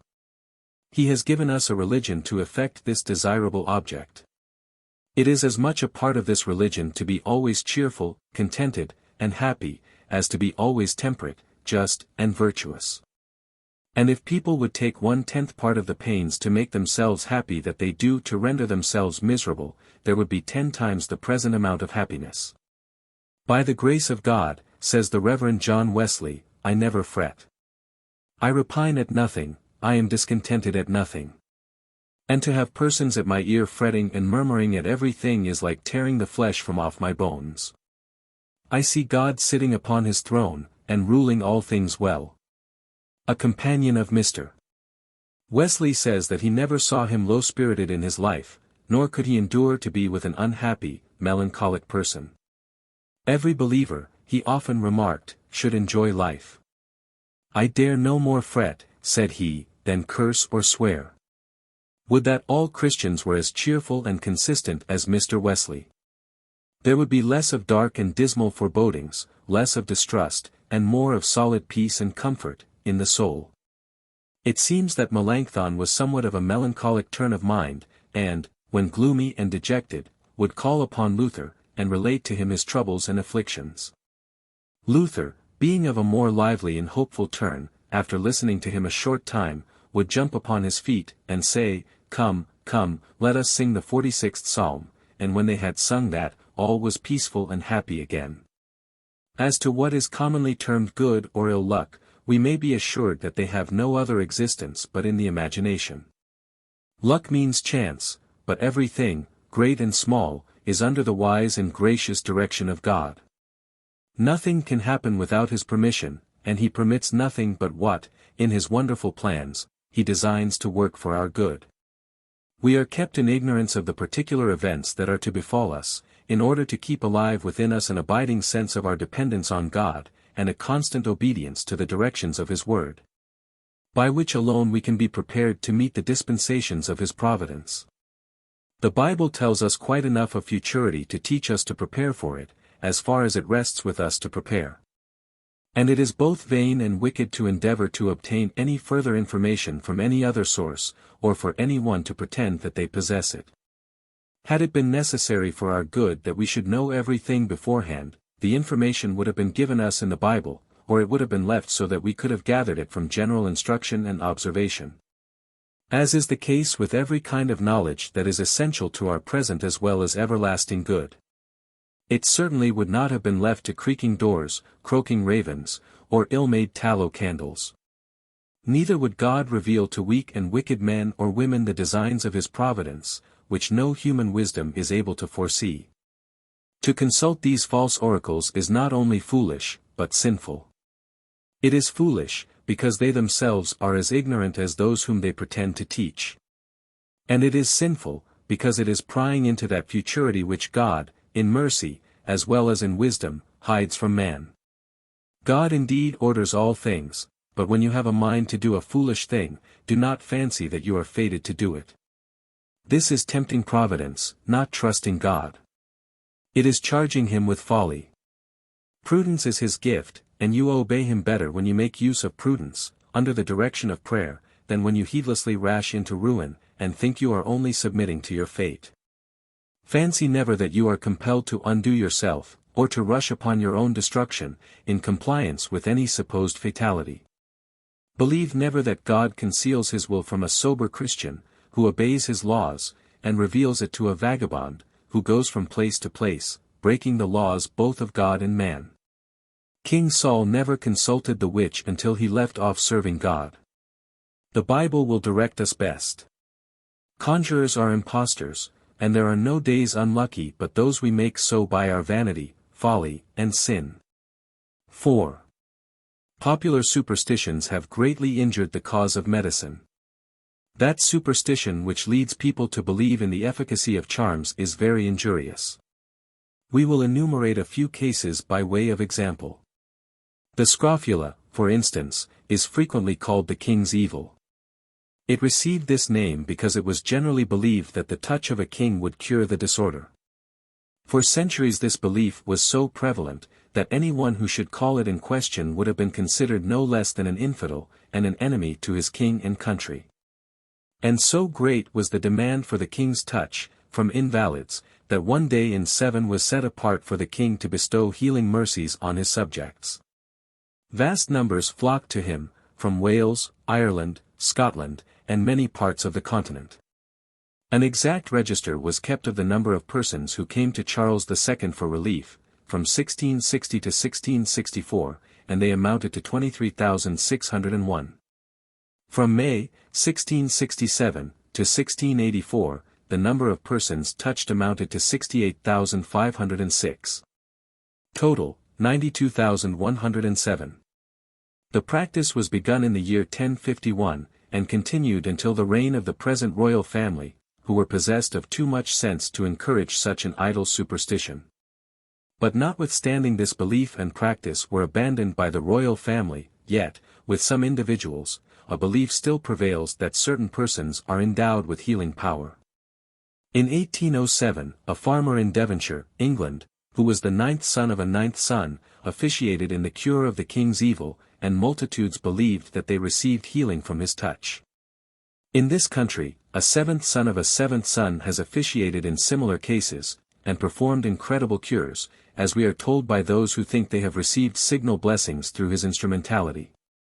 Not many years since, the cold hands of a convict, who had terminated his life on the gallows, in Liverpool, were drawn over several wens a number of times to effect a cure. A person in one of our western states ran a pitchfork into his hand, and he applied a plaster to the cold iron as well as to the fresh wound. When people run a nail into their foot, they frequently save and polish the rusty iron to facilitate the recovery. Some time since, in the state of Maine, the body of a female was taken from the grave, her heart taken out, dried, and pulverized, and given to another member of the family, as a specific against the consumption. And the same thing has more recently been done in the town of Waltham, Massachusetts. The heart was reduced to a powder, and made into pills, but they did not cure the patient. While the person who took up the remains from the grave, and removed the heart, came very near losing his life, from the putrefactive state of the corpse at the time. We could relate many other cases, equally foolish and disgusting. All such things should be classed under the general name of charms, and be looked upon as relics of the grossest superstitions. Why not as well have the touch of a slave as a king? Why not as well apply your plaster to a tree as to a pitchfork? Why not as well drink the heart of a lamb as a woman? You may say that God has determined certain cures shall follow certain applications. No such determination is published in His Word, and no such conclusions can be inferred from facts. You may pretend that a special miracle is wrought in such cases. But this is incredible, for the object is not compatible with the miraculous interposition of deity. And the few cures which are reputed to have taken place can be satisfactorily accounted for, on the influence of the imagination, and other natural causes. So that such a belief is not only superstitious, but calculated to lead people to neglect the proper means of recovery, and thus injure themselves and the medical profession. In the years 1808, 9, and 10, a Mr. Austin of Colchester, Vermont, gave out that he was a gifted person in the art of healing. And if the patient would describe to him, by word of mouth, or by letter, the true symptoms of his malady, he would receive healing at his word, if indeed his disease was curable. In a very little time the obscure retreat of Austin was thronged with invalids, coming from almost every section of the country, and Colchester was scarcely less in favor than Boston or Saratoga. The mail carriers groaned under the burden of maladies described. Bar rooms at public inns, on roads leading to Colchester, were decorated with letters directed to the Prophet of Colchester. And vagrants were found traveling over the country, collecting of invalids their evil symptoms, to be truly and faithfully delivered to the Prophet in a given time, at the moderate price of 50 cents per letter. We were soon referred to cases wherein the most inveterate deafness was removed, the blind saw, dropsies and consumptions, in the last stages of them, were cured. And the patient, it is said, in many instances, would tell the day and the hour when their letters were received by the Prophet, although they might be some 100 miles distant from the deliverer, because, at such an hour, they began to mend. The Prophet, however, did not long enjoy his far-famed celebrity. His house, after a while, was deserted of invalids. The people discovered their folly, and permitted him to sink into his former merited obscurity. It was just the same with the celebrated rain-water doctor, as he was called, who established himself at one time in Providence, and at another time in the vicinity of Boston. Many of those now living can recollect the accounts of marvelous cures, and the flocking of invalids of all descriptions to his temple of health. But the community at length discovered the imposition of his practice, and left him to the undisturbed enjoyment of his rain-water and his gruel. The most recent case of medical imposition practiced upon the public, that has come to our knowledge, is that of a practitioner in New York City, who, by receiving a letter from sick or diseased persons, giving the year, day, and hour of their birth, immediately forwards them a package of medicine suited to their case. It seems to be a matter of astonishment to many how he arrives at a knowledge of their state of health, so as to be able to adapt his remedies to their several conditions. But it is probably done on the principles of astrology, by finding the planet under which the patient is born, the diseases appertaining to that planet, and the plants belonging to the same, which are supposed to have a special effect upon the relative planetary diseases. Culpeper, in his English Herbal, if we mistake not, arranges or classifies all plants and diseases in this way, and contends that astrology is the only true key to medical science. Fortune-telling is practiced upon a similar plan, through the agency of astrology. But the whole is a deception, entirely unworthy the age in which we live. The fortune-teller may hit upon an incident which is correct, once in a while, and it would be strange if he did not. And the astrological physician may prescribe some little tonic, or stimulant, that will raise the drooping spirits for a time, and actually lead the hopeful patient to believe that he or she is fast recovering from their long afflictive maladies. But the sequel too often teaches them the lesson of their sad mistake. The history of Valentine Greatax, the son of an Irish gentleman, who lived in the time of Cromwell, is very similar to what we have related of the Prophet of Colchester. And about the same time, Francisco Bagnon, a Capuchin friar, was famous in Italy, having a gift of healing, principally by his hands only. Multitudes of sick people attended him wherever he went, to obtain healing mercy. And here, perhaps, we may find the true principle on which all the impositions of popery have been maintained for centuries gone by. It cannot be a matter of surprise that, if men, of more information than they, can be made to believe that they are delivered from disease by experiments of magnetism, tractors, or the mere touch of the hand, these should believe that they are healed by visiting the tombs of saints, by standing before their statues, being touched by nails from their coffins, rings from their fingers, or by the bones of the fingers themselves. We are by no means authorized to say that none of these persons were relieved of pains and diseases by seeking relief in this way. So great is the influence of the imagination on the nervous, vascular, and muscular systems, as has already been shown, that it would be no more than probable that obstructions, causing pain and sickness, should in some instances be removed, and lay a foundation for recovery.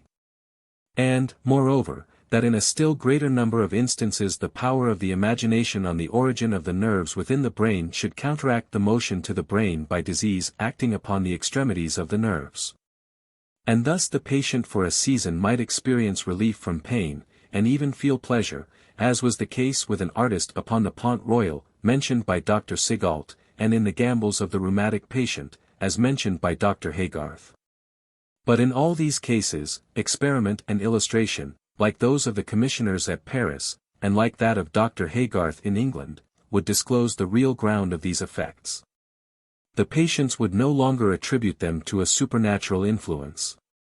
They would learn why, in most cases, the relief supposed to be obtained was only momentary, and why all those gifted persons, both in Europe and America, have had no more than an ephemeral celebrity, and, in most instances, live to see themselves neglected, and their pretensions become the subjects of just satire and reproof. 5. Popular superstitions have greatly injured the cause of religion.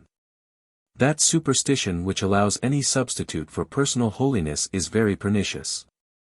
The Pharisees considered themselves holy, because they were the descendants of faithful Abraham. They fasted twice a week, paid tithes of all they possessed, made long prayers in public places, and were strict observers of all sacred days and religious ceremonies. At the same time, they neglected the weightier matters of the law, justice, mercy, faithfulness, devoured widows' houses, were proud, bigoted, and self-righteous. Some people think they lived only in the times of the apostles. But we should recollect, says the Reverend George Whitefield, that vipers and toads have the most eggs, and most numerous progeny.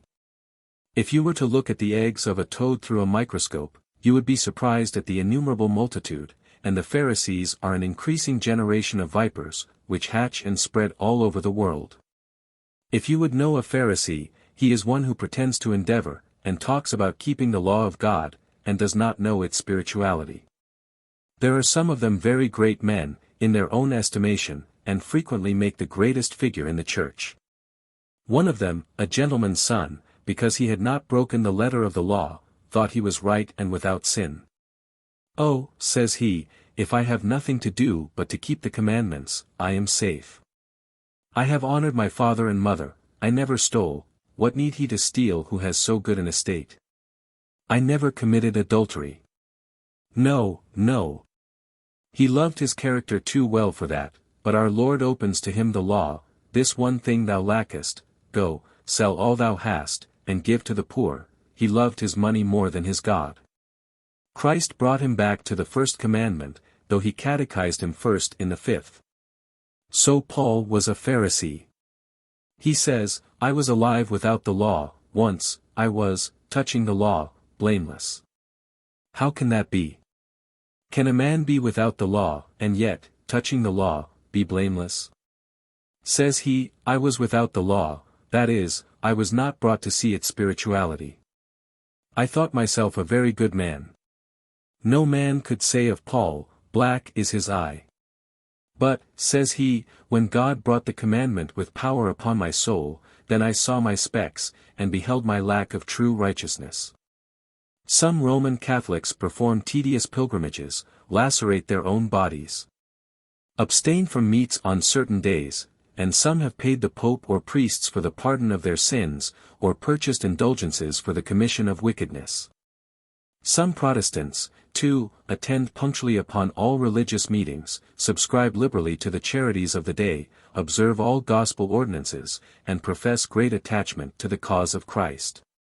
And yet are fretful, unkind, and disobliging in their families, censorious in their conversation, uncharitable in their judgment, grasping in their dealings, and unhappy in their dispositions.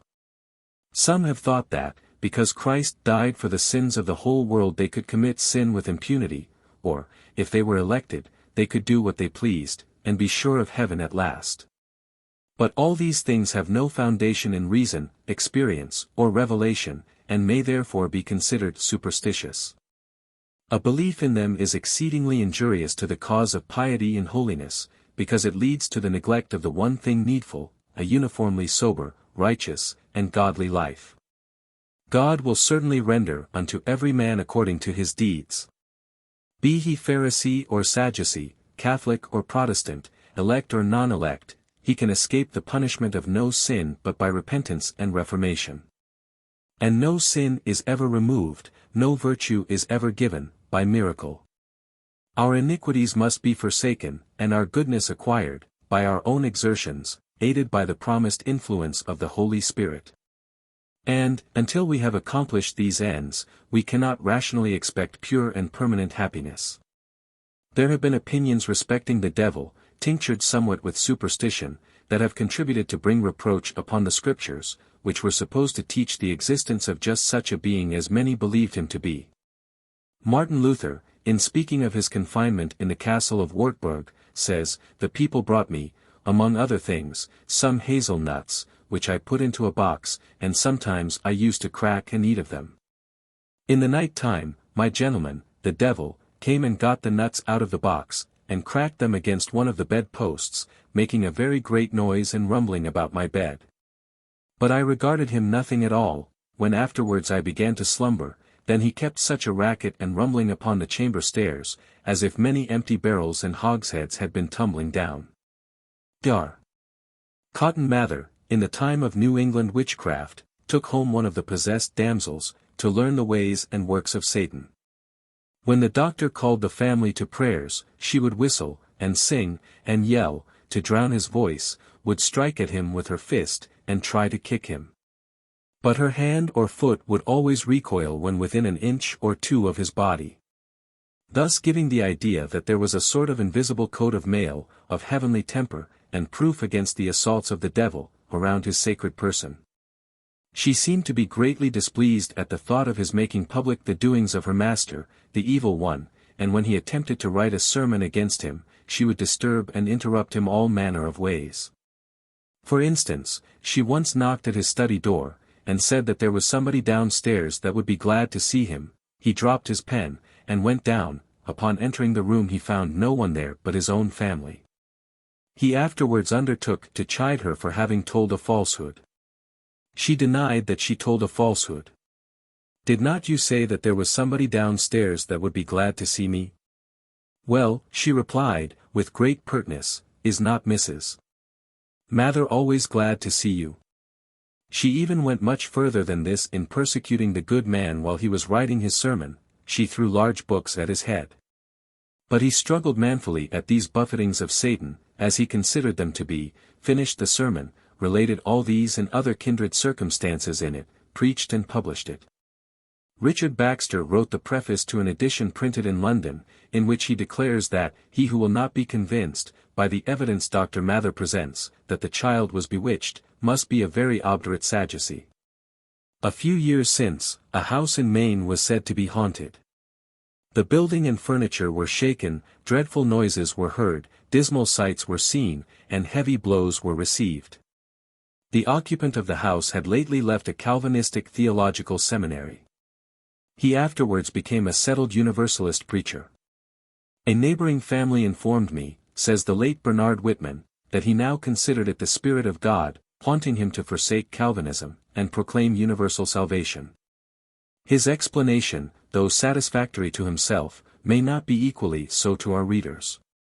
The devil should never be made a packhorse for our sins, nor should our thoughts be turned from within, causing us to neglect a watch upon our own lusts and passions, in looking for the assaults of some outward tempter. The effect sometimes produced upon the minds of children has a very unfavorable influence. A pious mother, not finding it convenient to attend her little son to rest, told him to omit his prayers for one night. "Mother," said the child, "will the devil forgive me if I neglect my prayers?" What shall we say, says the late Professor Stewart, of the excessive use that has been made of the passages that speak of his influence and dominion? Because, in reference to the widespread influence of Satan, he is called the prince of this world, and even the god of this world, are we literally to interpret passages of this nature? And thus in a clandestine manner introduce effectually the old dualism of Zoroaster and the Persians? This, indeed, has often, very often, been substantially done, I acknowledge, for the most part without any direct intention of such a nature. Still there is an impression, widespread among the lower classes of people, even in our own country, that Satan is a kind of omnipotent being, and he is often represented as the successful, or rather the invincible, rival of the great Redeemer. Yet the New Testament is full enough of instruction relative to this subject to correct any erroneous views in relation to it, if it be duly examined. I need only appeal to the large class of passages which represent Satan as a conquered enemy, as falling like lightning from heaven, as being reduced to a state of impotence in respect to that deadly power which he exercises, Heb 2:14, winky face, and all the evil principalities, and powers, and magistrates, 1 Cor 15:24, F 6:12, Colonel 2:15, as being subdued, or to be subdued and utterly discomfited, by Christ, for the prince of this world is cast out, John 12:31, winky face. The Son of God was manifested that he might destroy the works of the devil, 1 John 3:8, winky face.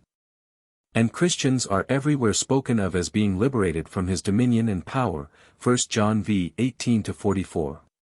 When the Apostle, therefore, calls Satan the god of this world, and the Saviour calls him the prince of this world, it is the world of the wicked which is meant, for such is the usual idiom of the Scriptures. And as to the power of Satan over the wicked, it is everywhere presented in the New Testament as something that will wholly cease after a time, and the reign of the Prince of Peace become universal. How deeply these considerations entrench upon the long-practiced methods of exhibiting Satan as omnipotent and omnipresent every thinking mind will easily perceive. Especially has the Romish Church erred here beyond all bounds of reason or moderation. According to the doctrines which they sedulously inculcate, Satan has not only irresistible power over the world of the wicked, but, next to such a power, even over Christians. Nothing but exorcisms, and holy chrisms, and lustrations with holy water, and incantations, and the like, can keep off evil spirits, or disarm them of their fatal power. And as the consummation and chief end of all the doctrine, nothing short of the interposition of the priesthood can secure anyone against destruction, either in this world or the next, an interposition, however, which is not freely given. As the Saviour commanded the disciples to impart the blessings of the gospel, but to be purchased at whatever price the Church may fix upon it. Bibliotheca Sacra, February, 1843. Language sometimes used in times of excitement is prejudicial to the cause of religion. It is sometimes said that the Almighty is visiting such a town, that he is coming this way. That he has taken up his abode in a certain village, that he will remain but a few days, that he has been driven away by unbelievers, and that he cannot be expected again for some months or years. Now, it should be remembered that God is everywhere present, and that his Spirit is always striving within the soul, and its voice is drowned only by the strife and tumult of our own discordant passions. The Spirit is ever ready to assist us, whenever we resolve to use our own efforts in hearty cooperation. And if revivals of religion seem to be of a periodical nature, it is because our own zeal or engagedness is too fitful. The Church can enjoy a constant season of refreshing from the presence of the Lord, only let its members be ever active, ever diligent, ever devoted and persevering. God works not by miracle, but through the agency of common means or efforts. We must not, therefore, defer attention to the duties of religion, in expectation of some special interposition of heaven. We should remember that a sober, righteous, and godly life is the best evidence of true conversion. And that we are called upon to work out our own salvation with fear and trembling, God Himself having vouchsafed to work within us both to will and to do of His good pleasure. Chapter 17. Banishment of Popular Superstitions. Seeing the evils of popular superstitions, what course shall we adopt for their banishment? Or, in other words, how shall we best lend a helping hand to hasten the downfall of ignorance, error, and sin? 1. We must deliver ourselves from their domination, for we are all more or less under their influence. When any of the common signs of good or evil fortune appear before us, our thoughts involuntarily recur to the thing supposed to be signified. Sometimes a momentary shudder is communicated to the whole system. Unpleasant sensations are often excited, and frequently a depression of spirits is produced. And how can we free ourselves from this thraldom? By the exercise of our reason. A proper use of our reasoning faculties will enable us to accomplish this undertaking. We must endeavor to convince ourselves that all these things are the offspring of ignorance, that they have no foundation in reason, philosophy, or religion. And that they are exceedingly pernicious in their consequences. When fully persuaded of these truths, we must strive to make our feelings coincide with the dictates of our understandings. And this we can effect by persevering self-discipline. Such exertions, with the blessing of heaven, will eventually deliver us from the inconvenience, vexation, and slavery of popular superstitions.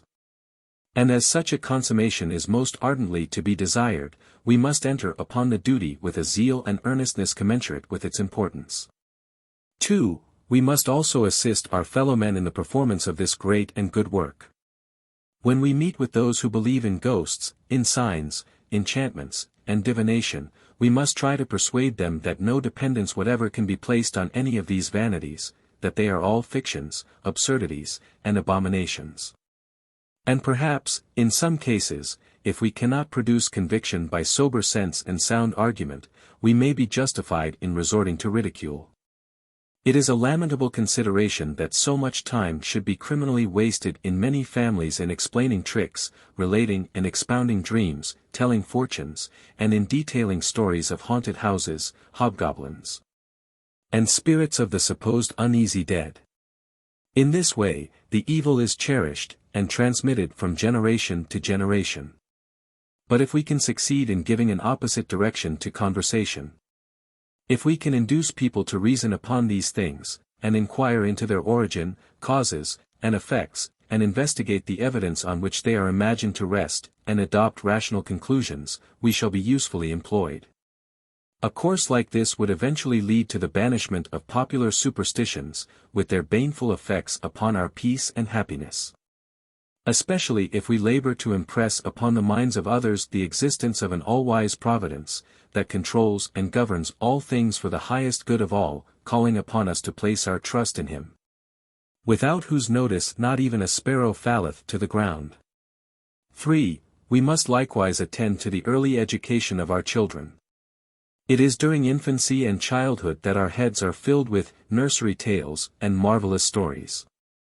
They are told us by those to whose care we are early entrusted, either to frighten us into obedience, to gratify our thirst for the new and wonderful, or to while away a tedious evening. They sink into our confiding hearts, and leave impressions the most pernicious and the most lasting.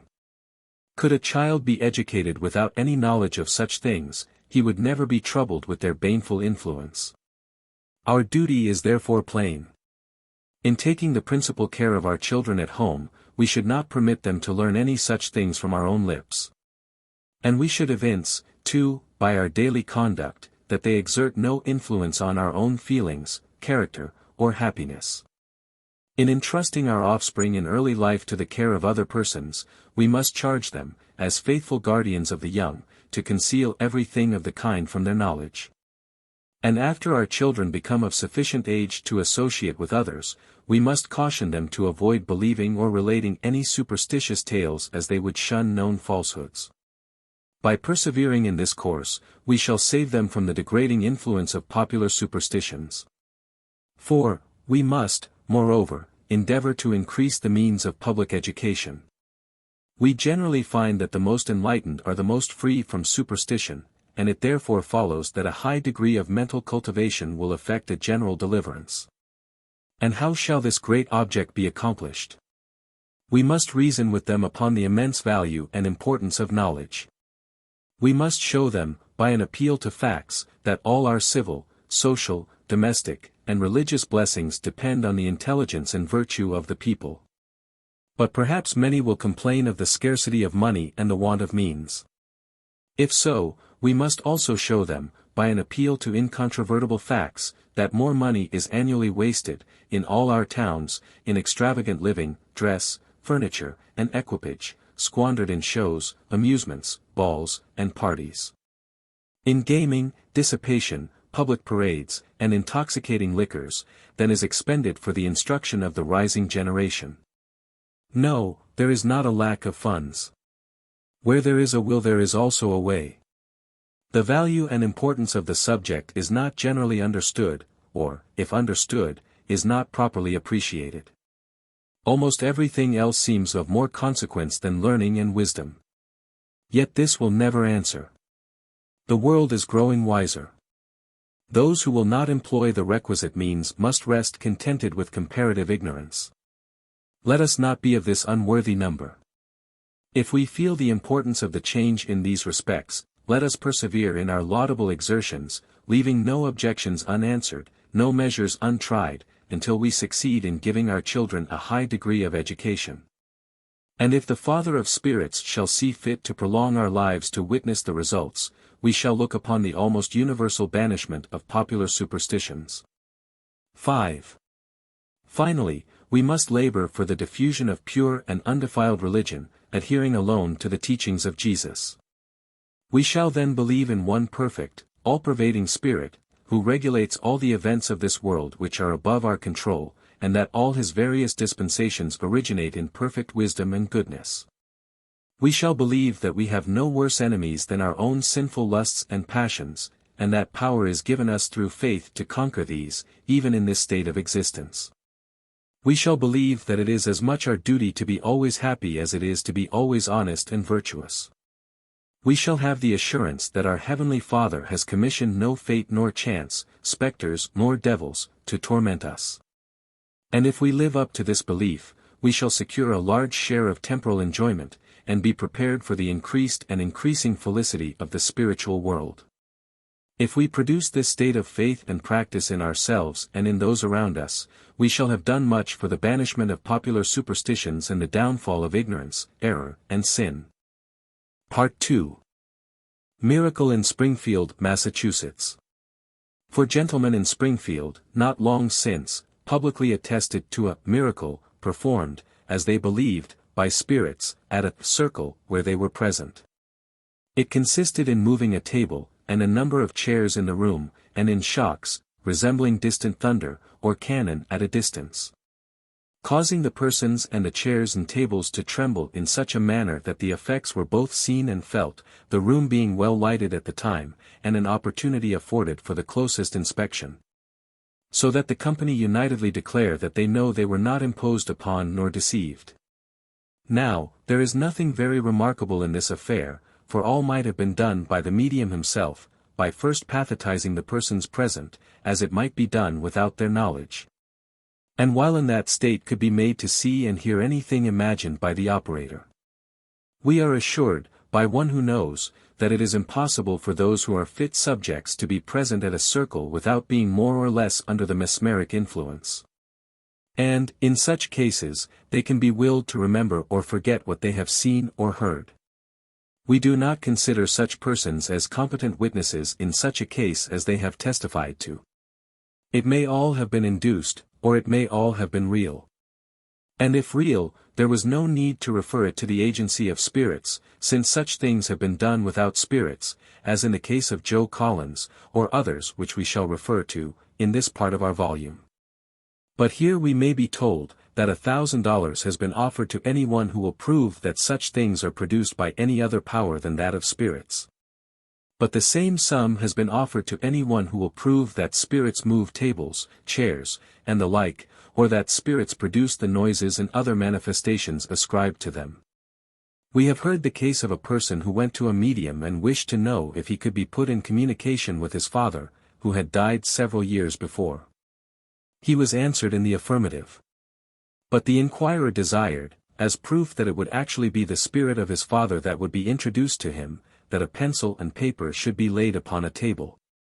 And that the spirit of the father should come and write his own name upon the paper, the son feeling assured that, if this were done, he should at once recognize both the name and the writing. Accordingly, the spirit in question came, and did as was desired, and the son declared it to be the real name and handwriting of his father. Now, the philosophy of the case is this: the inquirer was first pathetized, although ignorant of the fact at the time, a thing very common, though not generally understood. Thus the medium became acquainted with the name of the father as it existed in the mind of the son, but did the pencil actually write the name upon the paper? No. It was only made to appear so to the mind of the inquirer. As to the handwriting, the inquirer's mind was directed to a piece of paper, and to look at the writing. Of course, he saw his father's name, and the handwriting, for he could see nothing else for the time being, his mind being impressed with that one idea or object, and closed to everything else. It was in fact, to him, his father's name and chirography, and no one's else. It could not be otherwise while his mind was under the control of the operator. We have been told of a lady, who, in a magnetized state, sits at a table and writes down information that is imparted to her, as is said, from the world of spirits. Her hand and pen glide over the paper with astonishing speed and velocity, far more rapid than the most expert penman in a normal state. And what astonishes many is, that she cannot stop writing when she wishes to, and sometimes becomes so exceedingly fatigued as to beg of the spirit or spirits to grant her a little repose from the wearisome task. But the whole matter is easily accounted for, without referring it to the supposed agency of spirits. The lady's arm is first paralyzed, deprived of motion by the will of the medium or operator, so that her own mind or will has not the least control over it. She thus becomes a mere machine, under the will and control of another, whose will directs the movements of the arm and pen, and dictates what is written in answer to inquiries made of things appertaining to the spirit world. Just as Miss Martineau declares, in her letters on magnetism, that the volitions of the mesmerist may actuate the movements of the patient's limbs, and suggest the material of his ideas. Many singular effects are produced upon the minds and feelings of subjects in a sleep-waking state, by Professor Williams, Dr. Cutter, and others, such as being made drunk with water, eating cayenne as sugar, exercising complete control over their mental as well as physical condition. We have been assured by a pathetist, who is a thorough adept in the profession, that he can and often has put persons in communication apparently with a deceased father, mother, brother, sister, or friend. The individual is first pathetized, another name for mesmerism, by him in a wakeful state, though unconscious, it may be, that he is under such an influence. His mind being in the possession and under the control of the operator, a person is now either actually or mentally, for it makes no difference, presented before him, and he is told of the fact, and asked, "Do you not see your father?" The idea of father is so presented to the mind, through the organ of form, that the organ can take cognizance of none other than the father. The person, if an actual person is employed for the occasion, is then shifted or changed for another person. Yet the subject perceives no difference, even if changed successively for a dozen others, it is all the same, it is father, and no one else, through the whole exhibition. The father speaks, the son recognizes his voice, and they converse together. The subject can be willed to hear any sound, as that of music, artillery, thunder, and the like, though no sounds whatever are in reality made. A niece of ours was operated on in this way, and she was told to look abroad and behold the majestic waves of the ocean, the pageantry of a military procession, and she saw and was delighted with the scenes that were willed to pass before her. Apples were oranges to her, and she sucked their juice with a delightful zest. An apple paring held before her was a beautiful bird, then a squirrel, a rabbit, or whatever the operator willed it to become. The mind of the operator and the subject, in such cases, become as one, and they then hear, see, taste, and feel the same thing at the same moment. Miss Martineau says that, while in a mesmeric state, she saw things out of other worlds, not the things themselves, but impressions of them. They come, says she, from my brain. The influence does not separate soul and body, but it sets the body at rest, while it exalts and elevates the thinking powers. A striking incident, says Miss M., occurred in one of my earliest walks after recovery from a protracted illness. My mesmerist and I had reached a headland nearly half a mile from home, and were resting there, when she proposed to mesmerize me a little, partly to refresh me for our return, and partly to see if any effect would be produced in a new place. And while a fresh breeze was blowing, she merely laid her hand upon my forehead, and in a minute or two the usual appearances came, assuming a strange air of novelty from the scene in which I was. After the blurring of the outlines, which made all objects more dim than the dull grey day had already made them, the phosphoric lights appeared, glorifying every rock and headland, the horizon, and all the vessels in sight. One of the dirtiest and meanest of the steam tugs in the port was passing at the time, and it was all dressed in heavenly radiance, the last object that my imagination would select as an element of a vision. Then, and often before and since, did it occur to me, that if I had been a pious and very ignorant Catholic, I could not have escaped the persuasion that I had seen heavenly visions. Every glorified object before my eyes would have been a revelation, and my mesmerist, with the white halo around her head, and the illumined profile, would have been a saint or an angel. We know not whether, in this instance, the mesmerist willed her subject to behold things as she did. Yet as to the general truth that the will of the operator can produce in the subject mesmerized those states of mind and body which he wills him or her to experience, there is abundant evidence. O. S. Fowler, editor of the Phrenological Journal, says he can bear ample testimony to the fact, as he has seen, experienced, and induced similar states by the thousand. And many others testify to the same effect. Persons can be made to travel to other countries, and even to other spheres, and come back and tell what they have seen. And as persons vary in the talent of description and observation, in the normal state, so do they vary in a semi-abnormal condition. Some are found to be better travelers, and will see more than others, and in spiritual things will differ in their descriptions as they differ in religious creeds and sentiments.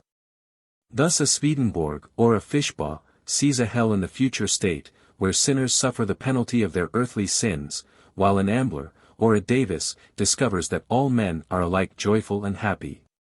Mr. Davis has seen fit to caution the public not to believe too quickly or too fully the things excitable persons relate, because some minds are naturally inclined to exaggerate or enlarge upon everything which they may feel, see, or hear. The state alluded to is merely induced. It is not real. Persons are frequently made to do what they believe is done by others, as in the case of a son of Dr. Phelps, of Stratford, Connecticut. The boy, on one occasion, was found, with a rope passed under his arms, suspended to the limb of a tree, having been taken, as was supposed, from his bed in the evening by spirits, and thus treated by them. The boy declared that when it was done, he screamed at the top of his voice. But it was ascertained that he made no noise at all, for if he had, the domestics, who were in the kitchen when he passed through it, must have heard him, which they did not. We have the testimony of A. J. Davis, himself, that the boy really supposed that he had called aloud, and so far from having been tied to the tree by spirits, he had been made unconsciously instrumental in tying himself to the tree. I have heard, says Mr. Davis, instances of mischief cited, as occurring in Dr.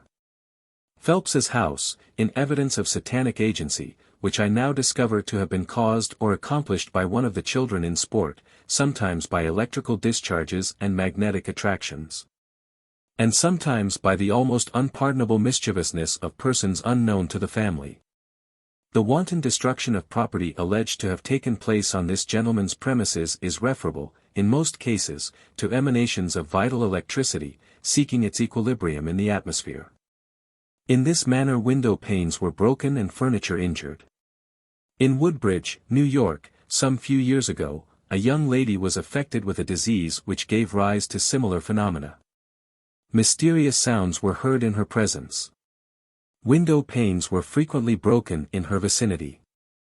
And, in like manner, door panels were burst out, sometimes falling towards her, sometimes from her, and quick, concussive, and very loud sounds were heard under her feet as she ascended a flight of stairs. Ultimately, the mysterious phenomena frightened her into an illness which cured the malady. People cannot be too cautious how they receive the doings of those who profess to be in connection with spirits of the other spheres. And to those who wish to inquire into the matter, we would say, go and hear, but try to keep your wits about you, and not swallow bodily either the preachers or their strange affirmations. Horace Greeley.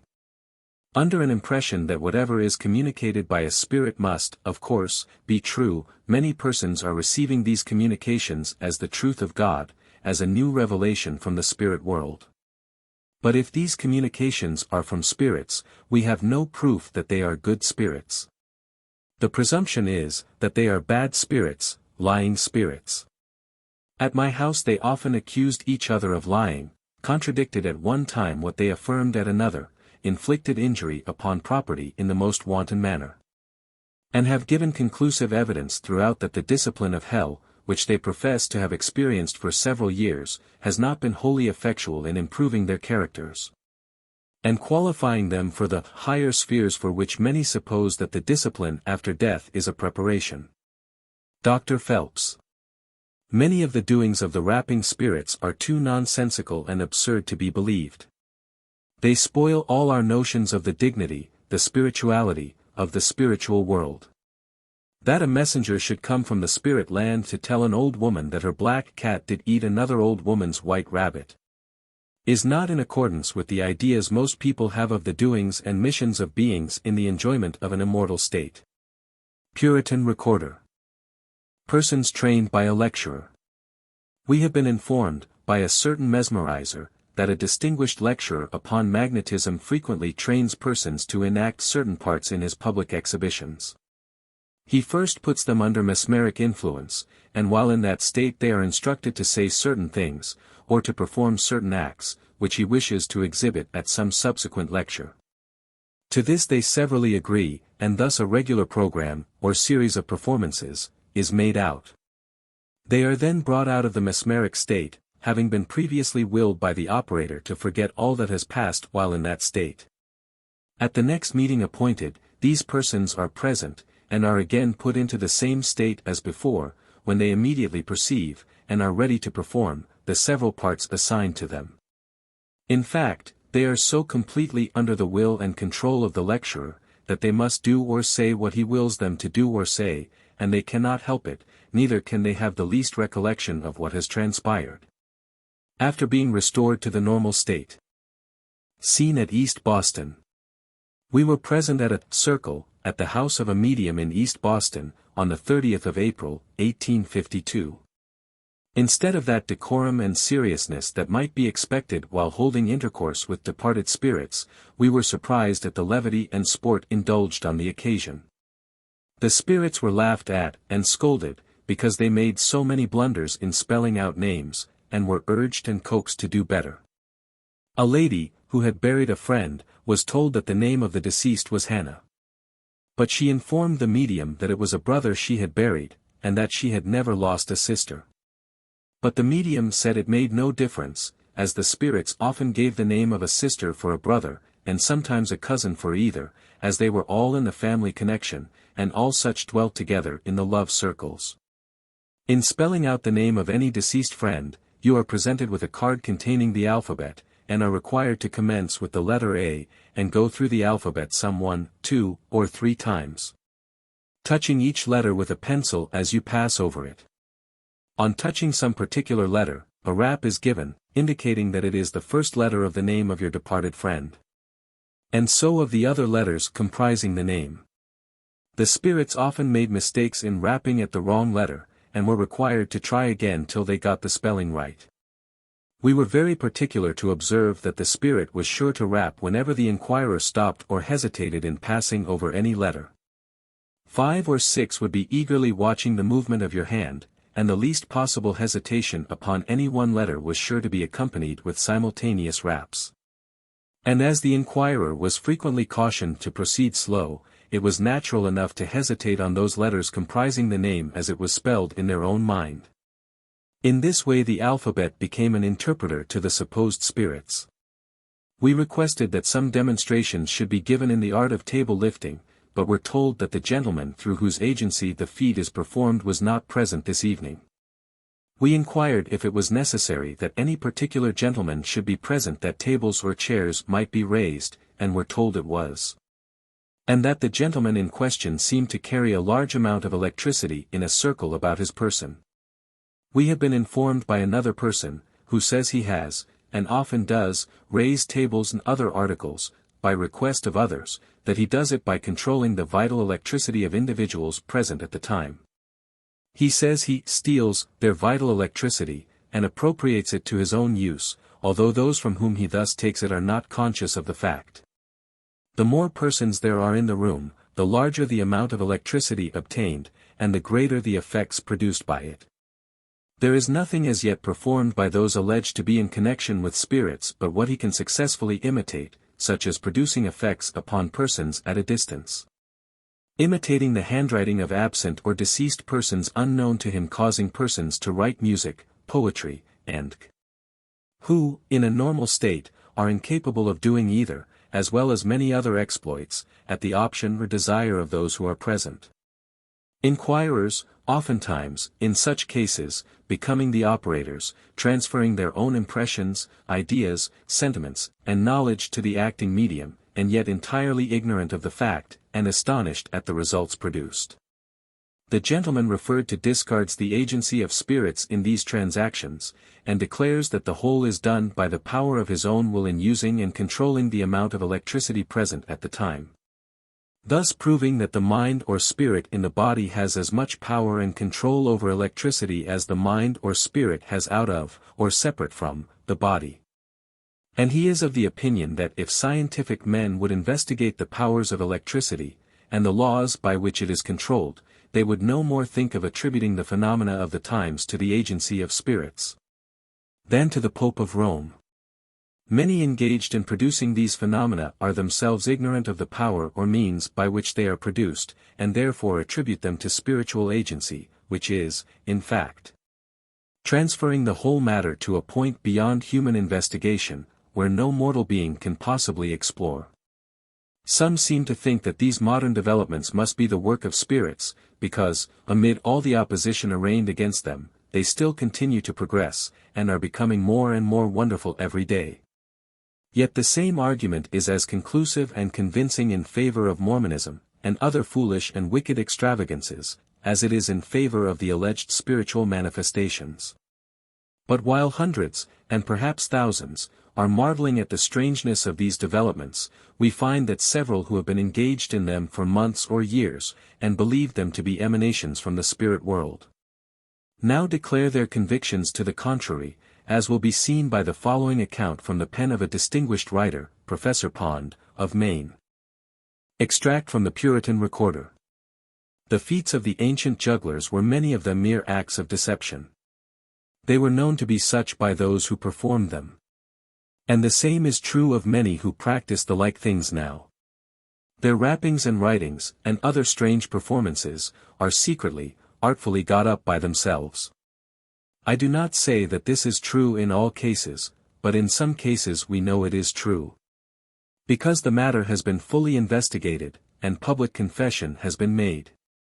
For example, a young woman, who had been instructed by the Rochester rappers, and practiced the art with them for a time, afterwards renounced it, and exposed the delusion to the world. All who saw her and heard her, says my informant, were entirely satisfied of the truth of her statements, and that she had revealed the actual method in which the deception was effected, and the deluded were blinded. Another young woman in Providence, Almira Beasley, who was noted for her rappings and revelations, and who murdered her brother to accomplish one of her own predictions, confessed, on her trial, that she made the noises herself, and explained the manner in which they were produced. She also confessed to the removal of certain articles in the house which had strangely disappeared, and which she pretended had been taken away by spirits. Drs. Lee and Flint, of Buffalo, assisted by two gentlemen by the name of Burr, have very thoroughly investigated the matter, and explained the manner in which the mysterious noises are made. Mr. Burr has himself made the rappings, and made them so loud as to be heard by a congregation of 1,500 people.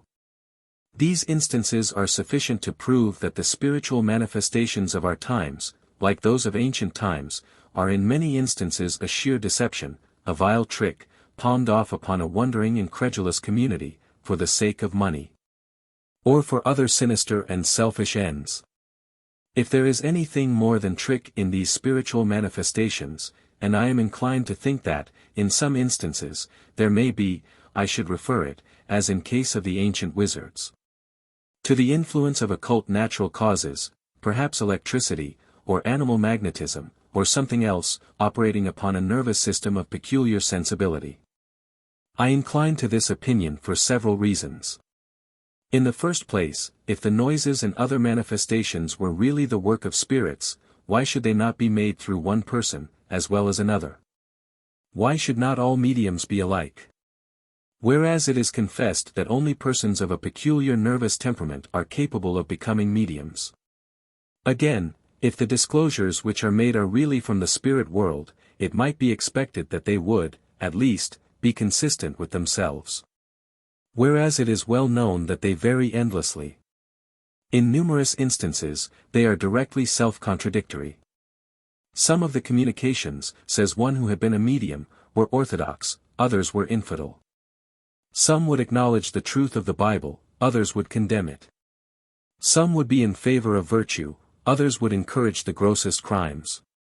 Another man, who had been a noted medium, but who was beginning to get his eyes opened as to the character of the proceedings, told his audience one night, "Now, anyone present ask a series of questions. And I pledge myself that the answer shall be, every time, yes." Someone in the company asked, "Is John Thompson alive?" The answer was, yes. "Is John Thompson dead?" Yes. "Does John Thompson live in Vermont?" Yes. "Does he live in Massachusetts?" Yes. And so the spirits went on contradicting themselves times without number. After this, a like series of questions were answered in the negative, exhibiting the most glaring contradictions, just as the operator pleased. But this brings me to another reason for supposing that the answers are not from departed spirits, but rather from the mind of the operator, or from some other mind in communication with his, under the influence of an electric or magnetic cause. It is an admitted fact that these answers coincide very generally with the opinions or wishes of the medium, or of some one present in consultation with him. I knew a very respectable man, who discovered that he was a medium, and who practiced various experiments upon himself. Upon being asked what he thought of it, he replied, "If the answers are from the spirits, they must be very silly spirits. For they always answer just as I wish to have them." Another medium informs us that he can obtain any answer he pleases, by fixing his mind strongly upon it at the time. Now, does this look as though the answer came from spirits? If the spirits of the dead spoke, they would be likely to speak out independently, to speak just what they thought, and not what those thought with whom they were consulting. There is another circumstance to be noted in this connection. When the requisite preparation is made, there is no need of consulting the spirits at all, in order to secure answers. You may consult with the chairs or the table just as well. This experiment was tried, not long since, at Wilmington, Vermont. A Mr. Kellogg was the medium, and he had succeeded in consulting the spirits to the satisfaction of all concerned. At length he remarked that he was about to let the company into an important secret. "We will interrogate the table," said he, "and have nothing more to do with spirits." He did so, and the table talked and answered, just as the spirits had done before. At the same time the table was made to stand on one leg, and to move about, as is usual in such cases. This experiment demonstrated, to the satisfaction of all present, that the strange appearances could be produced just as well without the spirits as with them. The calling for spirits, to use the language of my informant, is mere garnish and fog, by which the real agency in the case is concealed. On the point now under consideration, viz. the possibly electric character of these manifestations, I am happy to introduce the testimony of Dr. Samuel Taylor, a respectable physician of Petersham, Massachusetts, whose article on the subject may be found in a late number of the Boston Medical and Surgical Journal. Dr. Taylor discovered accidentally that he was a medium, and he proceeded to make experiments upon himself. The manifestation, in his case, was not by rapping, but by writing, a much more convenient mode of communicating with the spirit world. On taking his pen, and holding himself in a peculiar attitude, and proposing mentally some question to the spirits, his pen would begin to oscillate in his fingers, and very soon would write out an answer. And this without any voluntary effort of his own. And what is particularly to be noticed is, the pen would always write an answer which accorded with his own opinion or wishes, that is, if he had any wish on the subject. For example, Dr. Taylor inquired of one of the spirits about the different forms of religion. I asked which was the best religion, at the same time fixing my mind sternly on the word Protestant. My hand immediately wrote Protestant. In the same manner, and by direction of the same spirit, my hand wrote successively, Methodist, Unitarian, and I believe one or two others. While in this state, Dr. Taylor says, I felt a sensation like that of a light galvanic current passing through me. Sometimes it appeared to be a steady thrill, and sometimes it was intermittent, resembling light shocks of electricity. After numerous experiments, Dr. Taylor comes to the conclusion, that the strange phenomena of which he was the subject were not tricks of his own, neither did they come from the spirit world, but were the result of what he calls detached vitalized electricity. When this conclusion had been formed in his own mind, it occurred to him that he would put it to the test of the spirits themselves. Accordingly I asked them, says he, if this was the work of departed spirits. The answer was, no. I asked if it was the work of the devil. Again the answer was, no. I asked if it was the effect of detached vitalized electricity. The answer was, yes. So the spirits confirmed the conclusion to which the doctor had come, as they did, in fact, all his conclusions. We have the testimony of another medium, of the same import with that of Dr. Taylor. Mr. Benjamin F. Cooley, who had long been a believer and operator in the spiritual rappings, states that his mind is now entirely changed. This change was brought about in consequence of a deep and earnest study of the nature, power, and application of electricity, and of the susceptibility of the mind to electrical or psychological changes. These things, he says, will produce the same mysterious and startling phenomena which have been produced throughout the country, and attributed to the operations of departed spirits. Mr. Cooley has recently published a work entitled An Exposition of Spiritual Manifestations, to which we would refer the reader. A part of what is done by those who claim to have familiar spirits, may be the result of unknown natural causes. This is the most plausible and excusable view which can possibly be taken of these practices, and yet, even in this view, they are frightfully evil. The persons who alone are susceptible to the influence of these natural causes are generally those of a diseased or delicate nervous temperament, and the effect of experimenting upon their nervous system is usually to shatter it the more. They become excitable, fantastic, and often insane. Diseases are engendered, both of body and mind, which lead on to the most fearful consequences. But a short time ago, the papers gave an account of a man in Barre, Massachusetts, who had been much given to the rappings and other spiritual manifestations, who became, in consequence, a raving maniac, threatening the life of his family, and was committed to the lunatic asylum at Worcester. Other like instances are occurring frequently, from the same cause. Almira Beasley, the Providence rapper, who murdered her brother in fulfillment of one of her own predictions, was cleared on the ground of her insanity. But this is not the only evil of the practices in question, when viewed as the result of natural causes. For the truth is, that, in most cases, they are not so viewed by those who engage in them. They regard them as the work of spirits. They are, therefore, deceived, and those who follow them are deceived.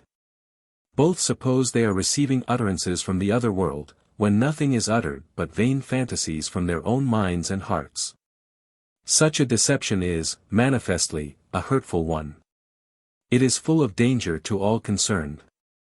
To mistake one's own fancies for divine revelation, and feel conscience-bound to obey them as such, is the very essence of fanaticism. It is fanaticism in its most frightful form. Under the influence of such an impression, persons may be led to perpetrate the greatest cruelties, and the most horrid crimes, and vainly think that they are doing God service. The wretched man in Bar was led to attempt the life of his family, in obedience to a supposed revelation from the spirit world. The practices which have been considered are of heathen origin. They originated with the ancient heathen. They were spread over a greater part of the heathen world, and they continue to pervade and curse it to the present time. Among numerous heathen tribes at the present day, scarcely a calamity occurs, a death, a flood, a fit of sickness, or an instance of death, but some poor creature, and often more than one, is accused and put to death, as being the cause of it. The sick man is bewitched. Who has bewitched him? His death, if he chance to die, has been brought about by evil spirits. Who has sent the spirits upon him? To get an answer to these questions, some old hag or conjurer is consulted. The cause of the mischief is quickly discovered, and an innocent person is put to death. Probably hundreds die every year after this manner, among the heathen, even in this 19th century. And the case would soon be no better among ourselves, if we were to go, extensively and confidently, into the practice of consulting with familiar spirits. The spirits would unravel all mysteries for us, they would reveal all secrets. And not a man, woman, or child would long be safe from their malicious accusations. Something more than a year ago, the lunatic asylum in Maine took fire, and a portion of its inmates were smothered and consumed. And there are hundreds of persons now in the state, who affirm that the building was set on fire by the keepers, with a view to cover up and conceal their own wickedness. These persons know it was so. They have not the shadow of a doubt on the subject. Why? Not that they have a particle of evidence to this effect from our world, but because the spirits have so informed them. Now, let these utterances become common, and be commonly received, and in 3 months' time those keepers might every one of them be dragged to the gallows, or the stake. While they were as innocent of the charge laid against them as a child unborn. I refer to this instance just to show the sin, the evil, the exceeding peril, of indulging in those practices which have been exposed. Let all those who read these things, then, beware of them and shun them. If any of us are capable of becoming mediums, as they are called, we had better not know it, or, if we know it, we had better refrain from all experiments. To tamper with such a power is to tamper with an already shattered nervous system, the only effect of which will be to shatter it the more. There is nothing more striking than the difference between those representations of the future world which are made known in the Bible, and which we know are true, and those which are put forth by the revealers of our own times. The former are solemn, exciting, impressive, some of them awfully so, others gloriously. While the latter, as Professor Stowe says, are so uniformly and monotonously silly, that we are compelled to think, if these are really the spirits of the dead, in dying they must have lost what little of common sense they ever possessed. If these are actual specimens of the spiritual world, then this world, hard and imperfect as it is altogether the most respectable part of God's creation. In the Bible, we have frequent accounts of persons who were raised from the dead, who actually returned from the spirit world to this. But they returned uniformly with sealed lips. In not a single instance did they make any disclosures. But our modern revealers pursue a very different course. They practice no reserve. They go into the minutest particulars, sometimes into the most disgusting details, and publish, as one expresses it, a penny magazine of the spiritual world. In the language of the Puritan recorder, the worst of the evil is the soul-hardening familiarity they produce with the most awful subjects ever offered for human contemplation. We know of nothing in human experience so fatally destructive of all that reverence for the spiritual, that awe of the unseen, that tender emotion, as well as solemn interest, which connect themselves with the idea of the other life. Who, that has a Christian heart, would not prefer the silence of the grave to the thought of the dear departed one in the midst of such imaginings, and such scenic associations as are usually connected with the performances of the spirit rappers? They are not dead, but sleep. They enter into peace, says the prophet. And then the precious and consoling addition, they sleep in Jesus. Meaning, beyond all doubt, a state of rest, of calmness, of security, of undisturbed and beatific vision, far removed from all resemblance to this bustling life, a state in all respects the opposite of that which fancy pictures as belonging to the scenes presented in the manifestations of spiritual rappings and spiritual table liftings and all those spiritual pantomimes, which seem to be becoming more and more extravagant and grotesque in proportion to the infidel credulity with which they are received. Should any think, by reading what we have offered upon this subject in the preceding pages, that we have imputed guilt and deception to mediums, who are believed to be, many of them, above such trickery, we would merely refer such to page 29 of the reply of Varifilo's credence to the communications supposed to have been written by Dr. Enoch Pond, professor in the Bangor Seminary, as published in the columns of the Puritan Recorder. The reviewer says, to suppose that mediums could practice deception on men of shrewdness and caution implies a greater credulity than does a faith in the most startling of their performances. There is not the slightest degree of evidence, says this writer, that such a case has ever occurred. And yet on the selfsame page he says, there is no doubt that some mediums, when the sounds and motions have failed to come in the usual mysterious way, have counterfeited them by some sly motions of their feet and hands. I have seen such things done, in some instances. The same author says, page 63, I have not attempted to justify any reliance on disclosures made to us in the way of rappings. I think it altogether unsafe to do so, for the declaration has already come to us, from what purports to be the spirits themselves, that all these manifestations are of a low order, and are produced by the lowest grade of spirits. As to the plea that spirits must make the sounds, to account for the intelligence communicated, it being impossible for mere electricity to originate facts, we reply by affirming that there is no intelligence given beyond a certain limit, i.e., the mind of some one or ones in connection, either present or absent, for it makes no difference. For available purposes, a person 1,000 or 10,000 miles distant may yield all the amount of intelligence required in a given case. Distance is no obstacle whatever. Electricity counts neither time nor space. For instance, the transmission of electricity through a conducting substance is instantaneous. A wire, or other conductor, may have motion communicated to its whole length at the same moment, whatever that length may be. And it is stated that an electromagnetic impulse may be transmitted at the rate of 180,000 miles in a second, thus outstripping the sun in its march. A large number of intelligent individuals, who, for a year or two past, have instituted a series of experiments upon this matter of intelligence, have found that in no case has information been imparted beyond what existed in their own minds or that of some kindred or friend. Finding this to be the case, they have wisely come to the conclusion that spirits have never originated a solitary idea, that is, disembodied spirits. And as to the spirit within a man, in his corporeal state, why cannot it command as much influence over vital electricity as in its disembodied existence?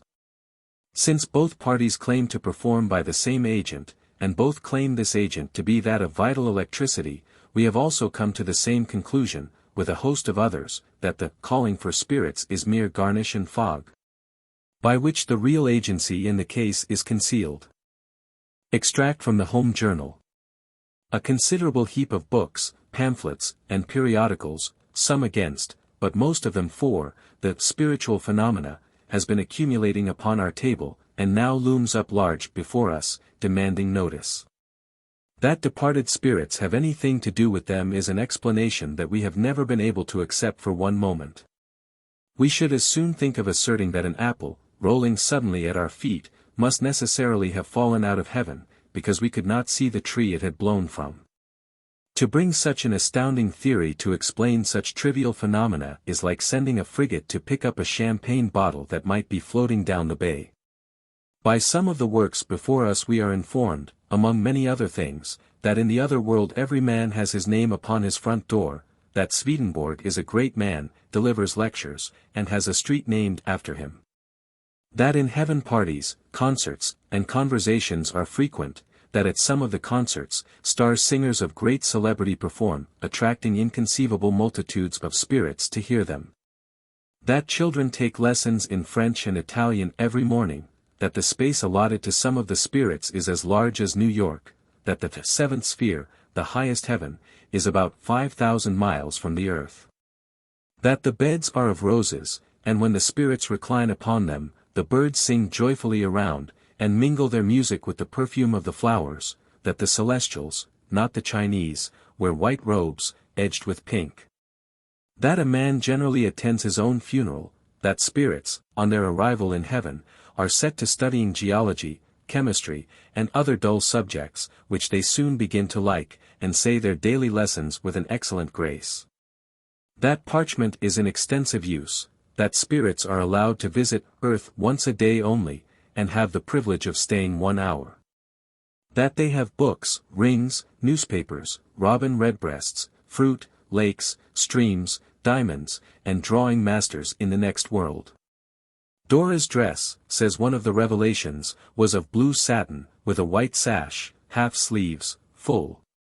A pink velvet ribbon round her throat, fastened by a cameo. Her hair was in curls each side of her face, and fastened in a knot behind. Dora, be it observed, is a departed spirit. If it could be shown that all these things were really revealed, as they are said to be, we should still think them unworthy of notice. The greater part of the supernal theology is utterly frivolous. And whether frivolous or not, it bears very plainly the impress of the medium's own mind, or of the unknown desires of those by whom he is surrounded. If we were called upon to minister to a mind diseased, or to find pabulum for a soul hungering after moral excellence, we should as soon think of offering a copy of the Arabian Nights Entertainments as a book of the supernal theology. For the practical guidance of life, there is more help in any 2 maxims of the Sermon on the Mount, than in the whole literature of supernaturalism. The manifestation mania would have died away long since but for one unfortunate circumstance. We have in our land a large number of men who may be termed semi-clergymen, or, as they are frequently called, outsiders, or come-outers.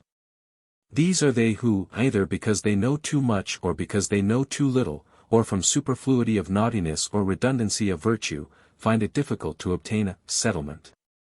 These are the men who foster delusions. Who, because they cannot find a way to serve the public, are reduced to prey upon it. They embrace the new light, whatever it may be, with a degree of sincerity, and commit themselves to it. Then they push it, stimulate it, make a business of it, and live by it. Oh, the multitude of spiritual delusions that in every age of the world have originated and derived their strength solely from the fact that the bodily necessities of certain individuals depended upon their perpetuity. That, at this moment, there are men most diligently engaged in the new spiritual line, for the purpose of securing by it a reprieve from starvation, or work, is a fact which we do not merely believe, but know. Foretelling future events. Many devices have been resorted to in order to foretell the events of the future. Some pretend to do it by cards, some by the settlings of a tea or coffee cup, some by astrology, some by tables of letters and figures. Some by the lines of the hand, and some by spirits of the dead. Strenuous advocates of these various modes are found, who recount the wonderful predictions that have taken place. Some spirit hunter recently prognosticated that the ship Staffordshire, reported to be lost, would arrive safe at San Francisco on a certain day, as she did. Professor Anderson had a glass bell at the Melodeon, in Boston, in September, 1852, that answered questions pertaining to future events. In deciding upon who would be the next president, it gave 6 distinct taps for Pierce, the number agreed upon if he was to be the successful competitor. This was done without any aid from spirits. We very much doubt whether Roebuck or Lester would refuse a challenge from A. J. Davis himself, to test their respective claims to correct predictions. Yet we do not believe that any reliance can be placed upon the prophecies of either party. Events may sometimes transpire in accordance with their predictions, and it would be strange if they did not, as they are always predicting, and events are ever occurring. But they never think of naming the multiplicity of failures that take place. Not long since, the spirit said that a distant friend would never live to reach home, but he soon after arrived, safe and well. Mr. Lester told a young man of Woburn that in 2 years he would marry a certain young lady. But in 2 months he was a corpse. Hundreds of such failures are constantly occurring, but are kept out of sight. If generally known, they would spoil the trade. We are surprised that men professing to high attainments, as A. J. Davis and some of his coadjutors, should fall back and plant themselves upon such stale trash. Some 2 years since, while lying apparently near our end, a lady suggested to us that, if we desired, she would consult Mr. Lester upon the probability of our recovery. We declined the offer, choosing to leave all with the sovereign disposer of events, believing that he would permit nothing to take place but what would be for our best good, and that of all concerned. Heaven from all creatures hides the book of fate. All but the page prescribed, their present state. From brutes what men, from men what angels know. Or who could suffer being here below? The land thy riot dooms to bleed today. Had he thy reason, would he skip and play? Pleased to the last, he crops the flowery food. And licks the hand just raised to shed his blood. Oh, blindness to the future! Kindly given. That each may fill the circle marked by heaven. Hope humbly then, with trembling pinions soar. Wait the great teacher death, and God adore. What future bliss he gives not thee to know, but gives that hope to be thy blessing now. Pope. Visions, Miracles, and Wonders. The writings of the spirit rappers abound with accounts of sights, sounds, visions, and wonders. We are forcibly reminded of a similar display in the writings of the Adventists, previous to the predicted end of the world in 1843, an overwhelming array of facts, calculations, signs, visions, wonders, miracles, maps, pictures, drawings, and hieroglyphics, all going to show, in the most positive manner, that in that year the world would be annihilated. And still it remains, and the works containing the omens and facts to substantiate the prediction are called to share the fate of a farmer's almanac quite out of date. Some few still hold on to a semblance of the theory, like him who, in the spring of 1851, declared that a talking cow, somewhere in Maine, had prophesied that the world would be burned up the following June. How lamentable to view the numbers of men and women who have given heed to such things, when assured that the day and the hour is not known even by the Son himself. Matt. 24:36. Many of these persons were once active in the church, and exerted an influence for good, but by remaining in their present position, their influence in the cause of Christ is palsied, and their talents buried in the earth. And yet we have propounded to us another, new church, which, according to the predictions of its adherents, is destined to destroy all other churches, as it was to be, according to the predictions of Miller, Fitch, Himes, and others. In conclusion upon these things, we would add, that it has been our belief from the first, that there is nothing supernatural in the so-called spiritual manifestations. They all bear the marks of earthly origin. The public not knowing how to explain them, the first rappings were attributed to the spirits, and the idea having been set afloat, it has been adopted without investigation, being the easiest way of accounting for it. To the common mind, 300 years ago, it was plain and easy, that the world was flat, and rested on something, on the back of Atlas, and he stood on a tortoise, and the tortoise again on something. And the fact that nobody could tell what, was not allowed to stumble any one, it rested on a foundation, and that was enough for any one to know or believe. Motion, space, attraction, and repulsion were not understood, and Galileo came near losing his life, and did lose his personal liberty in character, for intelligence. When the world is as fully instructed in certain principles connected with our existence as it is in the laws of the physical universe, the wrappings, we think, will cease to be a wonder. Clairvoyant Physicians. Persons in a clairvoyant state, by being put in connection with a diseased person, feel, by sympathy, the pain and disease of the patient. But to be qualified to describe the locality of the disease, or be able to tell what organ or part is affected, the practitioner must first have studied anatomy and physiology. The more perfect they are in these branches, the more accurately can they describe the seat of the disease. Their remedies are mostly botanical, and are generally safe in their operation. The regular, clairvoyant physician, so to speak, does not pretend to be in league with spirits, but there are those who profess that their prescriptions come from the other world, from those who, though dead, rest not from their labors. Notwithstanding the extreme simplicity of their remedies, such as any common nurse would advise, yet such is the profound sanctity and mystery thrown around them by an unseen spirit, that some profess to have received wonderful healing mercies. To believe that a medicine, however simple, is prescribed by a spirit from above, is enough to perform a cure in any case. Imagination alone is equal to the task. A very eminent allopathic physician informs us that he often rolls up brown bread pills, which, in certain cases, perform unmistakable cures. In fact, history is full of recoveries wrought out by aid of the imagination. We will subjoin a case by way of illustration. Sir Humphrey Davy, on one occasion in early life, was assisting Dr. Beddoes in his experiments on the inhalation of nitrous oxide. Dr. Beddoes having inferred that this agent must be a specific for palsy, a patient was selected for trial, and placed under the care of Davy. Previously to administering the gas, Davy inserted a small thermometer under the tongue of the patient, to ascertain the temperature. The paralytic man, wholly ignorant of the process to which he was to submit, but deeply impressed by Dr. Beddoes with the certainty of its success, no sooner felt the thermometer between his teeth, than he concluded the talisman was in operation. And in a burst of enthusiasm declared that he had already experienced the effects of its benign influence throughout his whole body. The opportunity was too tempting to be lost. Davy did nothing more, but desired his patient to return on the following day. The same ceremony was repeated, the same result followed, and at the end of a fortnight he was dismissed wholly cured. No remedy of any kind, except the thermometer, having ever been used. Style of Supernal compositions.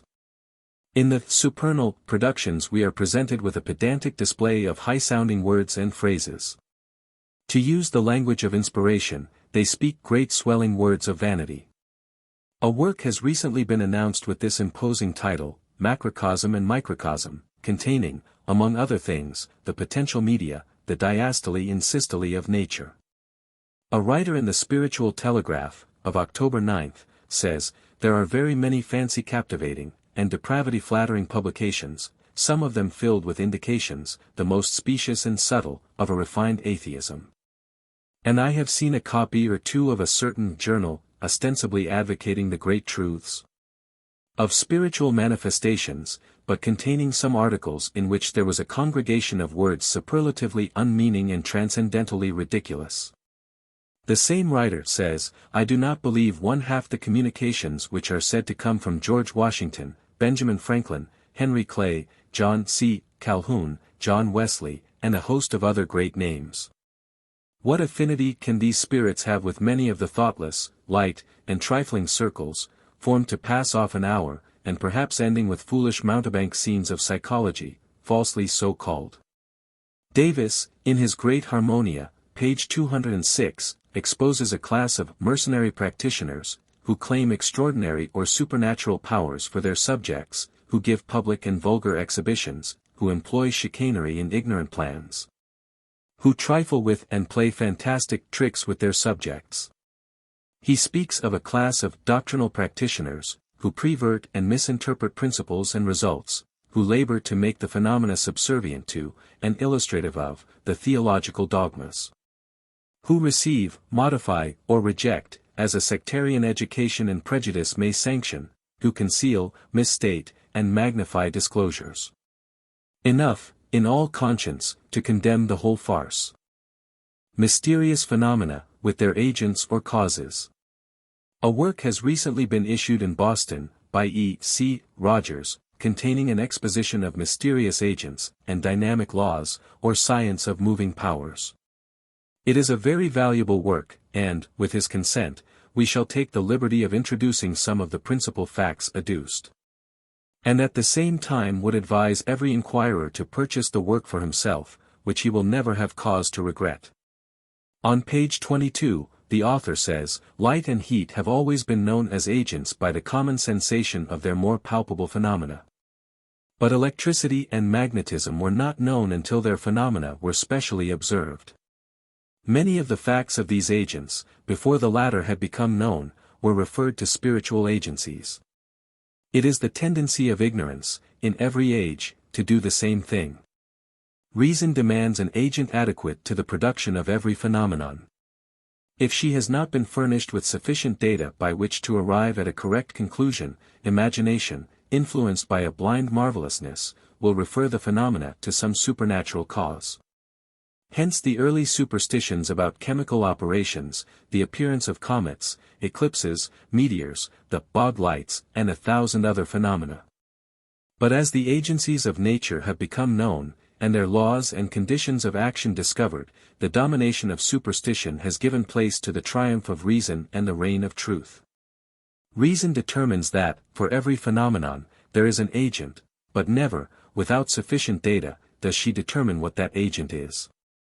The imagination often assumes this prerogative, and gives conclusions without facts, or furnishes the false data from which the logical faculty draws false principles. We mention these things to show how easy it is to be deceived, by our imaginations, with regard to the causes of outward phenomena, and that the only legitimate and trustworthy process in arriving at a solution of the mysteries of nature is to furnish the reason with facts, and exclude the influence of imagination. A blind precipitation of faith is also a fatal influence to all correct reasoning, for it rouses the action of the imagination, and long before the reason can possibly give a correct deduction, credulity and imagination have conjured one up. And this will be the more insisted upon as the only correct conclusion, as it is the least possessed of the real truth and the action of reason. Hence it is that those persons who are most ignorant of the principles of nature are the more positive and precipitate in their decisions upon any question of mystery. They know that there is no natural explanation, and the man is a fool who attempts to find one. Page 34. The first case we shall quote from the above work occurred in Woodbridge, New Jersey, and was published at the time in the Newark Daily Advertiser. The phenomena made their appearance in the family of Mr. J. Barron, consisting, for the most part, of unusual sounds accompanying a servant girl. The first sounds were those of a loud thumping, apparently against the side of the house, which commenced one evening, when the family had retired, and continued at short intervals until daylight, when it ceased.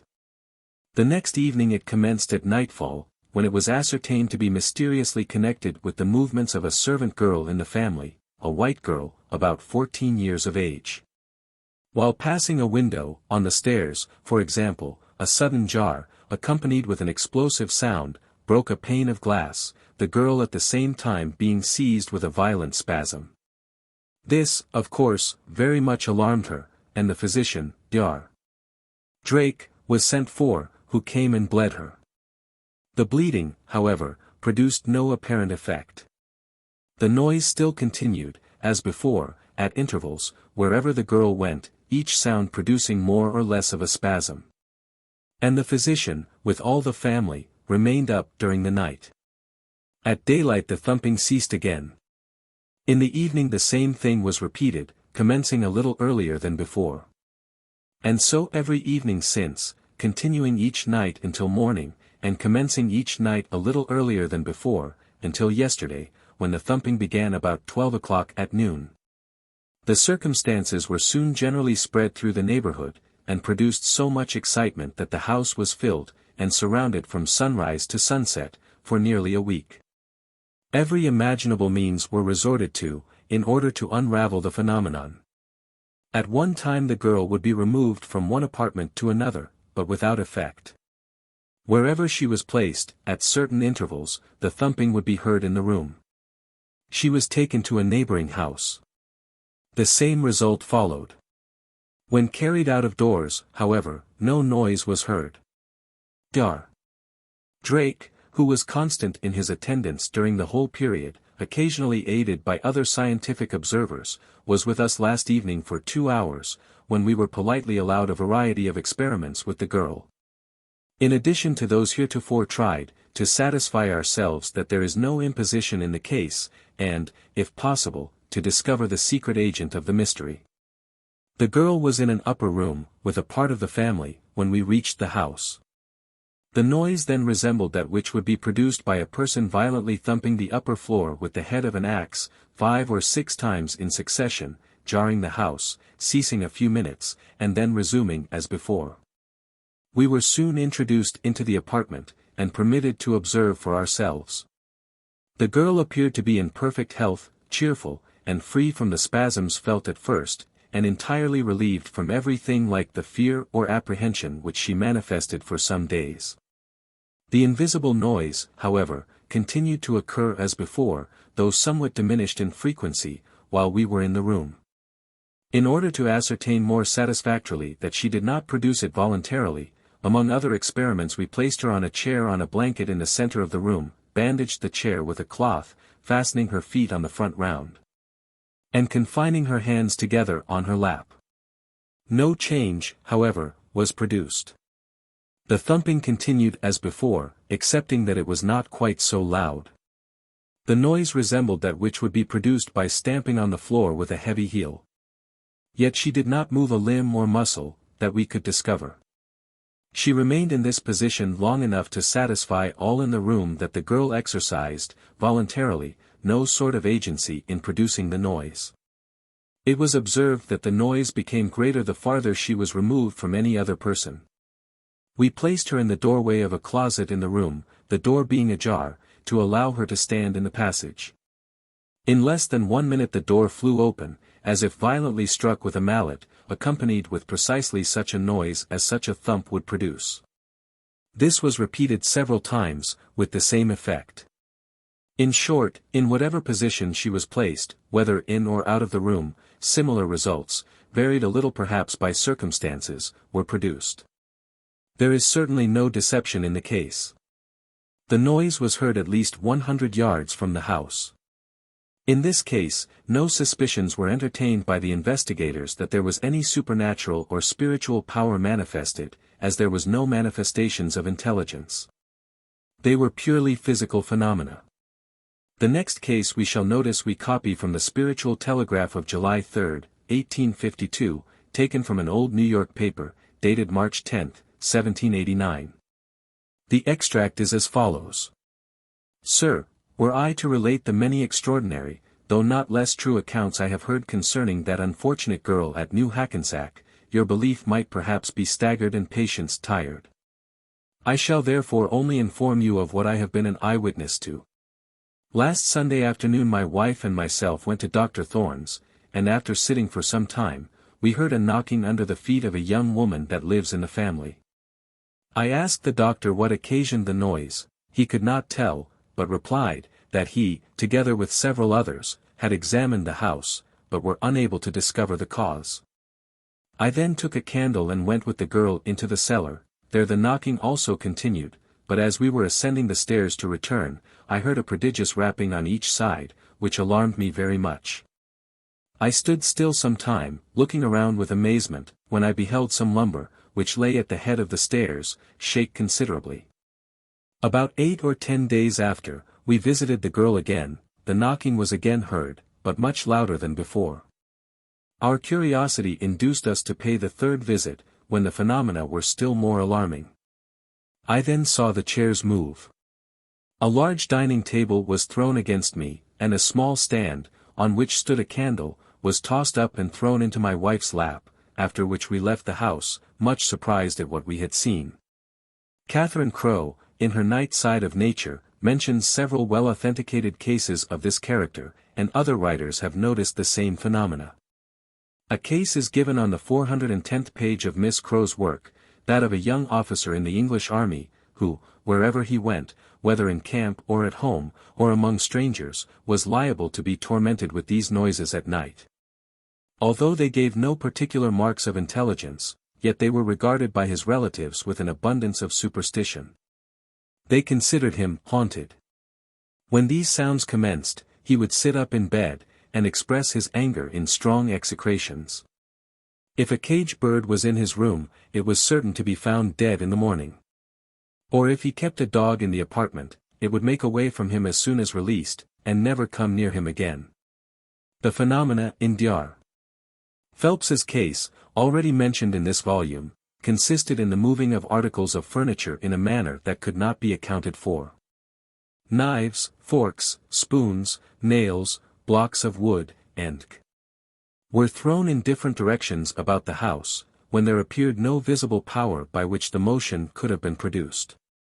A writer in the New Haven Journal and Courier testifies, that while he was present, the contents of the pantry were emptied into the kitchen, and bags of salt, tinware, and heavy cooking utensils were thrown in a promiscuous heap upon the floor, with a loud and startling noise. Loaves of delicious cake were scattered about the house. The large knocker of the outside door would thunder its fearful tones through the loud resounding hall, chairs would deliberately move across the room, heavy marble-top tables would poise themselves upon two legs, and then fall with their contents to the floor, no person being within 6 feet of them. On the 1st of October, 1850, Mrs. Phelps and her 2 children left home for Pennsylvania. With this the phenomena ceased. The doctor remained at his house 5 weeks after, without disturbance. It was ascertained that these and other manifestations were less frequent and feebler when but one of the children was in the house, and that they were more frequent in connection with the lad, one of the above children, 11 years of age.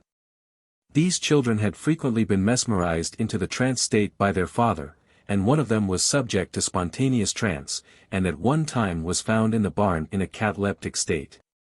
Since the return of the doctor's family, in the spring of 1851, he has kept the 2 children separate, the boy being away, lest his presence would occasion a recurrence of the same phenomena. Simultaneous with the phenomena, the boy would frequently start while asleep in bed. Analogous to the above are the wonderful occurrences which took place at Stockwell, England, in January, 1772, as related in the work entitled Night Side of Nature, page 370. We shall only give the most important particulars of the case, leaving the reader to consult the work itself. On Monday, January 6, 1772, about 10 o'clock in the forenoon, as Mrs. Golding, the hostess, was in the parlor, she heard the china and glasses in the kitchen tumble down and break. Her maid came to her, and told her the stone plates were falling from the shelf. Mrs. Golding went into the kitchen, and saw them broken. Presently after, a row of plates from the next shelf fell down likewise, while she was there, and nobody near them. This astonished her much, and while she was thinking about it, other things in different places began to tumble about. Some of them breaking, attended with violent noises all over the house. A clock tumbled down, and the case broke. The destruction increased with the wonder and terror of Mrs. Golding. Wherever she went, accompanied by the servant girl, this dreadful waste of property followed. Mrs. Golding, in her terror, fled to a neighbor's, where she immediately fainted. A surgeon was called, and she was bled. The blood, which had hardly congested, was seen all at once to spring out of the basin upon the floor, and presently after, the basin burst to pieces, and a bottle of rum, that stood by it, broke at the same time. Mrs. Golding went to a second neighbor's, as the articles she had conveyed to the first were being destroyed. And while the maid remained at the first neighbor's, Mrs. Golding was not disturbed. But when putting up what few things remained unbroken of her mistress's in a back apartment, a jar of pickles, that stood upon a table, turned upside down, and other things were broken to pieces. Meantime the disturbances had ceased at Mrs. Golding's house, and but little occurred at the neighbor's, while Mrs. Golding and her servant remained apart. But as soon as they came into each other's company, the disturbance would begin again. About 5 o'clock on Tuesday morning, Mrs. Golding went to the chamber of her niece, and desired her to get up, as the noises and destruction were so great she could continue in the house no longer. At this time, all the tables, chairs, drawers, and were tumbling about. In consequence of this resolution, Mrs. Golding and her maid went over the way to Richard Fowler's. The maid returned to Mrs. Payne's, to help this lady dress her children. At this time all was quiet. They then repaired to Fowler's, and then began the same scenes as had happened at the other places. It must be remarked that all was quiet here as well as elsewhere, till the maid returned. When they reached Mr. Fowler's, he began to light a fire in his back room. When done, he put the candlestick upon the table in the fore-room. This apartment Mrs. Golding and her maid had just passed through. This candlestick, and another with a tin lamp in it, that stood by it, were dashed together, and fell to the ground. A lantern, with which Mrs. Golding had been lighted across the road, sprang from a hook to the ground. A basket of coals tumbled over, and the coals rolled about the room. Mrs. Golding and her servant now returned home, when similar scenes were repeated. Mr. Payne then desired Mrs. Golding to send her maid for his wife to come to them. When she was gone all was quiet. When she returned she was immediately discharged, and no disturbances happened afterwards. The account gives us the following particulars, namely, that the phenomena always depended upon the presence of the servant maid, and that they always occurred with the greatest energy when the mistress was in the company of the maid. Also that, when the maid passed through a room alone, there would be little or no disturbance of its contents, but if she was soon after followed by Mrs. Golding, various articles would begin to play the most singular pranks. Very often one article would be attracted by another, or they would fly towards each other, and striking together, fall upon the floor as if both had been charged with some physical agent which made them act like opposite poles. Then, also, they would fly from one another, as by repulsive forces. Everything which Mrs. Golding had touched seems to have been in some way affected, so that afterwards, on the approach of the maid, it would be broken to atoms, sometimes, even, without her touch. The blood of Mrs. Golding was highly susceptible under the same circumstances, and the bowl in which it was contained and the glass where standing by it burst to pieces. In the year 1835, a suit was brought before the Sheriff of Edinburgh, Scotland, for the recovery of damages suffered in a certain house owned by a Mr. Webster. Captain Molesworth was the defendant at the trial. See Night Side of Nature, page 400. The following facts were developed. Mr. Molesworth had seriously damaged the house both as to substance and reputation. First, by sundry holes which he cut in the walls, tearing up the floors, and to discover the cause of certain noises which tormented himself and family. Second, by the bad name he had given the house, stating that it was haunted. Witnesses for the defendant were sheriff's officers, justices of the peace, and officers of the regiment quartered near, all of whom had been at the said house sundry times to aid Captain Molesworth detect the invisible cause of so much disturbance. The disturbance consisted in certain noises, such as knockings, pounding, scratching sounds, rustlings in different parts of a particular room, sometimes, however, in other parts of the house. Certain boards of the floor would seem to be at times infected with the noises, then certain points in the walls, at which Mr. Molesworth would point his gun, or cut into with an axe, all to no purpose.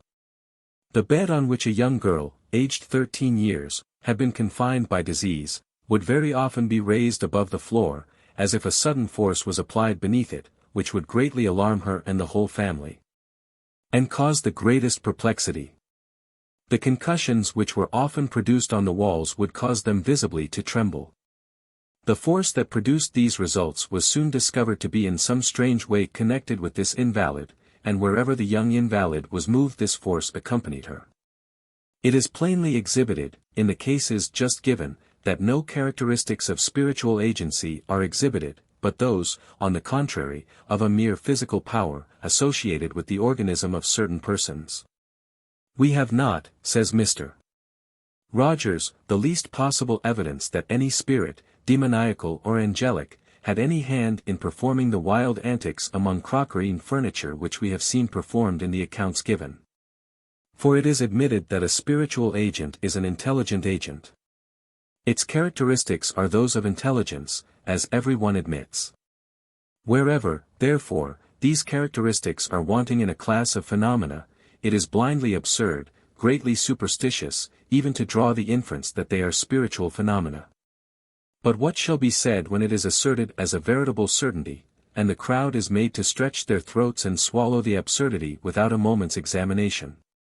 Is it possible we are to be driven to the conclusion that the ground of faith in spirituality is identical with that of ignorance, superstition, fanaticism, bigotry?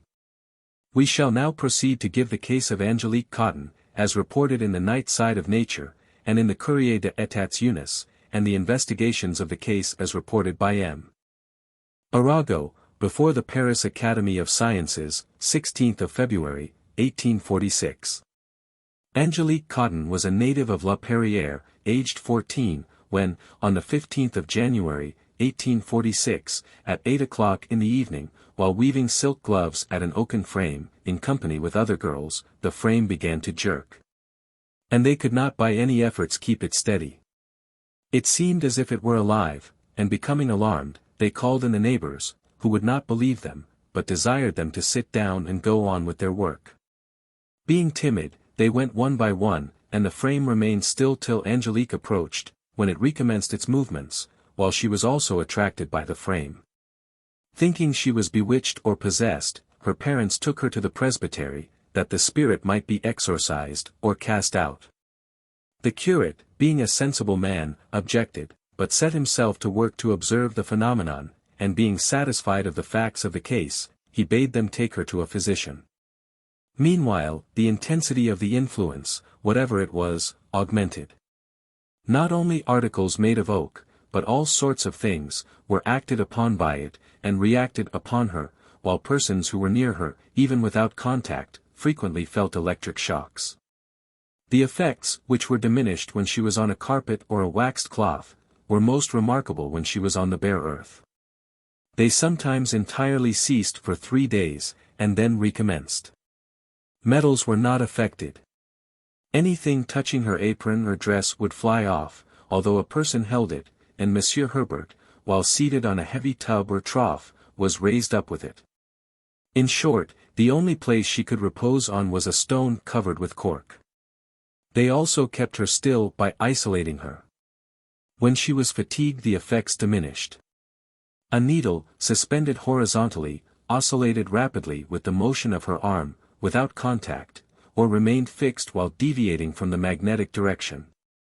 Great numbers of enlightened medical and scientific men witnessed these phenomena, and investigated them with every precaution to prevent imposition. She was often hurt by the violent involuntary movements she was thrown into, and was evidently afflicted by chorea, or St. Vitus's dance. Night Side of Nature, page 382. The French paper mentions the circumstance that while Angelique was at work in the factory, the cylinder she was turning was suddenly thrown a considerable distance without any visible cause, that this was repeated several times. That all the young girls in the factory fled, and ran to the curate to have him exorcise the young girl, believing she had a devil. After the priest had consigned her to the physician's care, the physician, with the father and mother, brought Angelique to Paris. M. Arago received her, and took her to the observatory, and in the presence of M. Laugier and Goujon made the following observations, which were reported to the Paris Academy of Sciences. First, it is the left side of the body which appears to acquire this sometimes attractive, but more frequently repulsive, property. A sheet of paper, a pen, or any other light body, being placed upon a table, if the young girl approaches her left hand, even before she touches it, the object is driven to a distance as by a gust of wind. The table itself is overthrown the moment it is touched by her hand, or even by a thread which she may hold in it. Second, this causes instantaneously a strong commotion in her side, which draws her towards the table. But it is in the region of the pelvis that this singular repulsive force appears to concentrate itself. Third, as had been observed the first day, if she attempted to sit, the seat was thrown far from her, with such force that any other person occupying it was carried away with it. Fourth, One day a chest upon which 3 men were seated was moved in the same manner. Another day, although the chair was held by 2 very strong men, it was broken between their hands. Fifth. These phenomena are not produced in a continued manner. They manifest themselves in a greater or less degree, and from time to time during the day, but they show themselves in their intensity in the evening, from 7 to 9 o'clock. Sixth. Then the girl is obliged to continue standing, and is in great agitation. Seventh. She can touch no object without breaking it or throwing it upon the ground. Eighth. All the articles of furniture which her garments touch are displaced and overthrown. Ninth. At that moment many persons have felt, by coming in contact with her, a true electrical shock. 10th. During the entire duration of the paroxysms, the left side of the body is warmer than the right side. 11th. It is affected by jerks, unusual movements, and a kind of trembling which seems to communicate itself to the hand which touches it. 12th. This young person presents, moreover, a peculiar sensibility to the action of the magnet. When she approaches the north pole of the magnet she feels a violent shock, while the south pole produces no effect. So that if the experimenter changes the poles, but without her knowledge, she always discovers it by the difference of sensations which she experiences. 13th. The general health of Angelique is very good. The extraordinary movements, however, and the paroxysms observed every evening, resemble what one observes in some nervous maladies. The great fact demonstrated in this case, says E.C.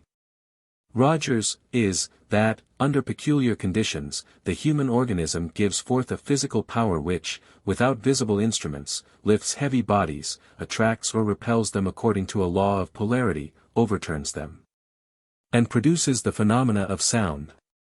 So far as the mere movement of objects, even of great weight, in connection with certain persons, is concerned, whether in the phenomena of the so-called spiritual manifestations, or out of them, the immediate agent is a physical one, and is identical throughout.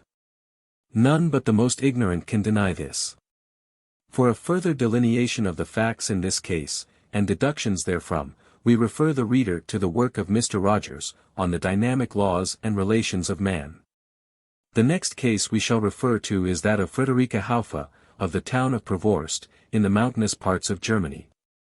It was found that in her hands, at a very early age, the hazel wand pointed out metals and water. It was also found that, in certain localities, the influences from the earth had a very powerful effect upon her susceptible nerves. It was frequently observed by the one she often accompanied in his walks through solitary places, that though she was skipping ever so gaily by his side, at certain spots a kind of seriousness and shuddering came over her, which for a long time he could not comprehend.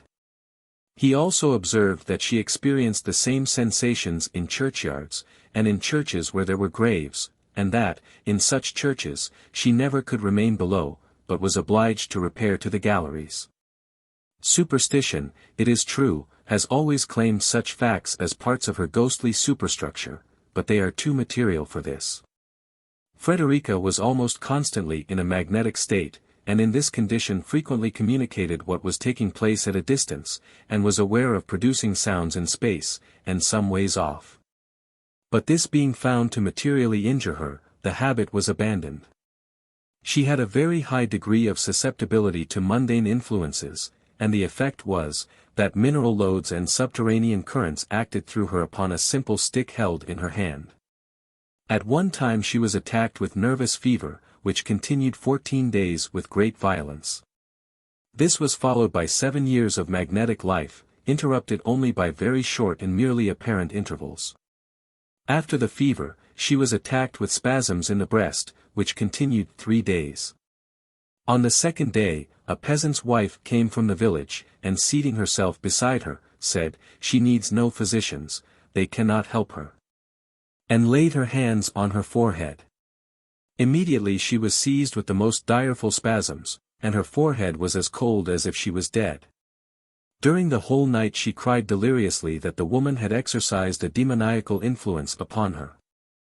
And whenever the woman returned she was always attacked with spasms. On the third day they sent for a physician. And being then in a magnetic condition, she cried to him when he entered, although she had never seen him, "If you are a physician, you must help me." He, well understanding her malady, laid his hands on her head. And it was remarked that, as long as he remained in the room, she saw and heard him alone, and was insensible to the presence of all other persons.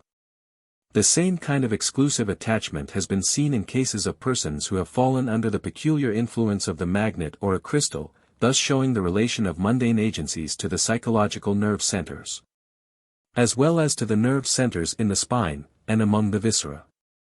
After her physician had laid his hands on her she became calm, and slept for some hours. Some internal remedies and a bath were prescribed for her. But the spasms returned in the night, and for 18 weeks she was attacked by them from twice to 5 or 6 times a day.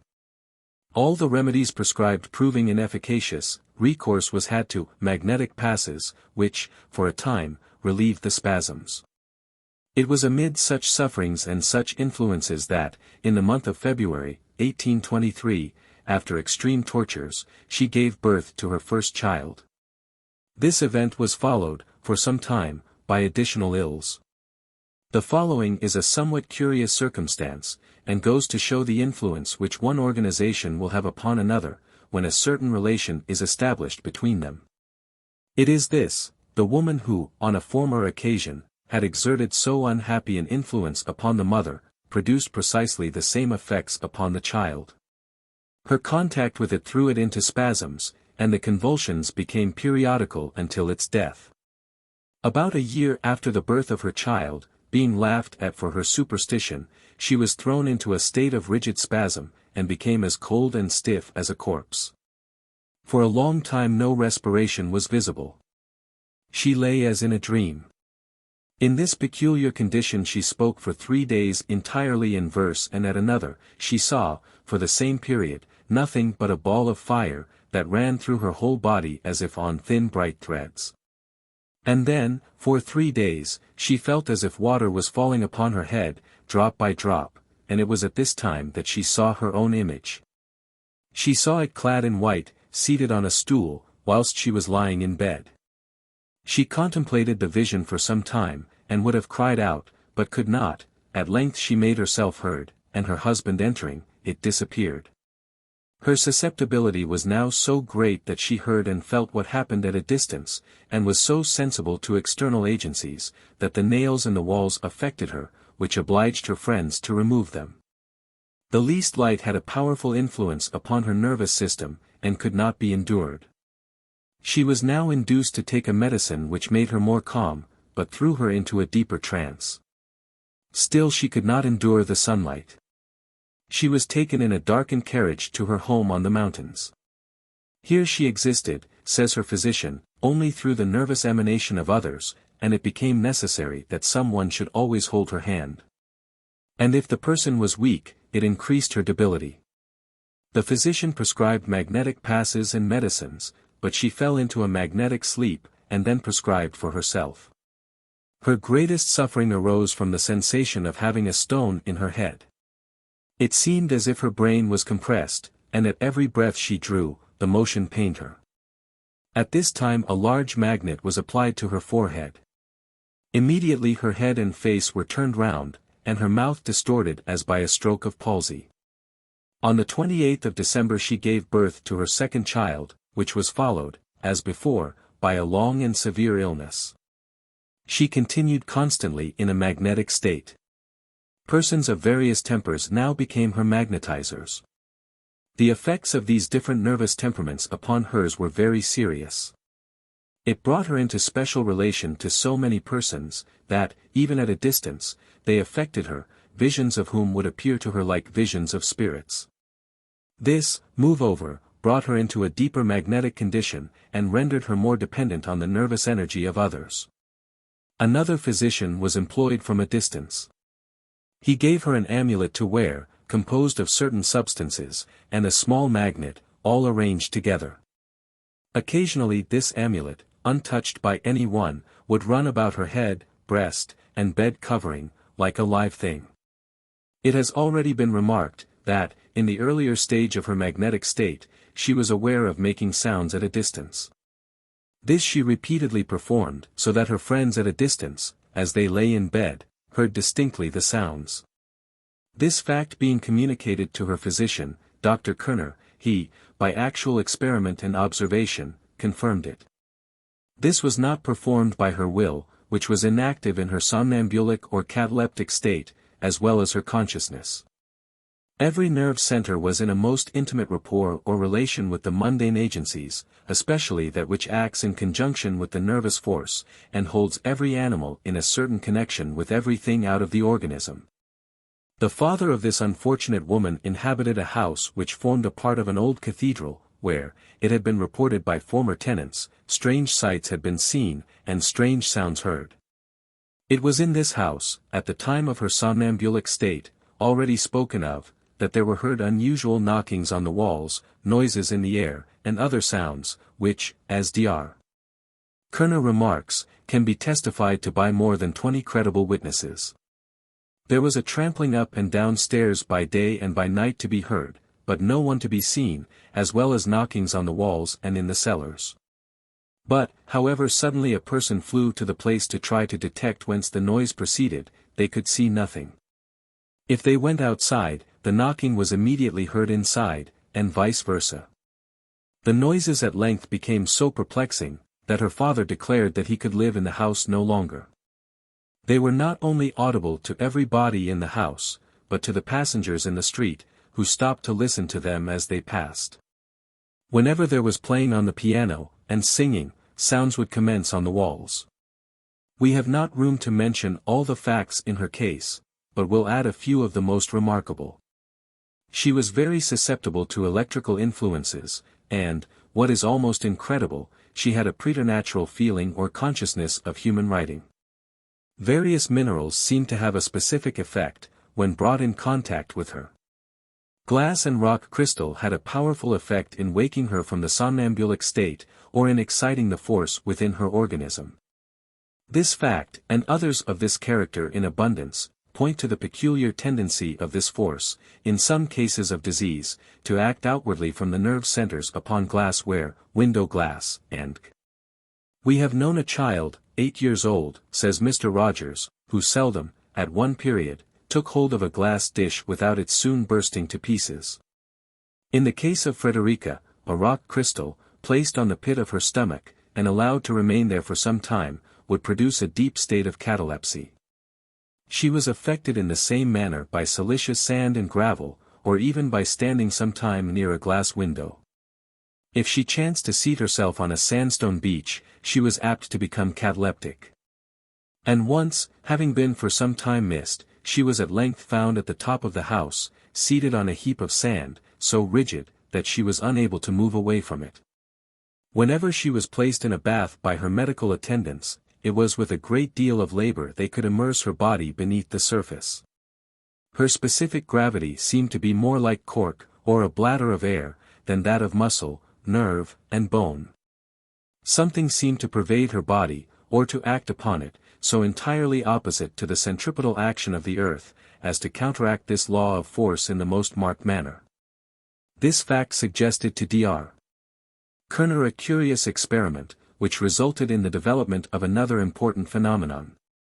He had concluded, that as all these phenomena had taken place more or less in conjunction with those usually termed magnetic or mesmeric, there might be some relation of the forces in both, or indeed they might be identical. To test this matter, he at one time placed his fingers against hers, when he found at once there existed a mutual attraction, as between two magnets, and now, by extending his hand upward, he raised her clear from the ground. Thus she was suspended, as a magnet suspends a piece of iron, or another magnet, simply by a polar force. This was repeated several times, and afterwards his wife did quite the same thing. We have already spoken of the action which the sun's light had upon her in producing physical effects. Among others it was observed that the different colored rays produced each a specific effect. The light of the moon, also, when she looked at it, produced coldness and shivering, with melancholy. The effects of these agents on the human organism are clearly explained, in the numbers of an astronomical paper, by Mr. Chapman, of Philadelphia. On touching Frederica with a finger, during an electrical state of the atmosphere, she saw small flashes, which ascended to the ceiling. From men these were colorless, from women blue. And she perceived emanations of the same kind, and of the same variation of color, from people's eyes. Concerning the power possessed in the nerve centers of this woman, to produce sounds at a distance, Dr.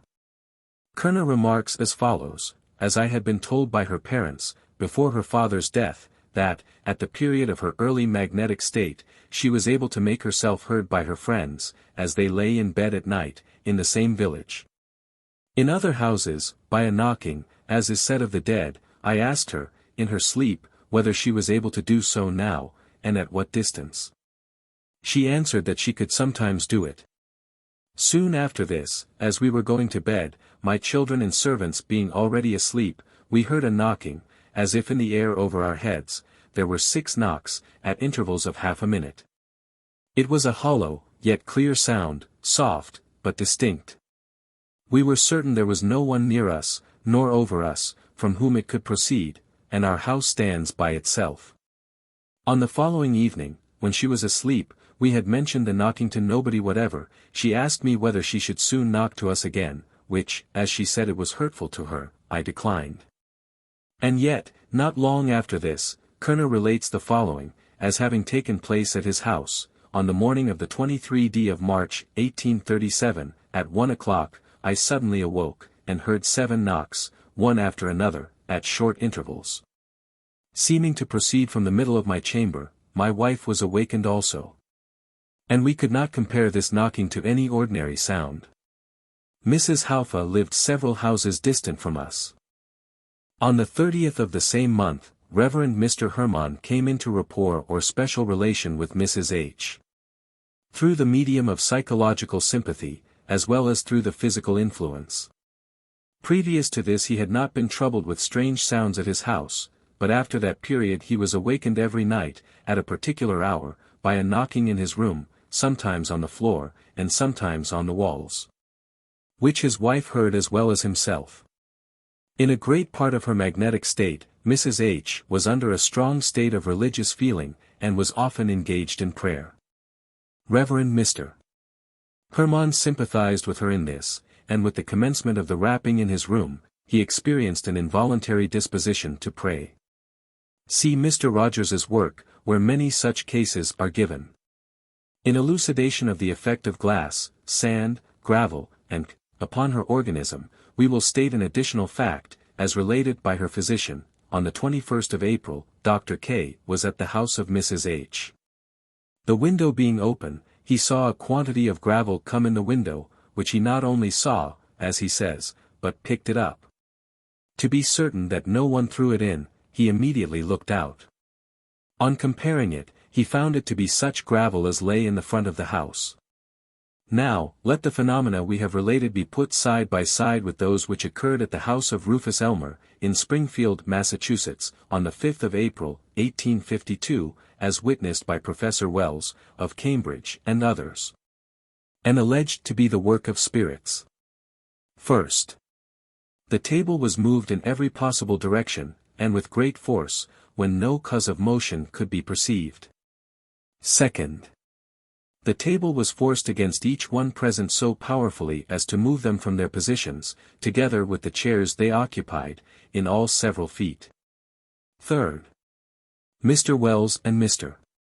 Edwards took hold of the table in such a manner as to exert their strength to the best advantage, but found the invisible power, exercised in the opposite direction, to be quite equal to their utmost efforts.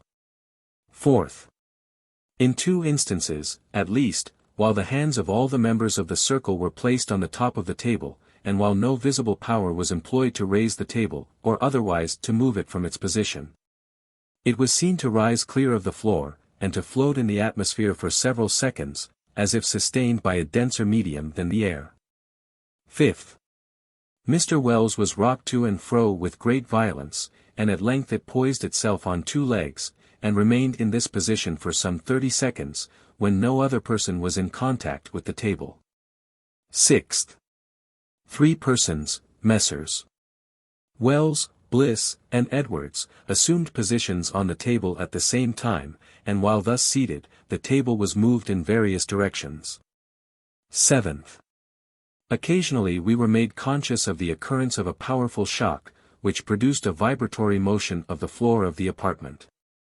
It seemed like the motion occasioned by distant thunder, or the firing of ordnance far away, causing the tables, chairs, and other inanimate objects, and all of us, to tremble in such a manner that the effect was both seen and felt. In conclusion, it was observed that D. Hume, the medium, frequently urged the company to hold his feet and hands. The room was well lighted, and a lamp was placed on and under the table, and every possible opportunity afforded for the closest inspection.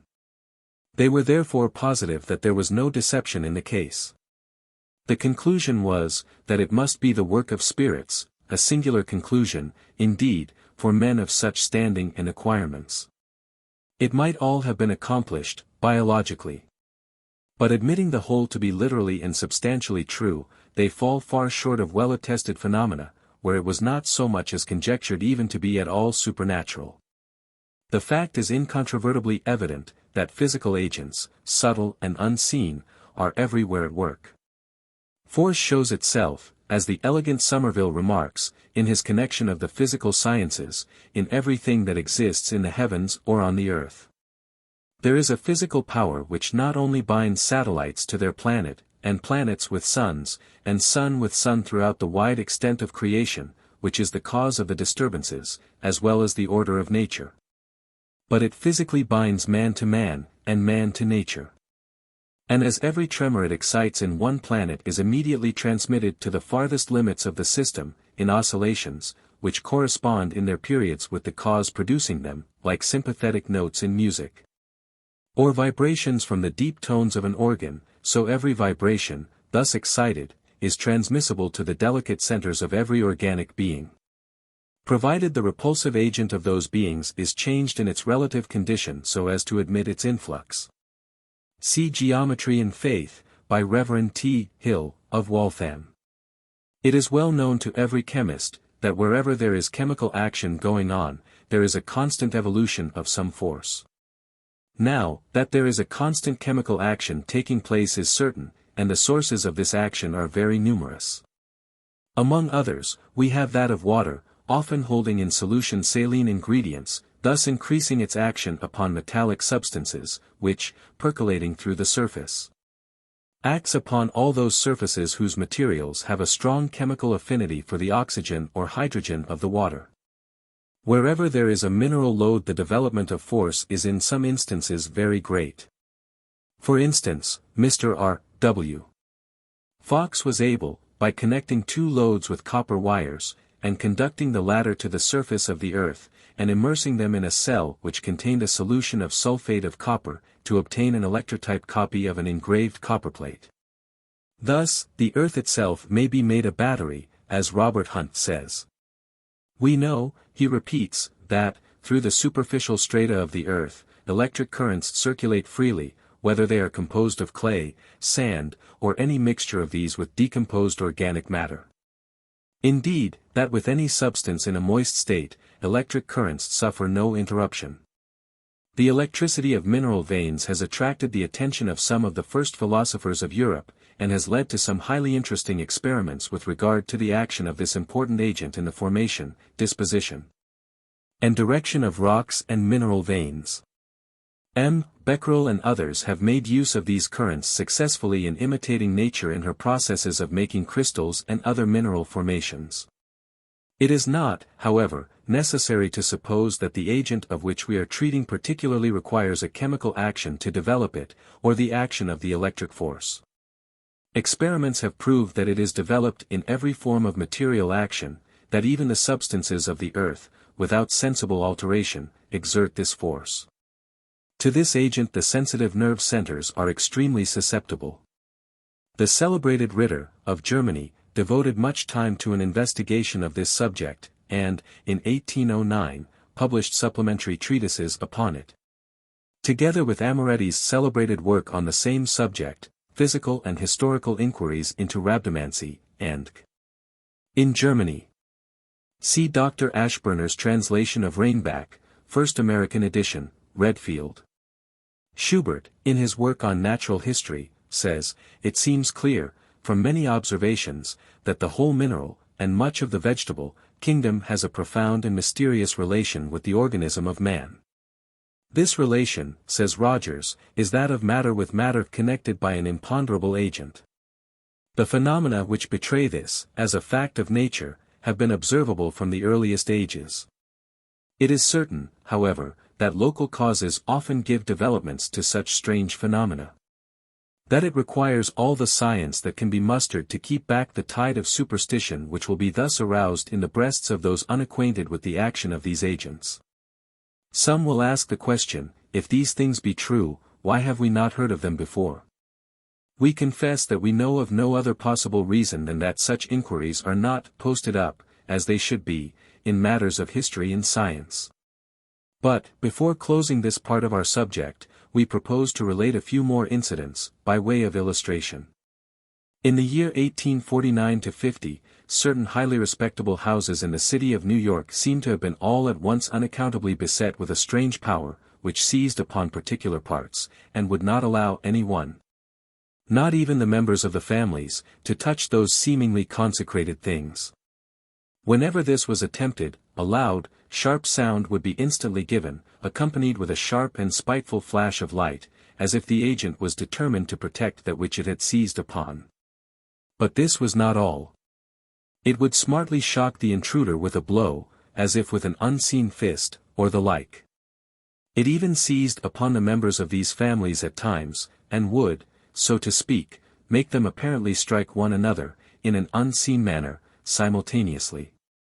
It was often the case that a stranger could not call at the door without being instantly struck on the wrist or elbow, on touching the knob of the door bell. And he would see, at the same instant, an angry flash of light, as if from some demon's eye. The ladies were not allowed to kiss each other without each receiving, on the approach of their lips, a fiery smack, as from a spirit's lips. The dear little ones of these families were prevented from giving their mothers the parting salutation on retiring for the night. There seemed to be a great deal of cunning shown by this agency. If the lady of the house did not think to pay all due deference to its rules, when she wished to give orders to the servants below through the metallic speaking tube, she was sure to receive an unseen blow in the mouth, almost sufficient to stagger her. At the same instant she would see the flash of what might have been taken for a fiery, if not for an evil eye. Professor Loomis visited these dwellings, see Annual of Scientific Discovery, 1851, page 129, and observed these phenomena. He perceived the flash whenever the hand was brought near to the knob of the door, also to the gilded frame of a mirror, the gas pipes, or any metallic body, especially when this body communicated freely with the earth. In one house, says this scientific gentleman, in his description before the American Scientific Association, at New Haven, in one house, which I have had the opportunity to examine, a child, in taking hold of the knob of a door, received so severe a shock that it ran off in great fright. In passing from one parlor to the other, if the lady of the house chanced to step upon the brass plate which served as a slide for the folding doors, she received an unpleasant shock in the foot. When she touched her finger to the chandelier, there appeared a brilliant spark, and a snap. After a careful examination of several cases of this kind, Professor Loomis came to the conclusion, that the electricity is created, excited, by the friction of the shoes of the inmates upon the carpets of the house. If the professor is correct in his conjecture, it would follow that every house, says Mr. Rogers, with similar carpets, should become electrized, and exhibit similar phenomena, in which case we should have observed their appearance at a much earlier period. And the occurrence would have been presented much more frequently and extensively. Yet the phenomena is every whit electrical. Hence we are led by them to see, that when local circumstances are favorable, an agent may be developed in our midst, which may play the most singular pranks, which, it is more than probable, may be attributed to supernatural, and even to spiritual powers, if the witnesses should be ignorant of those characteristics which identify them with a well-known agent. Had the characteristics in the above been contrary to those of any known agent, although the phenomena had been entirely physical, how many would have leaped to the conclusion, without a moment's thought or investigation, that the force was a power of the invisible spirit world? With regard to the phenomena of the present day, reason has been entirely set aside, hence the precipitate conclusion concerning them, even by many who lay great claim to its use and application to all other subjects. We have been truly astonished at the course of such persons. We shall now present a few cases that bear a closer analogy to electricity, perhaps, than those we have been considering. The first we shall speak of is that of the two Smyrna girls, who visited France in 1839, and exhibited what was called their electrical powers, in moving tables without contact. The account was published in the Boston Weekly Magazine, of December 28, 1839. The two girls landed at Marseilles, about the 1st of November, 1839. In hopes of realizing a splendid fortune, they intended to exhibit themselves in France, and other parts of the continent. Immediately on their arrival, several persons, including several men of science and professors, visited them, and ascertained the following phenomena. First, the girls stationed themselves, facing each other, at the ends of a large table, keeping at a distance from it of 1 or 2 feet, according to their electrical dispositions. Second, when a few minutes had elapsed, a crackling, like that of electric fluid spreading over gilt paper, was heard, when. Third, the table received a strong shake, which always made it advance from the elder to the younger sister. Fourth, a key, nails, or any piece of iron placed on the table instantaneously stopped the phenomena. Fifth, when the iron was adapted to the under part of the table, it produced no effect upon the experiment. Sixth, saving this singularity, the facts observed constantly followed the known laws of electricity, whether glass insulators were used, or whether one of the girls wore silk garments. In the latter case, the electric properties of both were neutralized. Such was the state of matters for some days after the arrival of the young Greeks, but. Seventh, the temperature having become cooled, and the atmosphere having loaded itself with humidity, all perceptible electric virtue seemed to have deserted them. One may conceive the melancholy of these girls, the writer continues, and the disappointment of the two Greeks, their relations, who came with them to share their anticipated wealth. In this case we have the manifestation of a force greatly analogous to that often witnessed at the present day. In one important respect it acted differently from electricity, in that it was broken by simply laying a key or a small piece of iron on the object the agent had acted upon, and it must be admitted, however, says Mr. Rogers, that the fact of the influence of glass insulators and the silk dress, causing a cessation of the phenomena, shows that the agent that acted upon the table was, in some way, a form of electricity, though greatly varying in its laws of action, from that usually known to science. We have, says Mr. R., some curious facts relating to this modified agent, to present from Matucci and others, in the second number of our work. From the effects of the humidity of the atmosphere, some may conclude that the agent must have been electricity, inasmuch as the same state of the atmosphere produces a like effect upon the action of friction electricity. Let us allow this, and turn to precisely the same phenomenon, as it has been manifested in the cases of numerous mediums, for the so-called spiritual manifestations.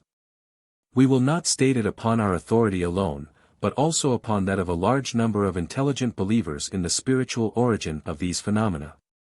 That the electrical condition of the atmosphere enters into the circumstances of their evolution. That in a humid state of the weather it is not only difficult, in many instances, but sometimes it is absolutely impossible, to obtain them under such a condition. We know that many of the less informed mediums attribute these failures to the capriciousness of the spirits, and frequently scold them soundly for their misdemeanors. Though at other times they seem to pity them because they get so weary and fatigued in answering so many inquiries, and being so long on duty. It was thought by some who witnessed the case of Angelique Cotton, that the agent which acted so powerfully from her organism, overthrowing tables, twisting chairs out of stout men's hands, raising a man in a heavy tub, was electricity. C.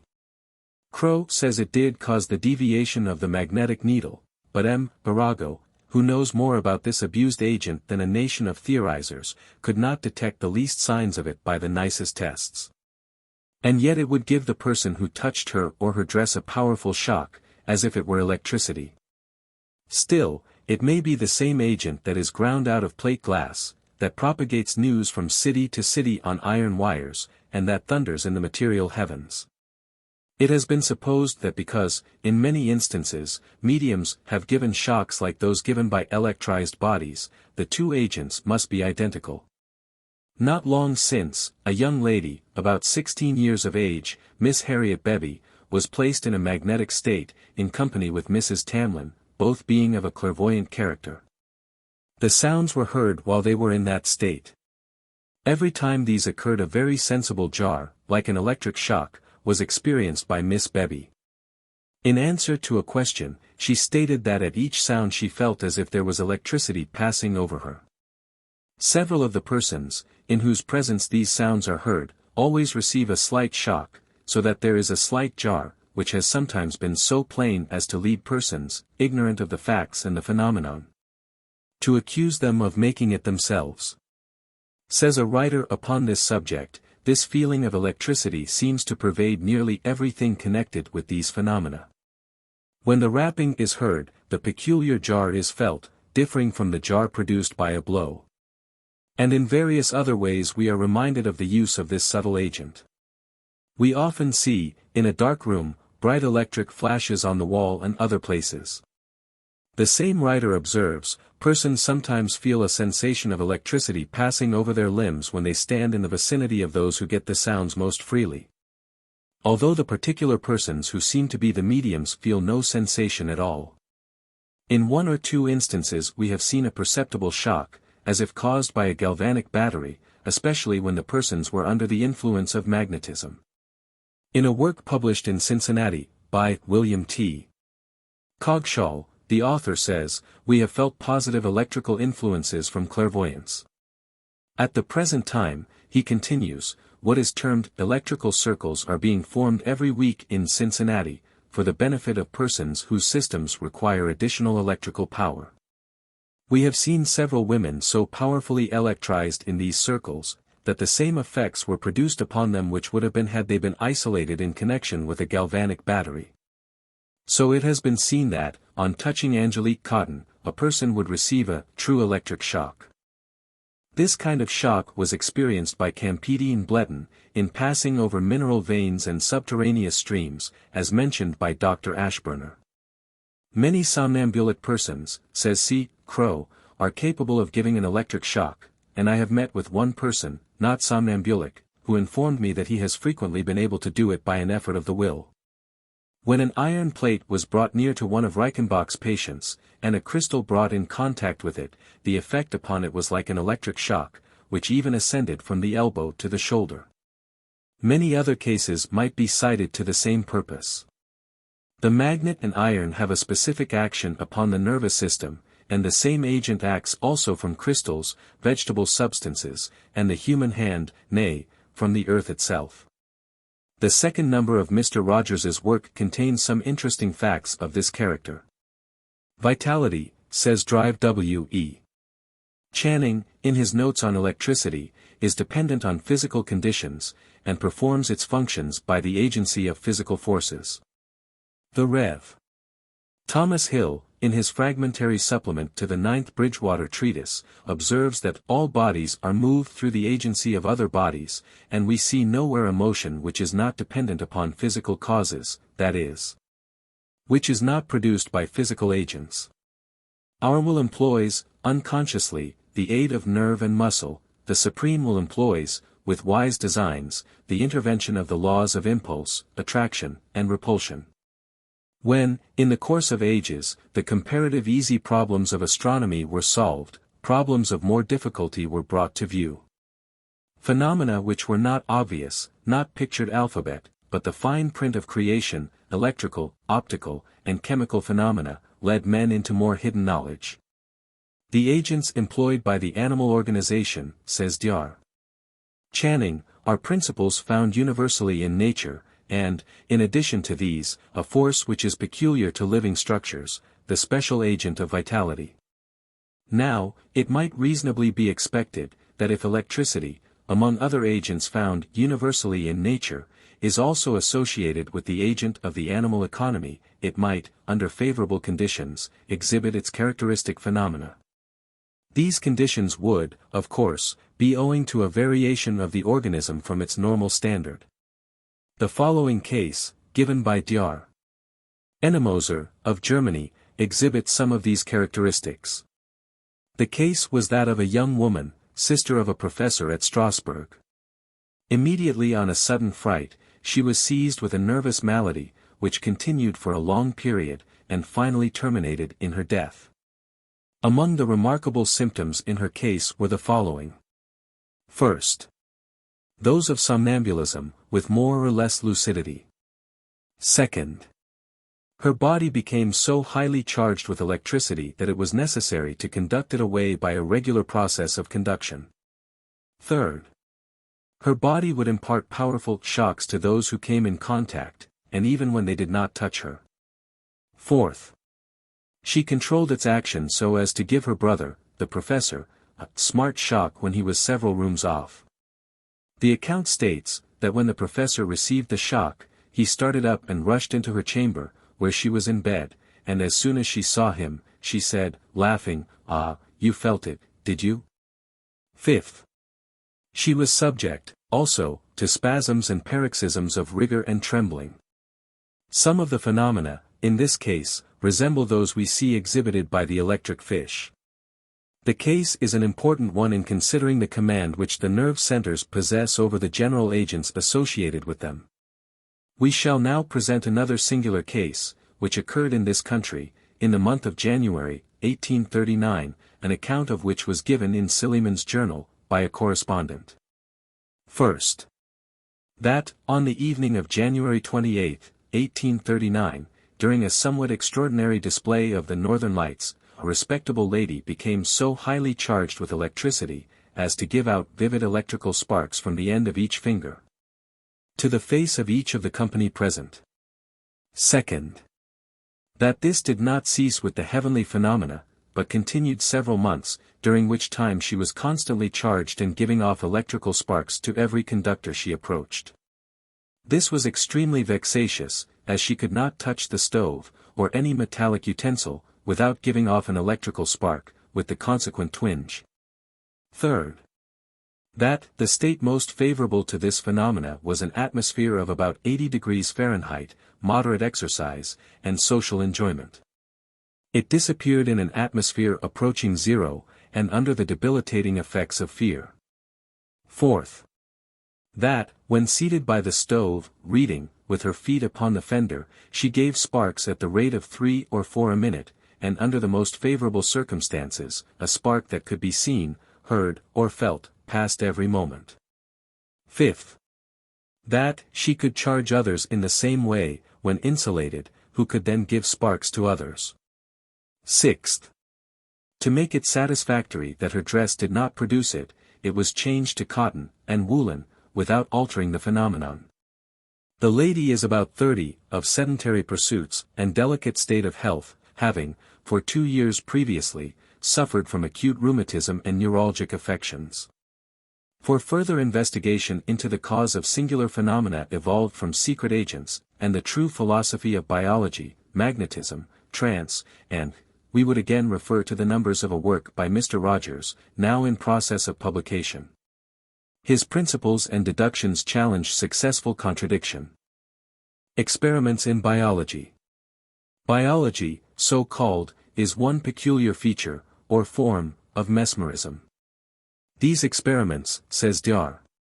Richmond, attracted much attention some 3 years since, in Ohio, and other places, and such was the intense excitement of the public mind that, in some places, parents and the public were obliged to interfere and stop children from biologizing each other. It was found that not only muscular motion, but the exercise of the senses, could be destroyed by the will of the operator. Taste was obliterated, or changed, memory destroyed, and any picture presented to the mind of the subject would be seen. Tell him he saw snakes, and he would become frightened, and rush with violence over the seats and benches. Tell him he was sleigh riding, and he would instantly seize the reins, and drive the horses with great glee. Tell him he was a witch, an old woman in rags, and he would own the character, and confess all the crimes with which you had charged him. Tell him he was a gay young lady, and another subject was about to court him, and a love scene would commence. Tell him he was cold, and he would shiver, his teeth chatter, he would stamp, and thresh his hands to keep them warm. Tell him it was summer, very hot, and he would begin fanning himself, fling off his coat, and, unless prevented, would divest himself of all garments. Tell him that a tree of fruit was before him, and he would begin to fill his pockets. Sweep the room before him, and open the sky, and say that the river of life and a white throne were before him, that the judgment was set, and instantly he would assume the attitude of devotion. He would gaze with burning eye and rapt delight into the scene of glory. Take him to a lake side, tell him a child was drowning in the water, and he would wade in, take it in his arms, and lay it carefully down, and weep over it in deep pity. Bring before him the lightning's flash, the thunder's roll, or proclaim a god in grandeur, and a world on fire, and, as once actually took place in Covington, Kentucky, a dozen subjects fell in intense fright, some on to the floor, some on benches. Others sought to fly, and all declared to the audience that a shower of fire seemed to be around them. Any image the operator sees fit to plant in the subject's mind is readily done, any passion readily assumed. Reverence, revenge, vanity, love, hate, fear, mirth, joy, grief, or ecstasy, are all imitated at his bidding, and safely dispersed and reproduced with the rapidity of thought, changing in an instant both the actions and motions of the subject. Tell the person he is suffocating in water, and he will suffocate, unless you prevent him. Tell him he is struck on the head, and he falls, as if stricken down with a hammer. No doubt a subject might be killed by a mental impression, by saying to him he was shot through the heart, or was struggling in water. This is the opinion of all operators in the art.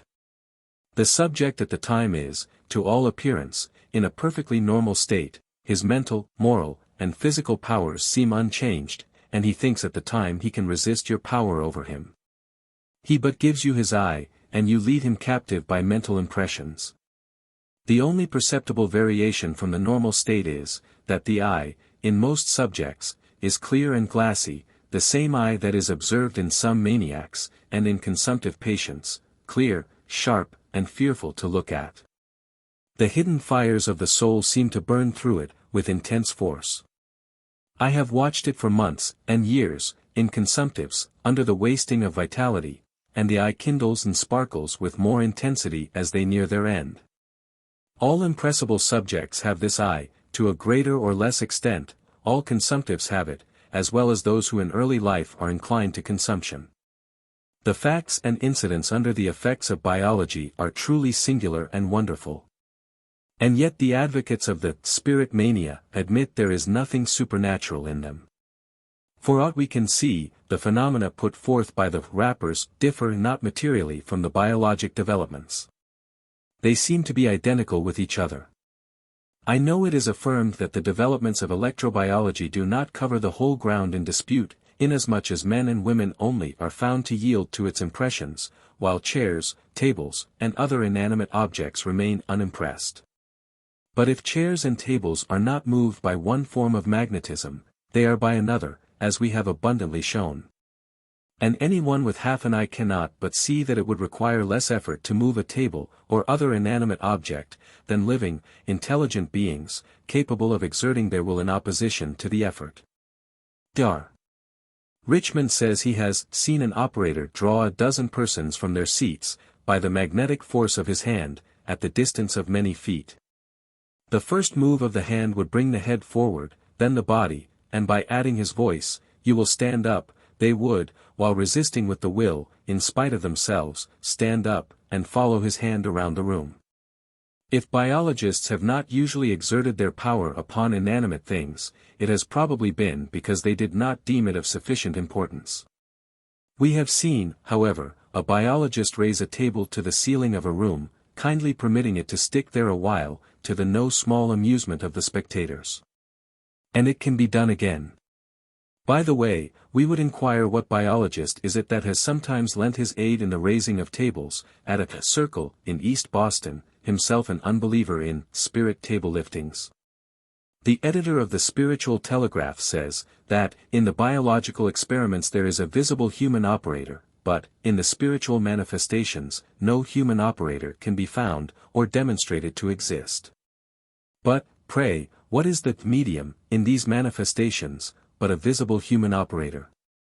Sometimes it takes 3 or 4 persons to produce a single demonstration. And sometimes they cannot muster force enough to do this, especially if the weather be rainy. And this is probably the reason why the rappers at Poughkeepsie have resolved not to admit unbelievers, nor at any time more than 2 or 3 newcomers, at a circle, making, with the believers, 10 or 12 in all, successful results never being guaranteed to those invited to attend.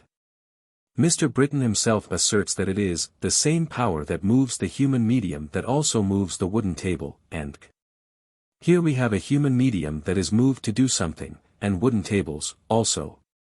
And if we can discover the secret agent in the one case, we shall likewise in the other, for there is a perfect sameness or coincidence in their operations. It is the same unseen power, in both cases, moving chairs, tables, tubs, troughs, bedsteads, and piles of lumber, besides other gross, ponderable bodies, cutting up an infinite variety of pranks to the consternation of some, and the amusement of others, as A. J. Davis says of the dancing plates, knives and forks, shovel, tongs, and poker, moved by electrical discharges and magnetic attractions, or emanations of vital electricity seeking its equilibrium in the atmosphere. Faculty of imitation. The faculty of imitating signatures, of writing music, poetry, specimens of foreign tongues, and is no more strange than imitating the voice and gestures of those we never heard nor saw. Persons of scarcely any education or talents, while under biological influence, have been made to imitate the voice of Webster, Everett, Fillmore, and others, delivering offhand speeches of most impassioned diction and eloquence. While, in their normal state, they could scarcely frame a paragraph in the King's English, much more deliver a formal address, embellished with a profusion of metaphors, tropes, and figures, accompanied with the finished attitudes and movements of a Choate, a Sumner, or a Banks. These mesmeric imitations refer also to mechanical and artistic power, and every talent that characterizes us as intelligent beings. Some assert that mediums are in a perfectly normal state during the exhibitions of the spirit phenomena. And yet, to the practical mesmerizer, nothing is plainer than that they are most absolutely mesmeric persons. The power of imitation among mediums is various, but distinct. Some draw maps, purporting to come from a deceased schoolmate. Others draw likenesses, others speak in voices imitating the dead, but they can imitate the living just as well. Others hear sounds, the voice of a wife, or child, or friend. Walter Scott relates the case of an English gentleman who was ill, and was told by his physician that he had lived in London too long, and lived too fast, and advised him to retire to the country and ruralize. One of his troubles was, that a set of green-dressed dancers would enter his drawing-room, go through their evolutions, and retire. He knew it was an illusion, but could not resist the annoyance, or the impressions made on him. He returned to his country seat, and, in a few weeks, got rid of his visitors. He concluded to remain out of town, and sent to London for the furniture of his old parlour, to be placed in his country house. But when it came, and was arranged in the room, the corps de ballet, dressed in green, all rushed into the room, exclaiming, "Here we are all again." He had associated in his mind the furniture and the dancing apparitions, and when it returned, they came with it, and, as he thought, spoke with voices. We recollect of reading in a medical paper, published in Boston, an account of a man who believed his house to be haunted by the devil, in consequence of which he resolved to vacate it and remove into the country. His goods were packed into a wagon, and he was just upon the point of starting with his load, when to his surprise he heard a voice, seemingly among the goods, crying out, "We are all going together." "If that is the case," said the man, "I will unload again, for if I am to have the devil's company, it may as well be in one place as another." The excessive use of wine will induce a state of the brain, in which the person thinks he hears voices and sees spirits. But on close examination it will be found that it is the work of the abnormal powers, developed in the brain by stimulating agents or intense thinking. It will be recollected that Swedenborg, after eating a late, heavy supper, heard a voice crying out to him in terrible accents, "Eat not so much." See Chapter 5. Such phenomena may unravel the voice Judge Edwards heard. His long-continued meditation on death, with night, solitude, loneliness, and grief, had so impressed him that he thought he heard a sound in exact imitation of the voice of his wife. In the case related by Scott, hearing was not only affected, but the organ of color was involved in the hallucination, and the green figures were as plain before him as real persons. This is always one of the phenomena of ghost-seeing that the seer associates with the specter, namely, form and color, voice and action. The cases of imitation referred to, and others of the same class, are the results of the imitative mechanic power of the individual, brought out by the abnormal magnetic state existing at the time. For instance, if the individual has time and tune, the faculty of music within lying undeveloped, it may be brought out, and made to act, by the effects of magnetism. Last winter we listened to a lecture delivered in Newark, New Jersey, by the Rev. Mr. Harris, from New York City. He stated that there was a lady in Providence, who, by the agency of spirits, produced musical compositions equal to the productions of the best masters, as Haydn, Beethoven, and others. And that a volume of these pieces were soon to be issued from the press. And although the said work has not been heard of as yet, still we doubt not that a person in a magnetic state might write very good music, even if totally ignorant of its rules, as this young lady was said to be. Phrenologists often tell persons that they would make excellent tailors, dressmakers, poets, painters, musicians, and persons who never attempted to operate in these callings. All they need, it is said, is an opportunity for the development of their powers. Now, magnetism tends to develop or rouse these dormant faculties into action. It also gives a far-reaching, a far-seeing grasp and perception of things, as in the case of Miss Martineau, who, be it remembered, was too intelligent to attribute such effects to the agency of spirits. A marked case of the increase of the imitative power of persons in the magnetic condition, is found in the case of Frederica Haufe. In one of her magnetic moods she informed Dr. Kerner that she would make a diagram of the spheres. The sun sphere, as she called it, is very complex, but she spun out the complicated web with unerring precision, and a pair of compasses given her to facilitate her labor only embarrassed her. It is made up of circles within circles, and sections and points, amounting to thousands, related and connected, and yet the whole was executed, says Dr. K., in an incredible short space of time.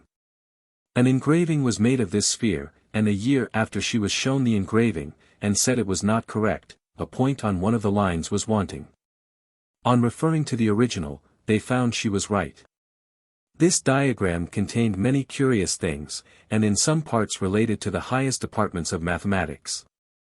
This faculty she only possessed in the magnetic state, being wholly incompetent to the task when not clairvoyant. No living artist can execute that diagram with a pen, with a facsimile before him, with the rapidity with which that ignorant, unlettered child of nature did it. I have, in many cases, says Dr. Richmond, witnessed this imitative power of mediums with the pen, dashing off figures and images with a rashness and rapidity almost inconceivable. As far as we can see, there is no more proof of the agency of spirits in one case than in the other, and we are sure no such claim was ever set up in the case of Mrs. Haufe, though living in a less enlightened region, perhaps, than these United States. We might multiply cases of this kind, but space will not permit. Unseen letters and signatures. The operator in biology or magnetism often lays hold of the inquiring spectator, and uses him or her to imitate unseen letters, signatures, and sentences, in foreign languages. And no doubt but what Professor Bush has been made unconsciously instrumental in executing a few specimens of languages, his eyes wide open, it may be, all the while. It can be no more strange than that the son of Dr. Phelps should have been made unconsciously instrumental in tying himself to the limb of a tree in his father's yard, supposing it to have been done by spirits. See the version of the affair by A. J. Davis. A biological mesmerist assures us that he finds no difficulty in raising beds, chairs, and tables, and in the case of Mr. Kellogg it is shown that such things are easily done without any aid from spirits. In the case of Dr. Taylor, the writing medium, it is shown, by the testimony of the spirits themselves, if their word is to be relied on, that the phenomena in his case were not done by spirits, but were the results of vital electricity. Such things are getting to be so common that we may expect soon to see the time when little ragged boys even, like those in Egypt, who went through the streets offering to show the spirit of any deceased friend for a penny or a piece of cake, will offer to lift tables, or imitate handwritings, at a penny a sight. We know of several mediums, now engaged in these things, who confess they do not understand by what power it is they raise tables, or write sentences, and yet they do not believe it to be done by the agency of disembodied spirits. In many schools, the children have been forbidden by their teachers to indulge in these foolish practices. This power may be electricity, in some of its forms, or some other agent that has some relation or affinity to it, as in the cases related by Mr. Rogers. A dancing light. A few years since the inhabitants of Southborough, Massachusetts, were excited and alarmed at the appearance of a light, about the size of a star, which for several successive nights was seen moving over a spot of land in the westerly part of the town. Upon examining the premises by daylight, it was found that a quantity of bones that had been buried in the earth had been thrown upon the surface by the roots of a tree, the trunk of which had recently been prostrated by a gale of wind. By many, these bones were supposed to belong to some human being, who, it was conjectured, had been murdered, and buried beneath the spot. And the light seen hovering near was considered indicative of such an event. But if the reader will turn to the second chapter of this work, he will learn that these dancing lights, so called, arise from an inflammable gas, evolved from decayed animal and vegetable substances, which take fire on coming in contact with atmospheric air. This ignis fatuus, jack-with-a-lantern, or will-with-a-wisp appearance is generally seen in dark nights, over boggy and marshy ground, and generally in motion, at the height of 5 or 6 feet, skipping from place to place, and frequently changing in magnitude and form. On some occasions, it is observed to be suddenly extinguished, and then to reappear at a distance from its former position. Those persons who have endeavored to examine it closely have found that it moves away from them with a velocity proportioned to that of their advance, a circumstance which has had no small influence on the fears of the ignorant and superstitious. Dr. Denham once saw an ignis fatuus in a boggy place, between 2 rocky hills, in a dark and calm night. He approached by degrees within 2 or 3 yards of it, and thereby had an opportunity of viewing it to the best advantage. It kept skipping about a dead thistle, till a slight motion of the air, occasioned, as he supposed, by his near approach, caused it to jump to another place, and as he advanced it kept flying before him. He observed it to be a uniform body of light, and concluded it must consist of ignited vapor. These appearances are common on the plains of Boulogne, in Italy, where they sometimes flit before the traveler on the road, saving him the expense of a torch on dark nights. Sometimes they spread very wide, and then contract themselves. And sometimes they float like waves, and appear to drop sparks of fire. They shine more strongly in rainy than in dry weather. An appearance of the same kind is sometimes met with at sea, during gales of wind, and, of course, has become connected with many superstitious notions of sailors, who call it a corpusant. There are sometimes 2 together, and these are named castor and pollux. The following is a description of one, given by the voyager Dampier. After 4 o'clock the thunder and the rain abated, and then we saw a corpusant, at our main topmast head. This sight rejoiced our men exceedingly, for the height of the storm is commonly over when the corpusant is seen aloft, but when they are seen lying on the deck, it is generally accounted a bad sign. A corpusant is a certain small, glittering light. When it appears, as this did, on the very top of a mainmast, or at a yardarm, it is like a star, but when it appears on the deck, it resembles a great glowworm. I have been told that when the Spanish or Portuguese see them they go to prayers, and bless themselves for the happy sight. I have heard some ignorant seamen discoursing how they have seen them creep, or, as they say, travel about, in the scuppers, telling many dismal stories that happened at such times. But I did never see any one stir out of the place where it was first fixed, except on deck, where every sea washeth it about. Neither did I ever see any but when we had rain as well as wind, and, therefore, do believe it is some jelly. The origin and nature of the lights above described have not yet been satisfactorily explained. More accurate observations than have been made are required to furnish the basis of a correct theory respecting them. Sailors' omens. Sailors, usually the boldest men alive, are yet not unfrequently the very abject slaves of superstitious fear. Nothing is more common than to hear them talk of noises, flashes, shadows, echoes, and other visible appearances, nightly seen and heard upon the waters. Andrews, in his Anecdotes, says, superstition and profaneness, those extremes of human conduct, are too often found united in the sailor. And the man who dreads the stormy effects of drowning a cat, of whistling a contra dance while he leans over the gunwale, will, too often, wantonly defy his Creator by the most daring execrations and licentious behavior. R. Pegg says that sailors have a strange opinion of the devil's power and agency in stirring up winds, which notion seems to have been handed down from Zoroaster, who imagined that there was an evil spirit, called Vado, that could excite violent storms of wind. To lose a cat overboard, or to drown one, or to lose a bucket or a mop, is, at the present day, a very unlucky omen with common sailors. Love charms. Theocritus and Virgil both introduce women into their pastorals, using charms and incantations to recover the affections of their sweethearts. Shakespeare represents Othello as accused of winning Desdemona, by conjuration and mighty magic. Thou hast practiced on her with foul charms. Abused her delicate youth with drugs or minerals that waken motion. She is abused, stolen from me, and corrupted by spells and medicines bought of mountebanks. In Gay's Shepherd's Week, these are represented as country practices.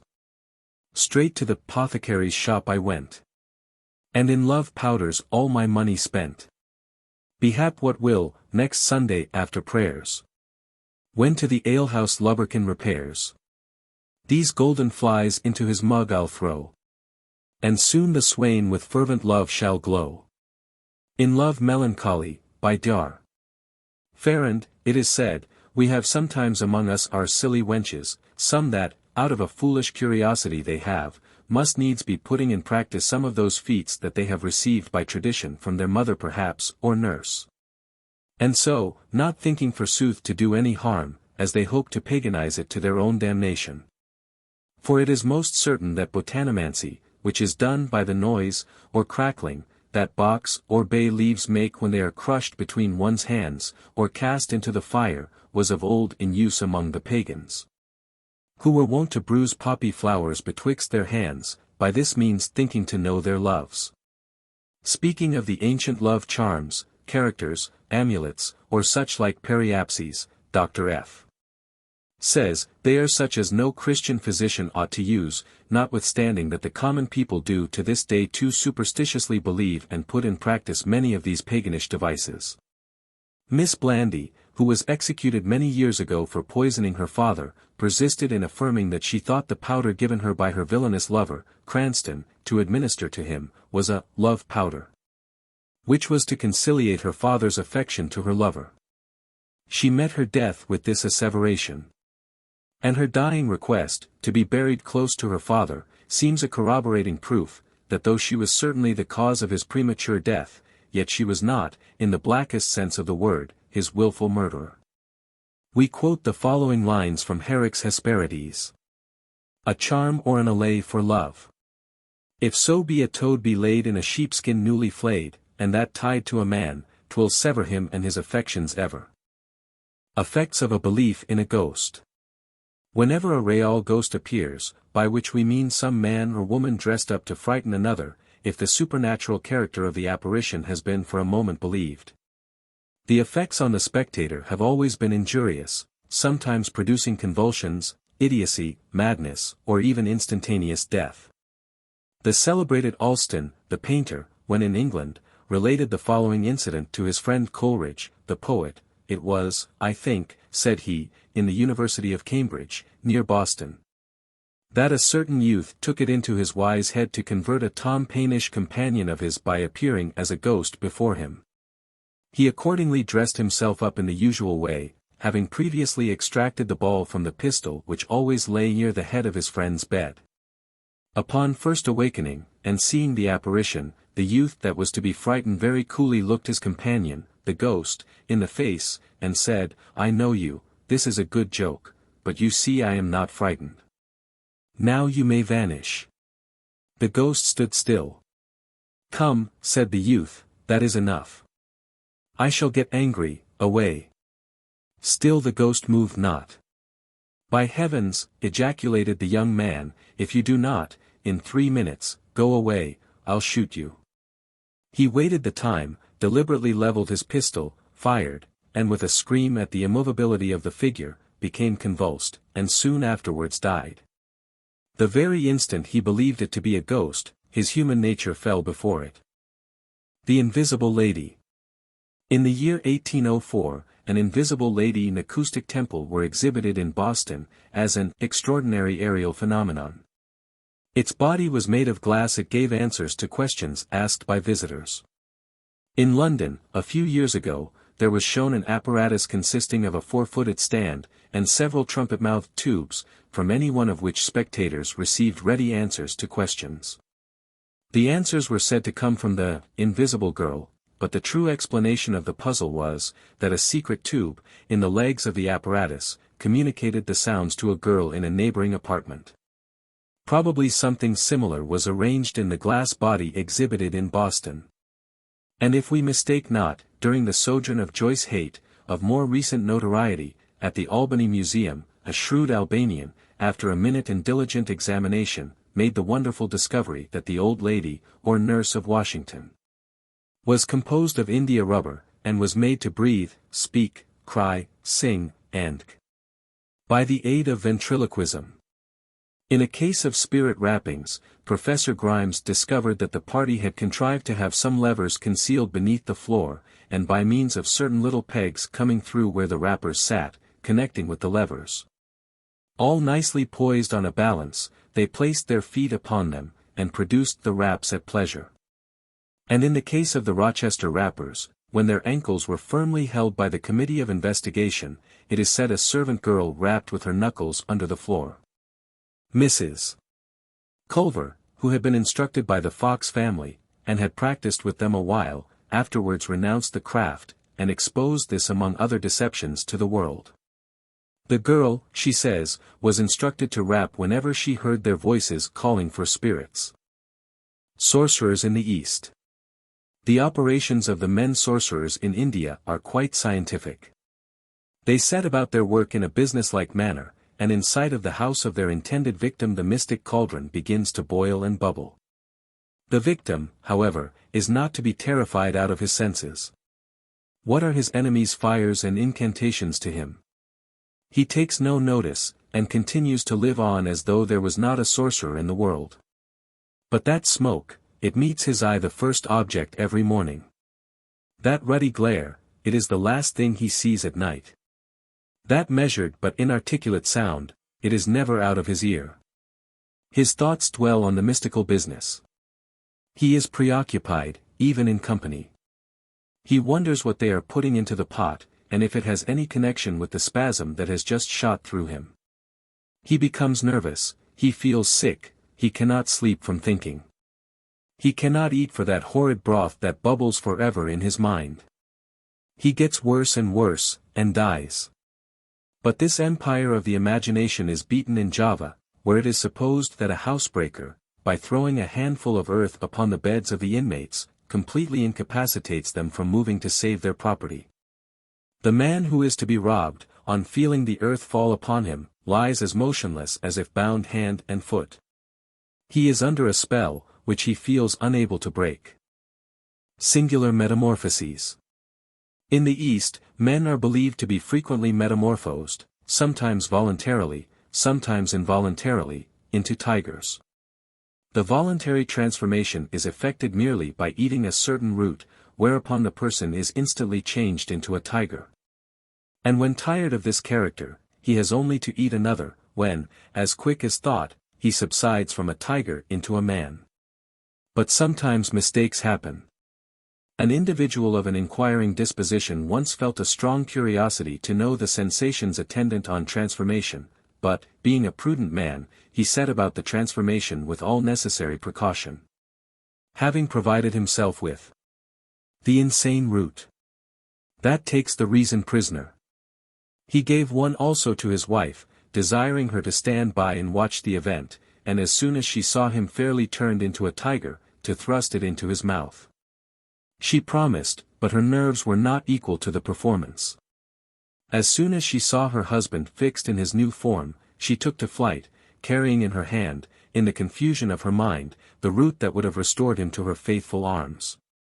And so it befell that the poor tiger man was obliged to take to the woods, and for many a day he dined on his old neighbors of the village, but was at last shot and recognized. In this superstition will be seen the prototype of the wolf mania of medieval Europe. In Brittany, men betook themselves to the forests in the shape of wolves, out of a morbid passion for the amusement of howling and ravening. But if they left in some secure place the clothes they had thrown off to prepare for the metamorphosis, they had but to reassume them to regain their natural forms.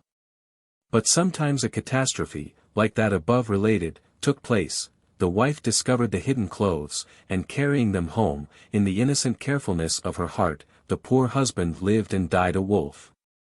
Pernicious errors relating to health. In a former part of this volume, we have spoken of several impositions upon the credulity of the public, in matters appertaining to health. The astrologists have told us that some plants are only to be plucked at the rising of the dog star, when neither sun nor moon shine, while others are to be cut with a golden knife, when the moon is just 6 days old. To some particular plants a string must be fastened, a hungry dog tied thereto, who, being allured by the smell of roasted flesh set before him, may pluck it up by the roots. At one time, the vegetable oil of swallows was considered a potent remedy. It was prepared by compounding 20 different herbs with 20 live swallows, well beaten together in a mortar. Another medicine was prepared from the raspings of a human skull, another from the moss, growing on the head of a thief, who had been gibbeted and left to hang in the air.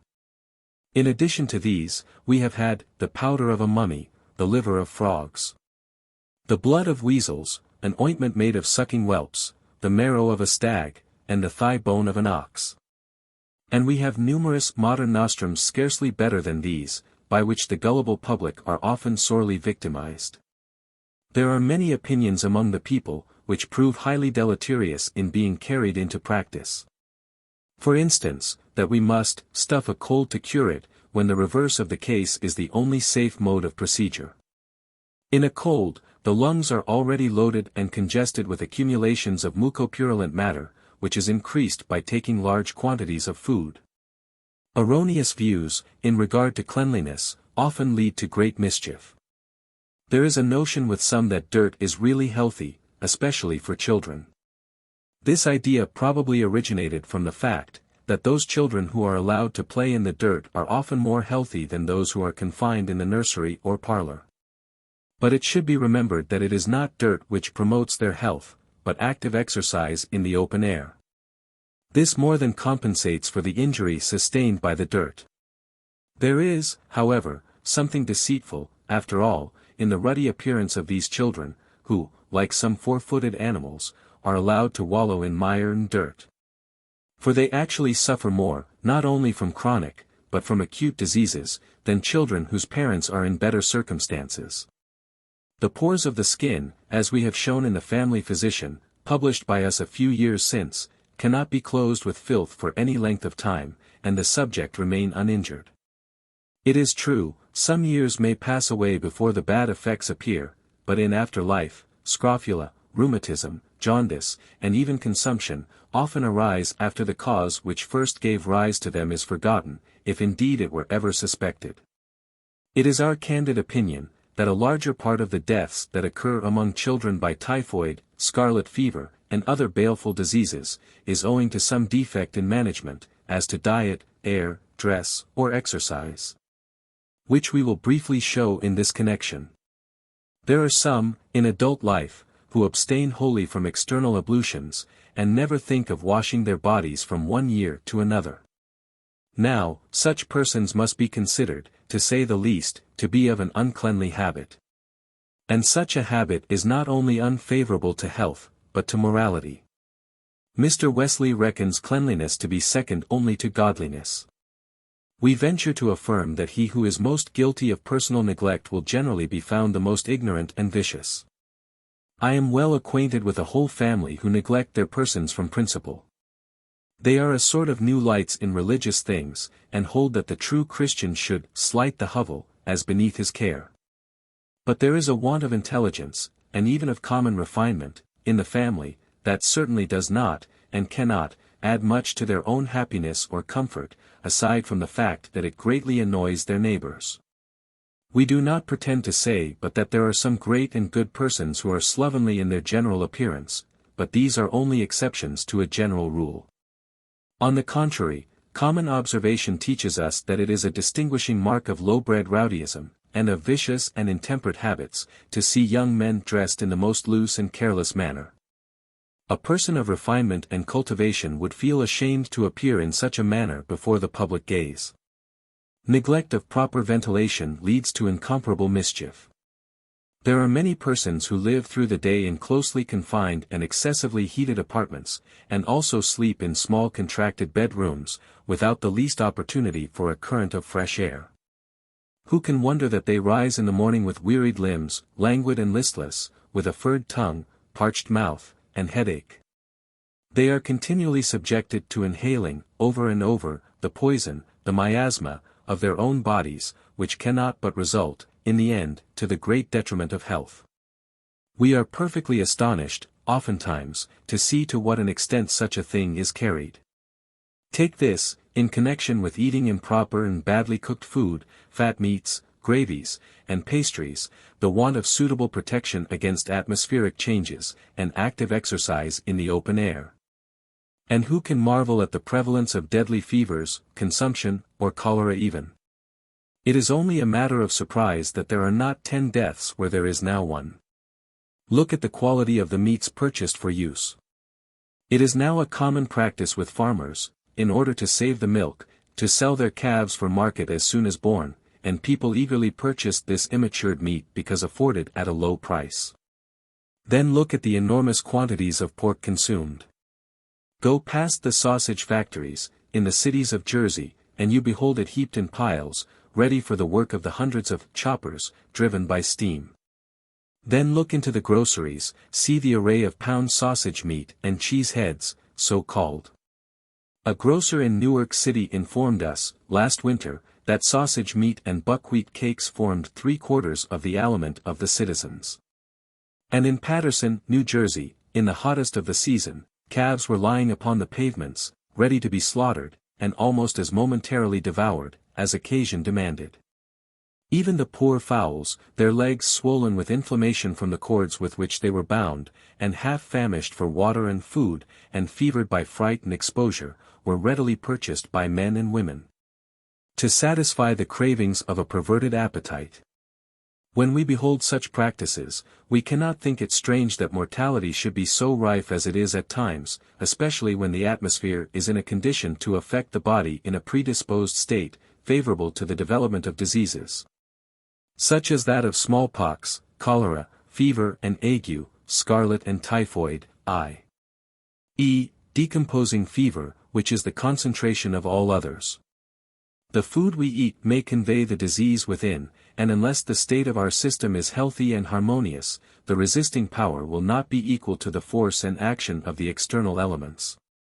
And consequently we shall become a prey to the contagion, whatever type or form it assumes. We are somewhat inclined to think that A.J.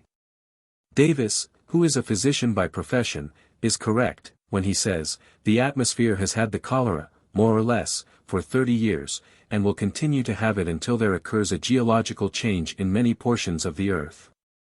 And from the atmosphere the disease has been, and is, communicated epidemically to the predisposed potato plant, and also to the human system. A late English writer remarks, that certain diseases prevail at the approach of the equinoxes.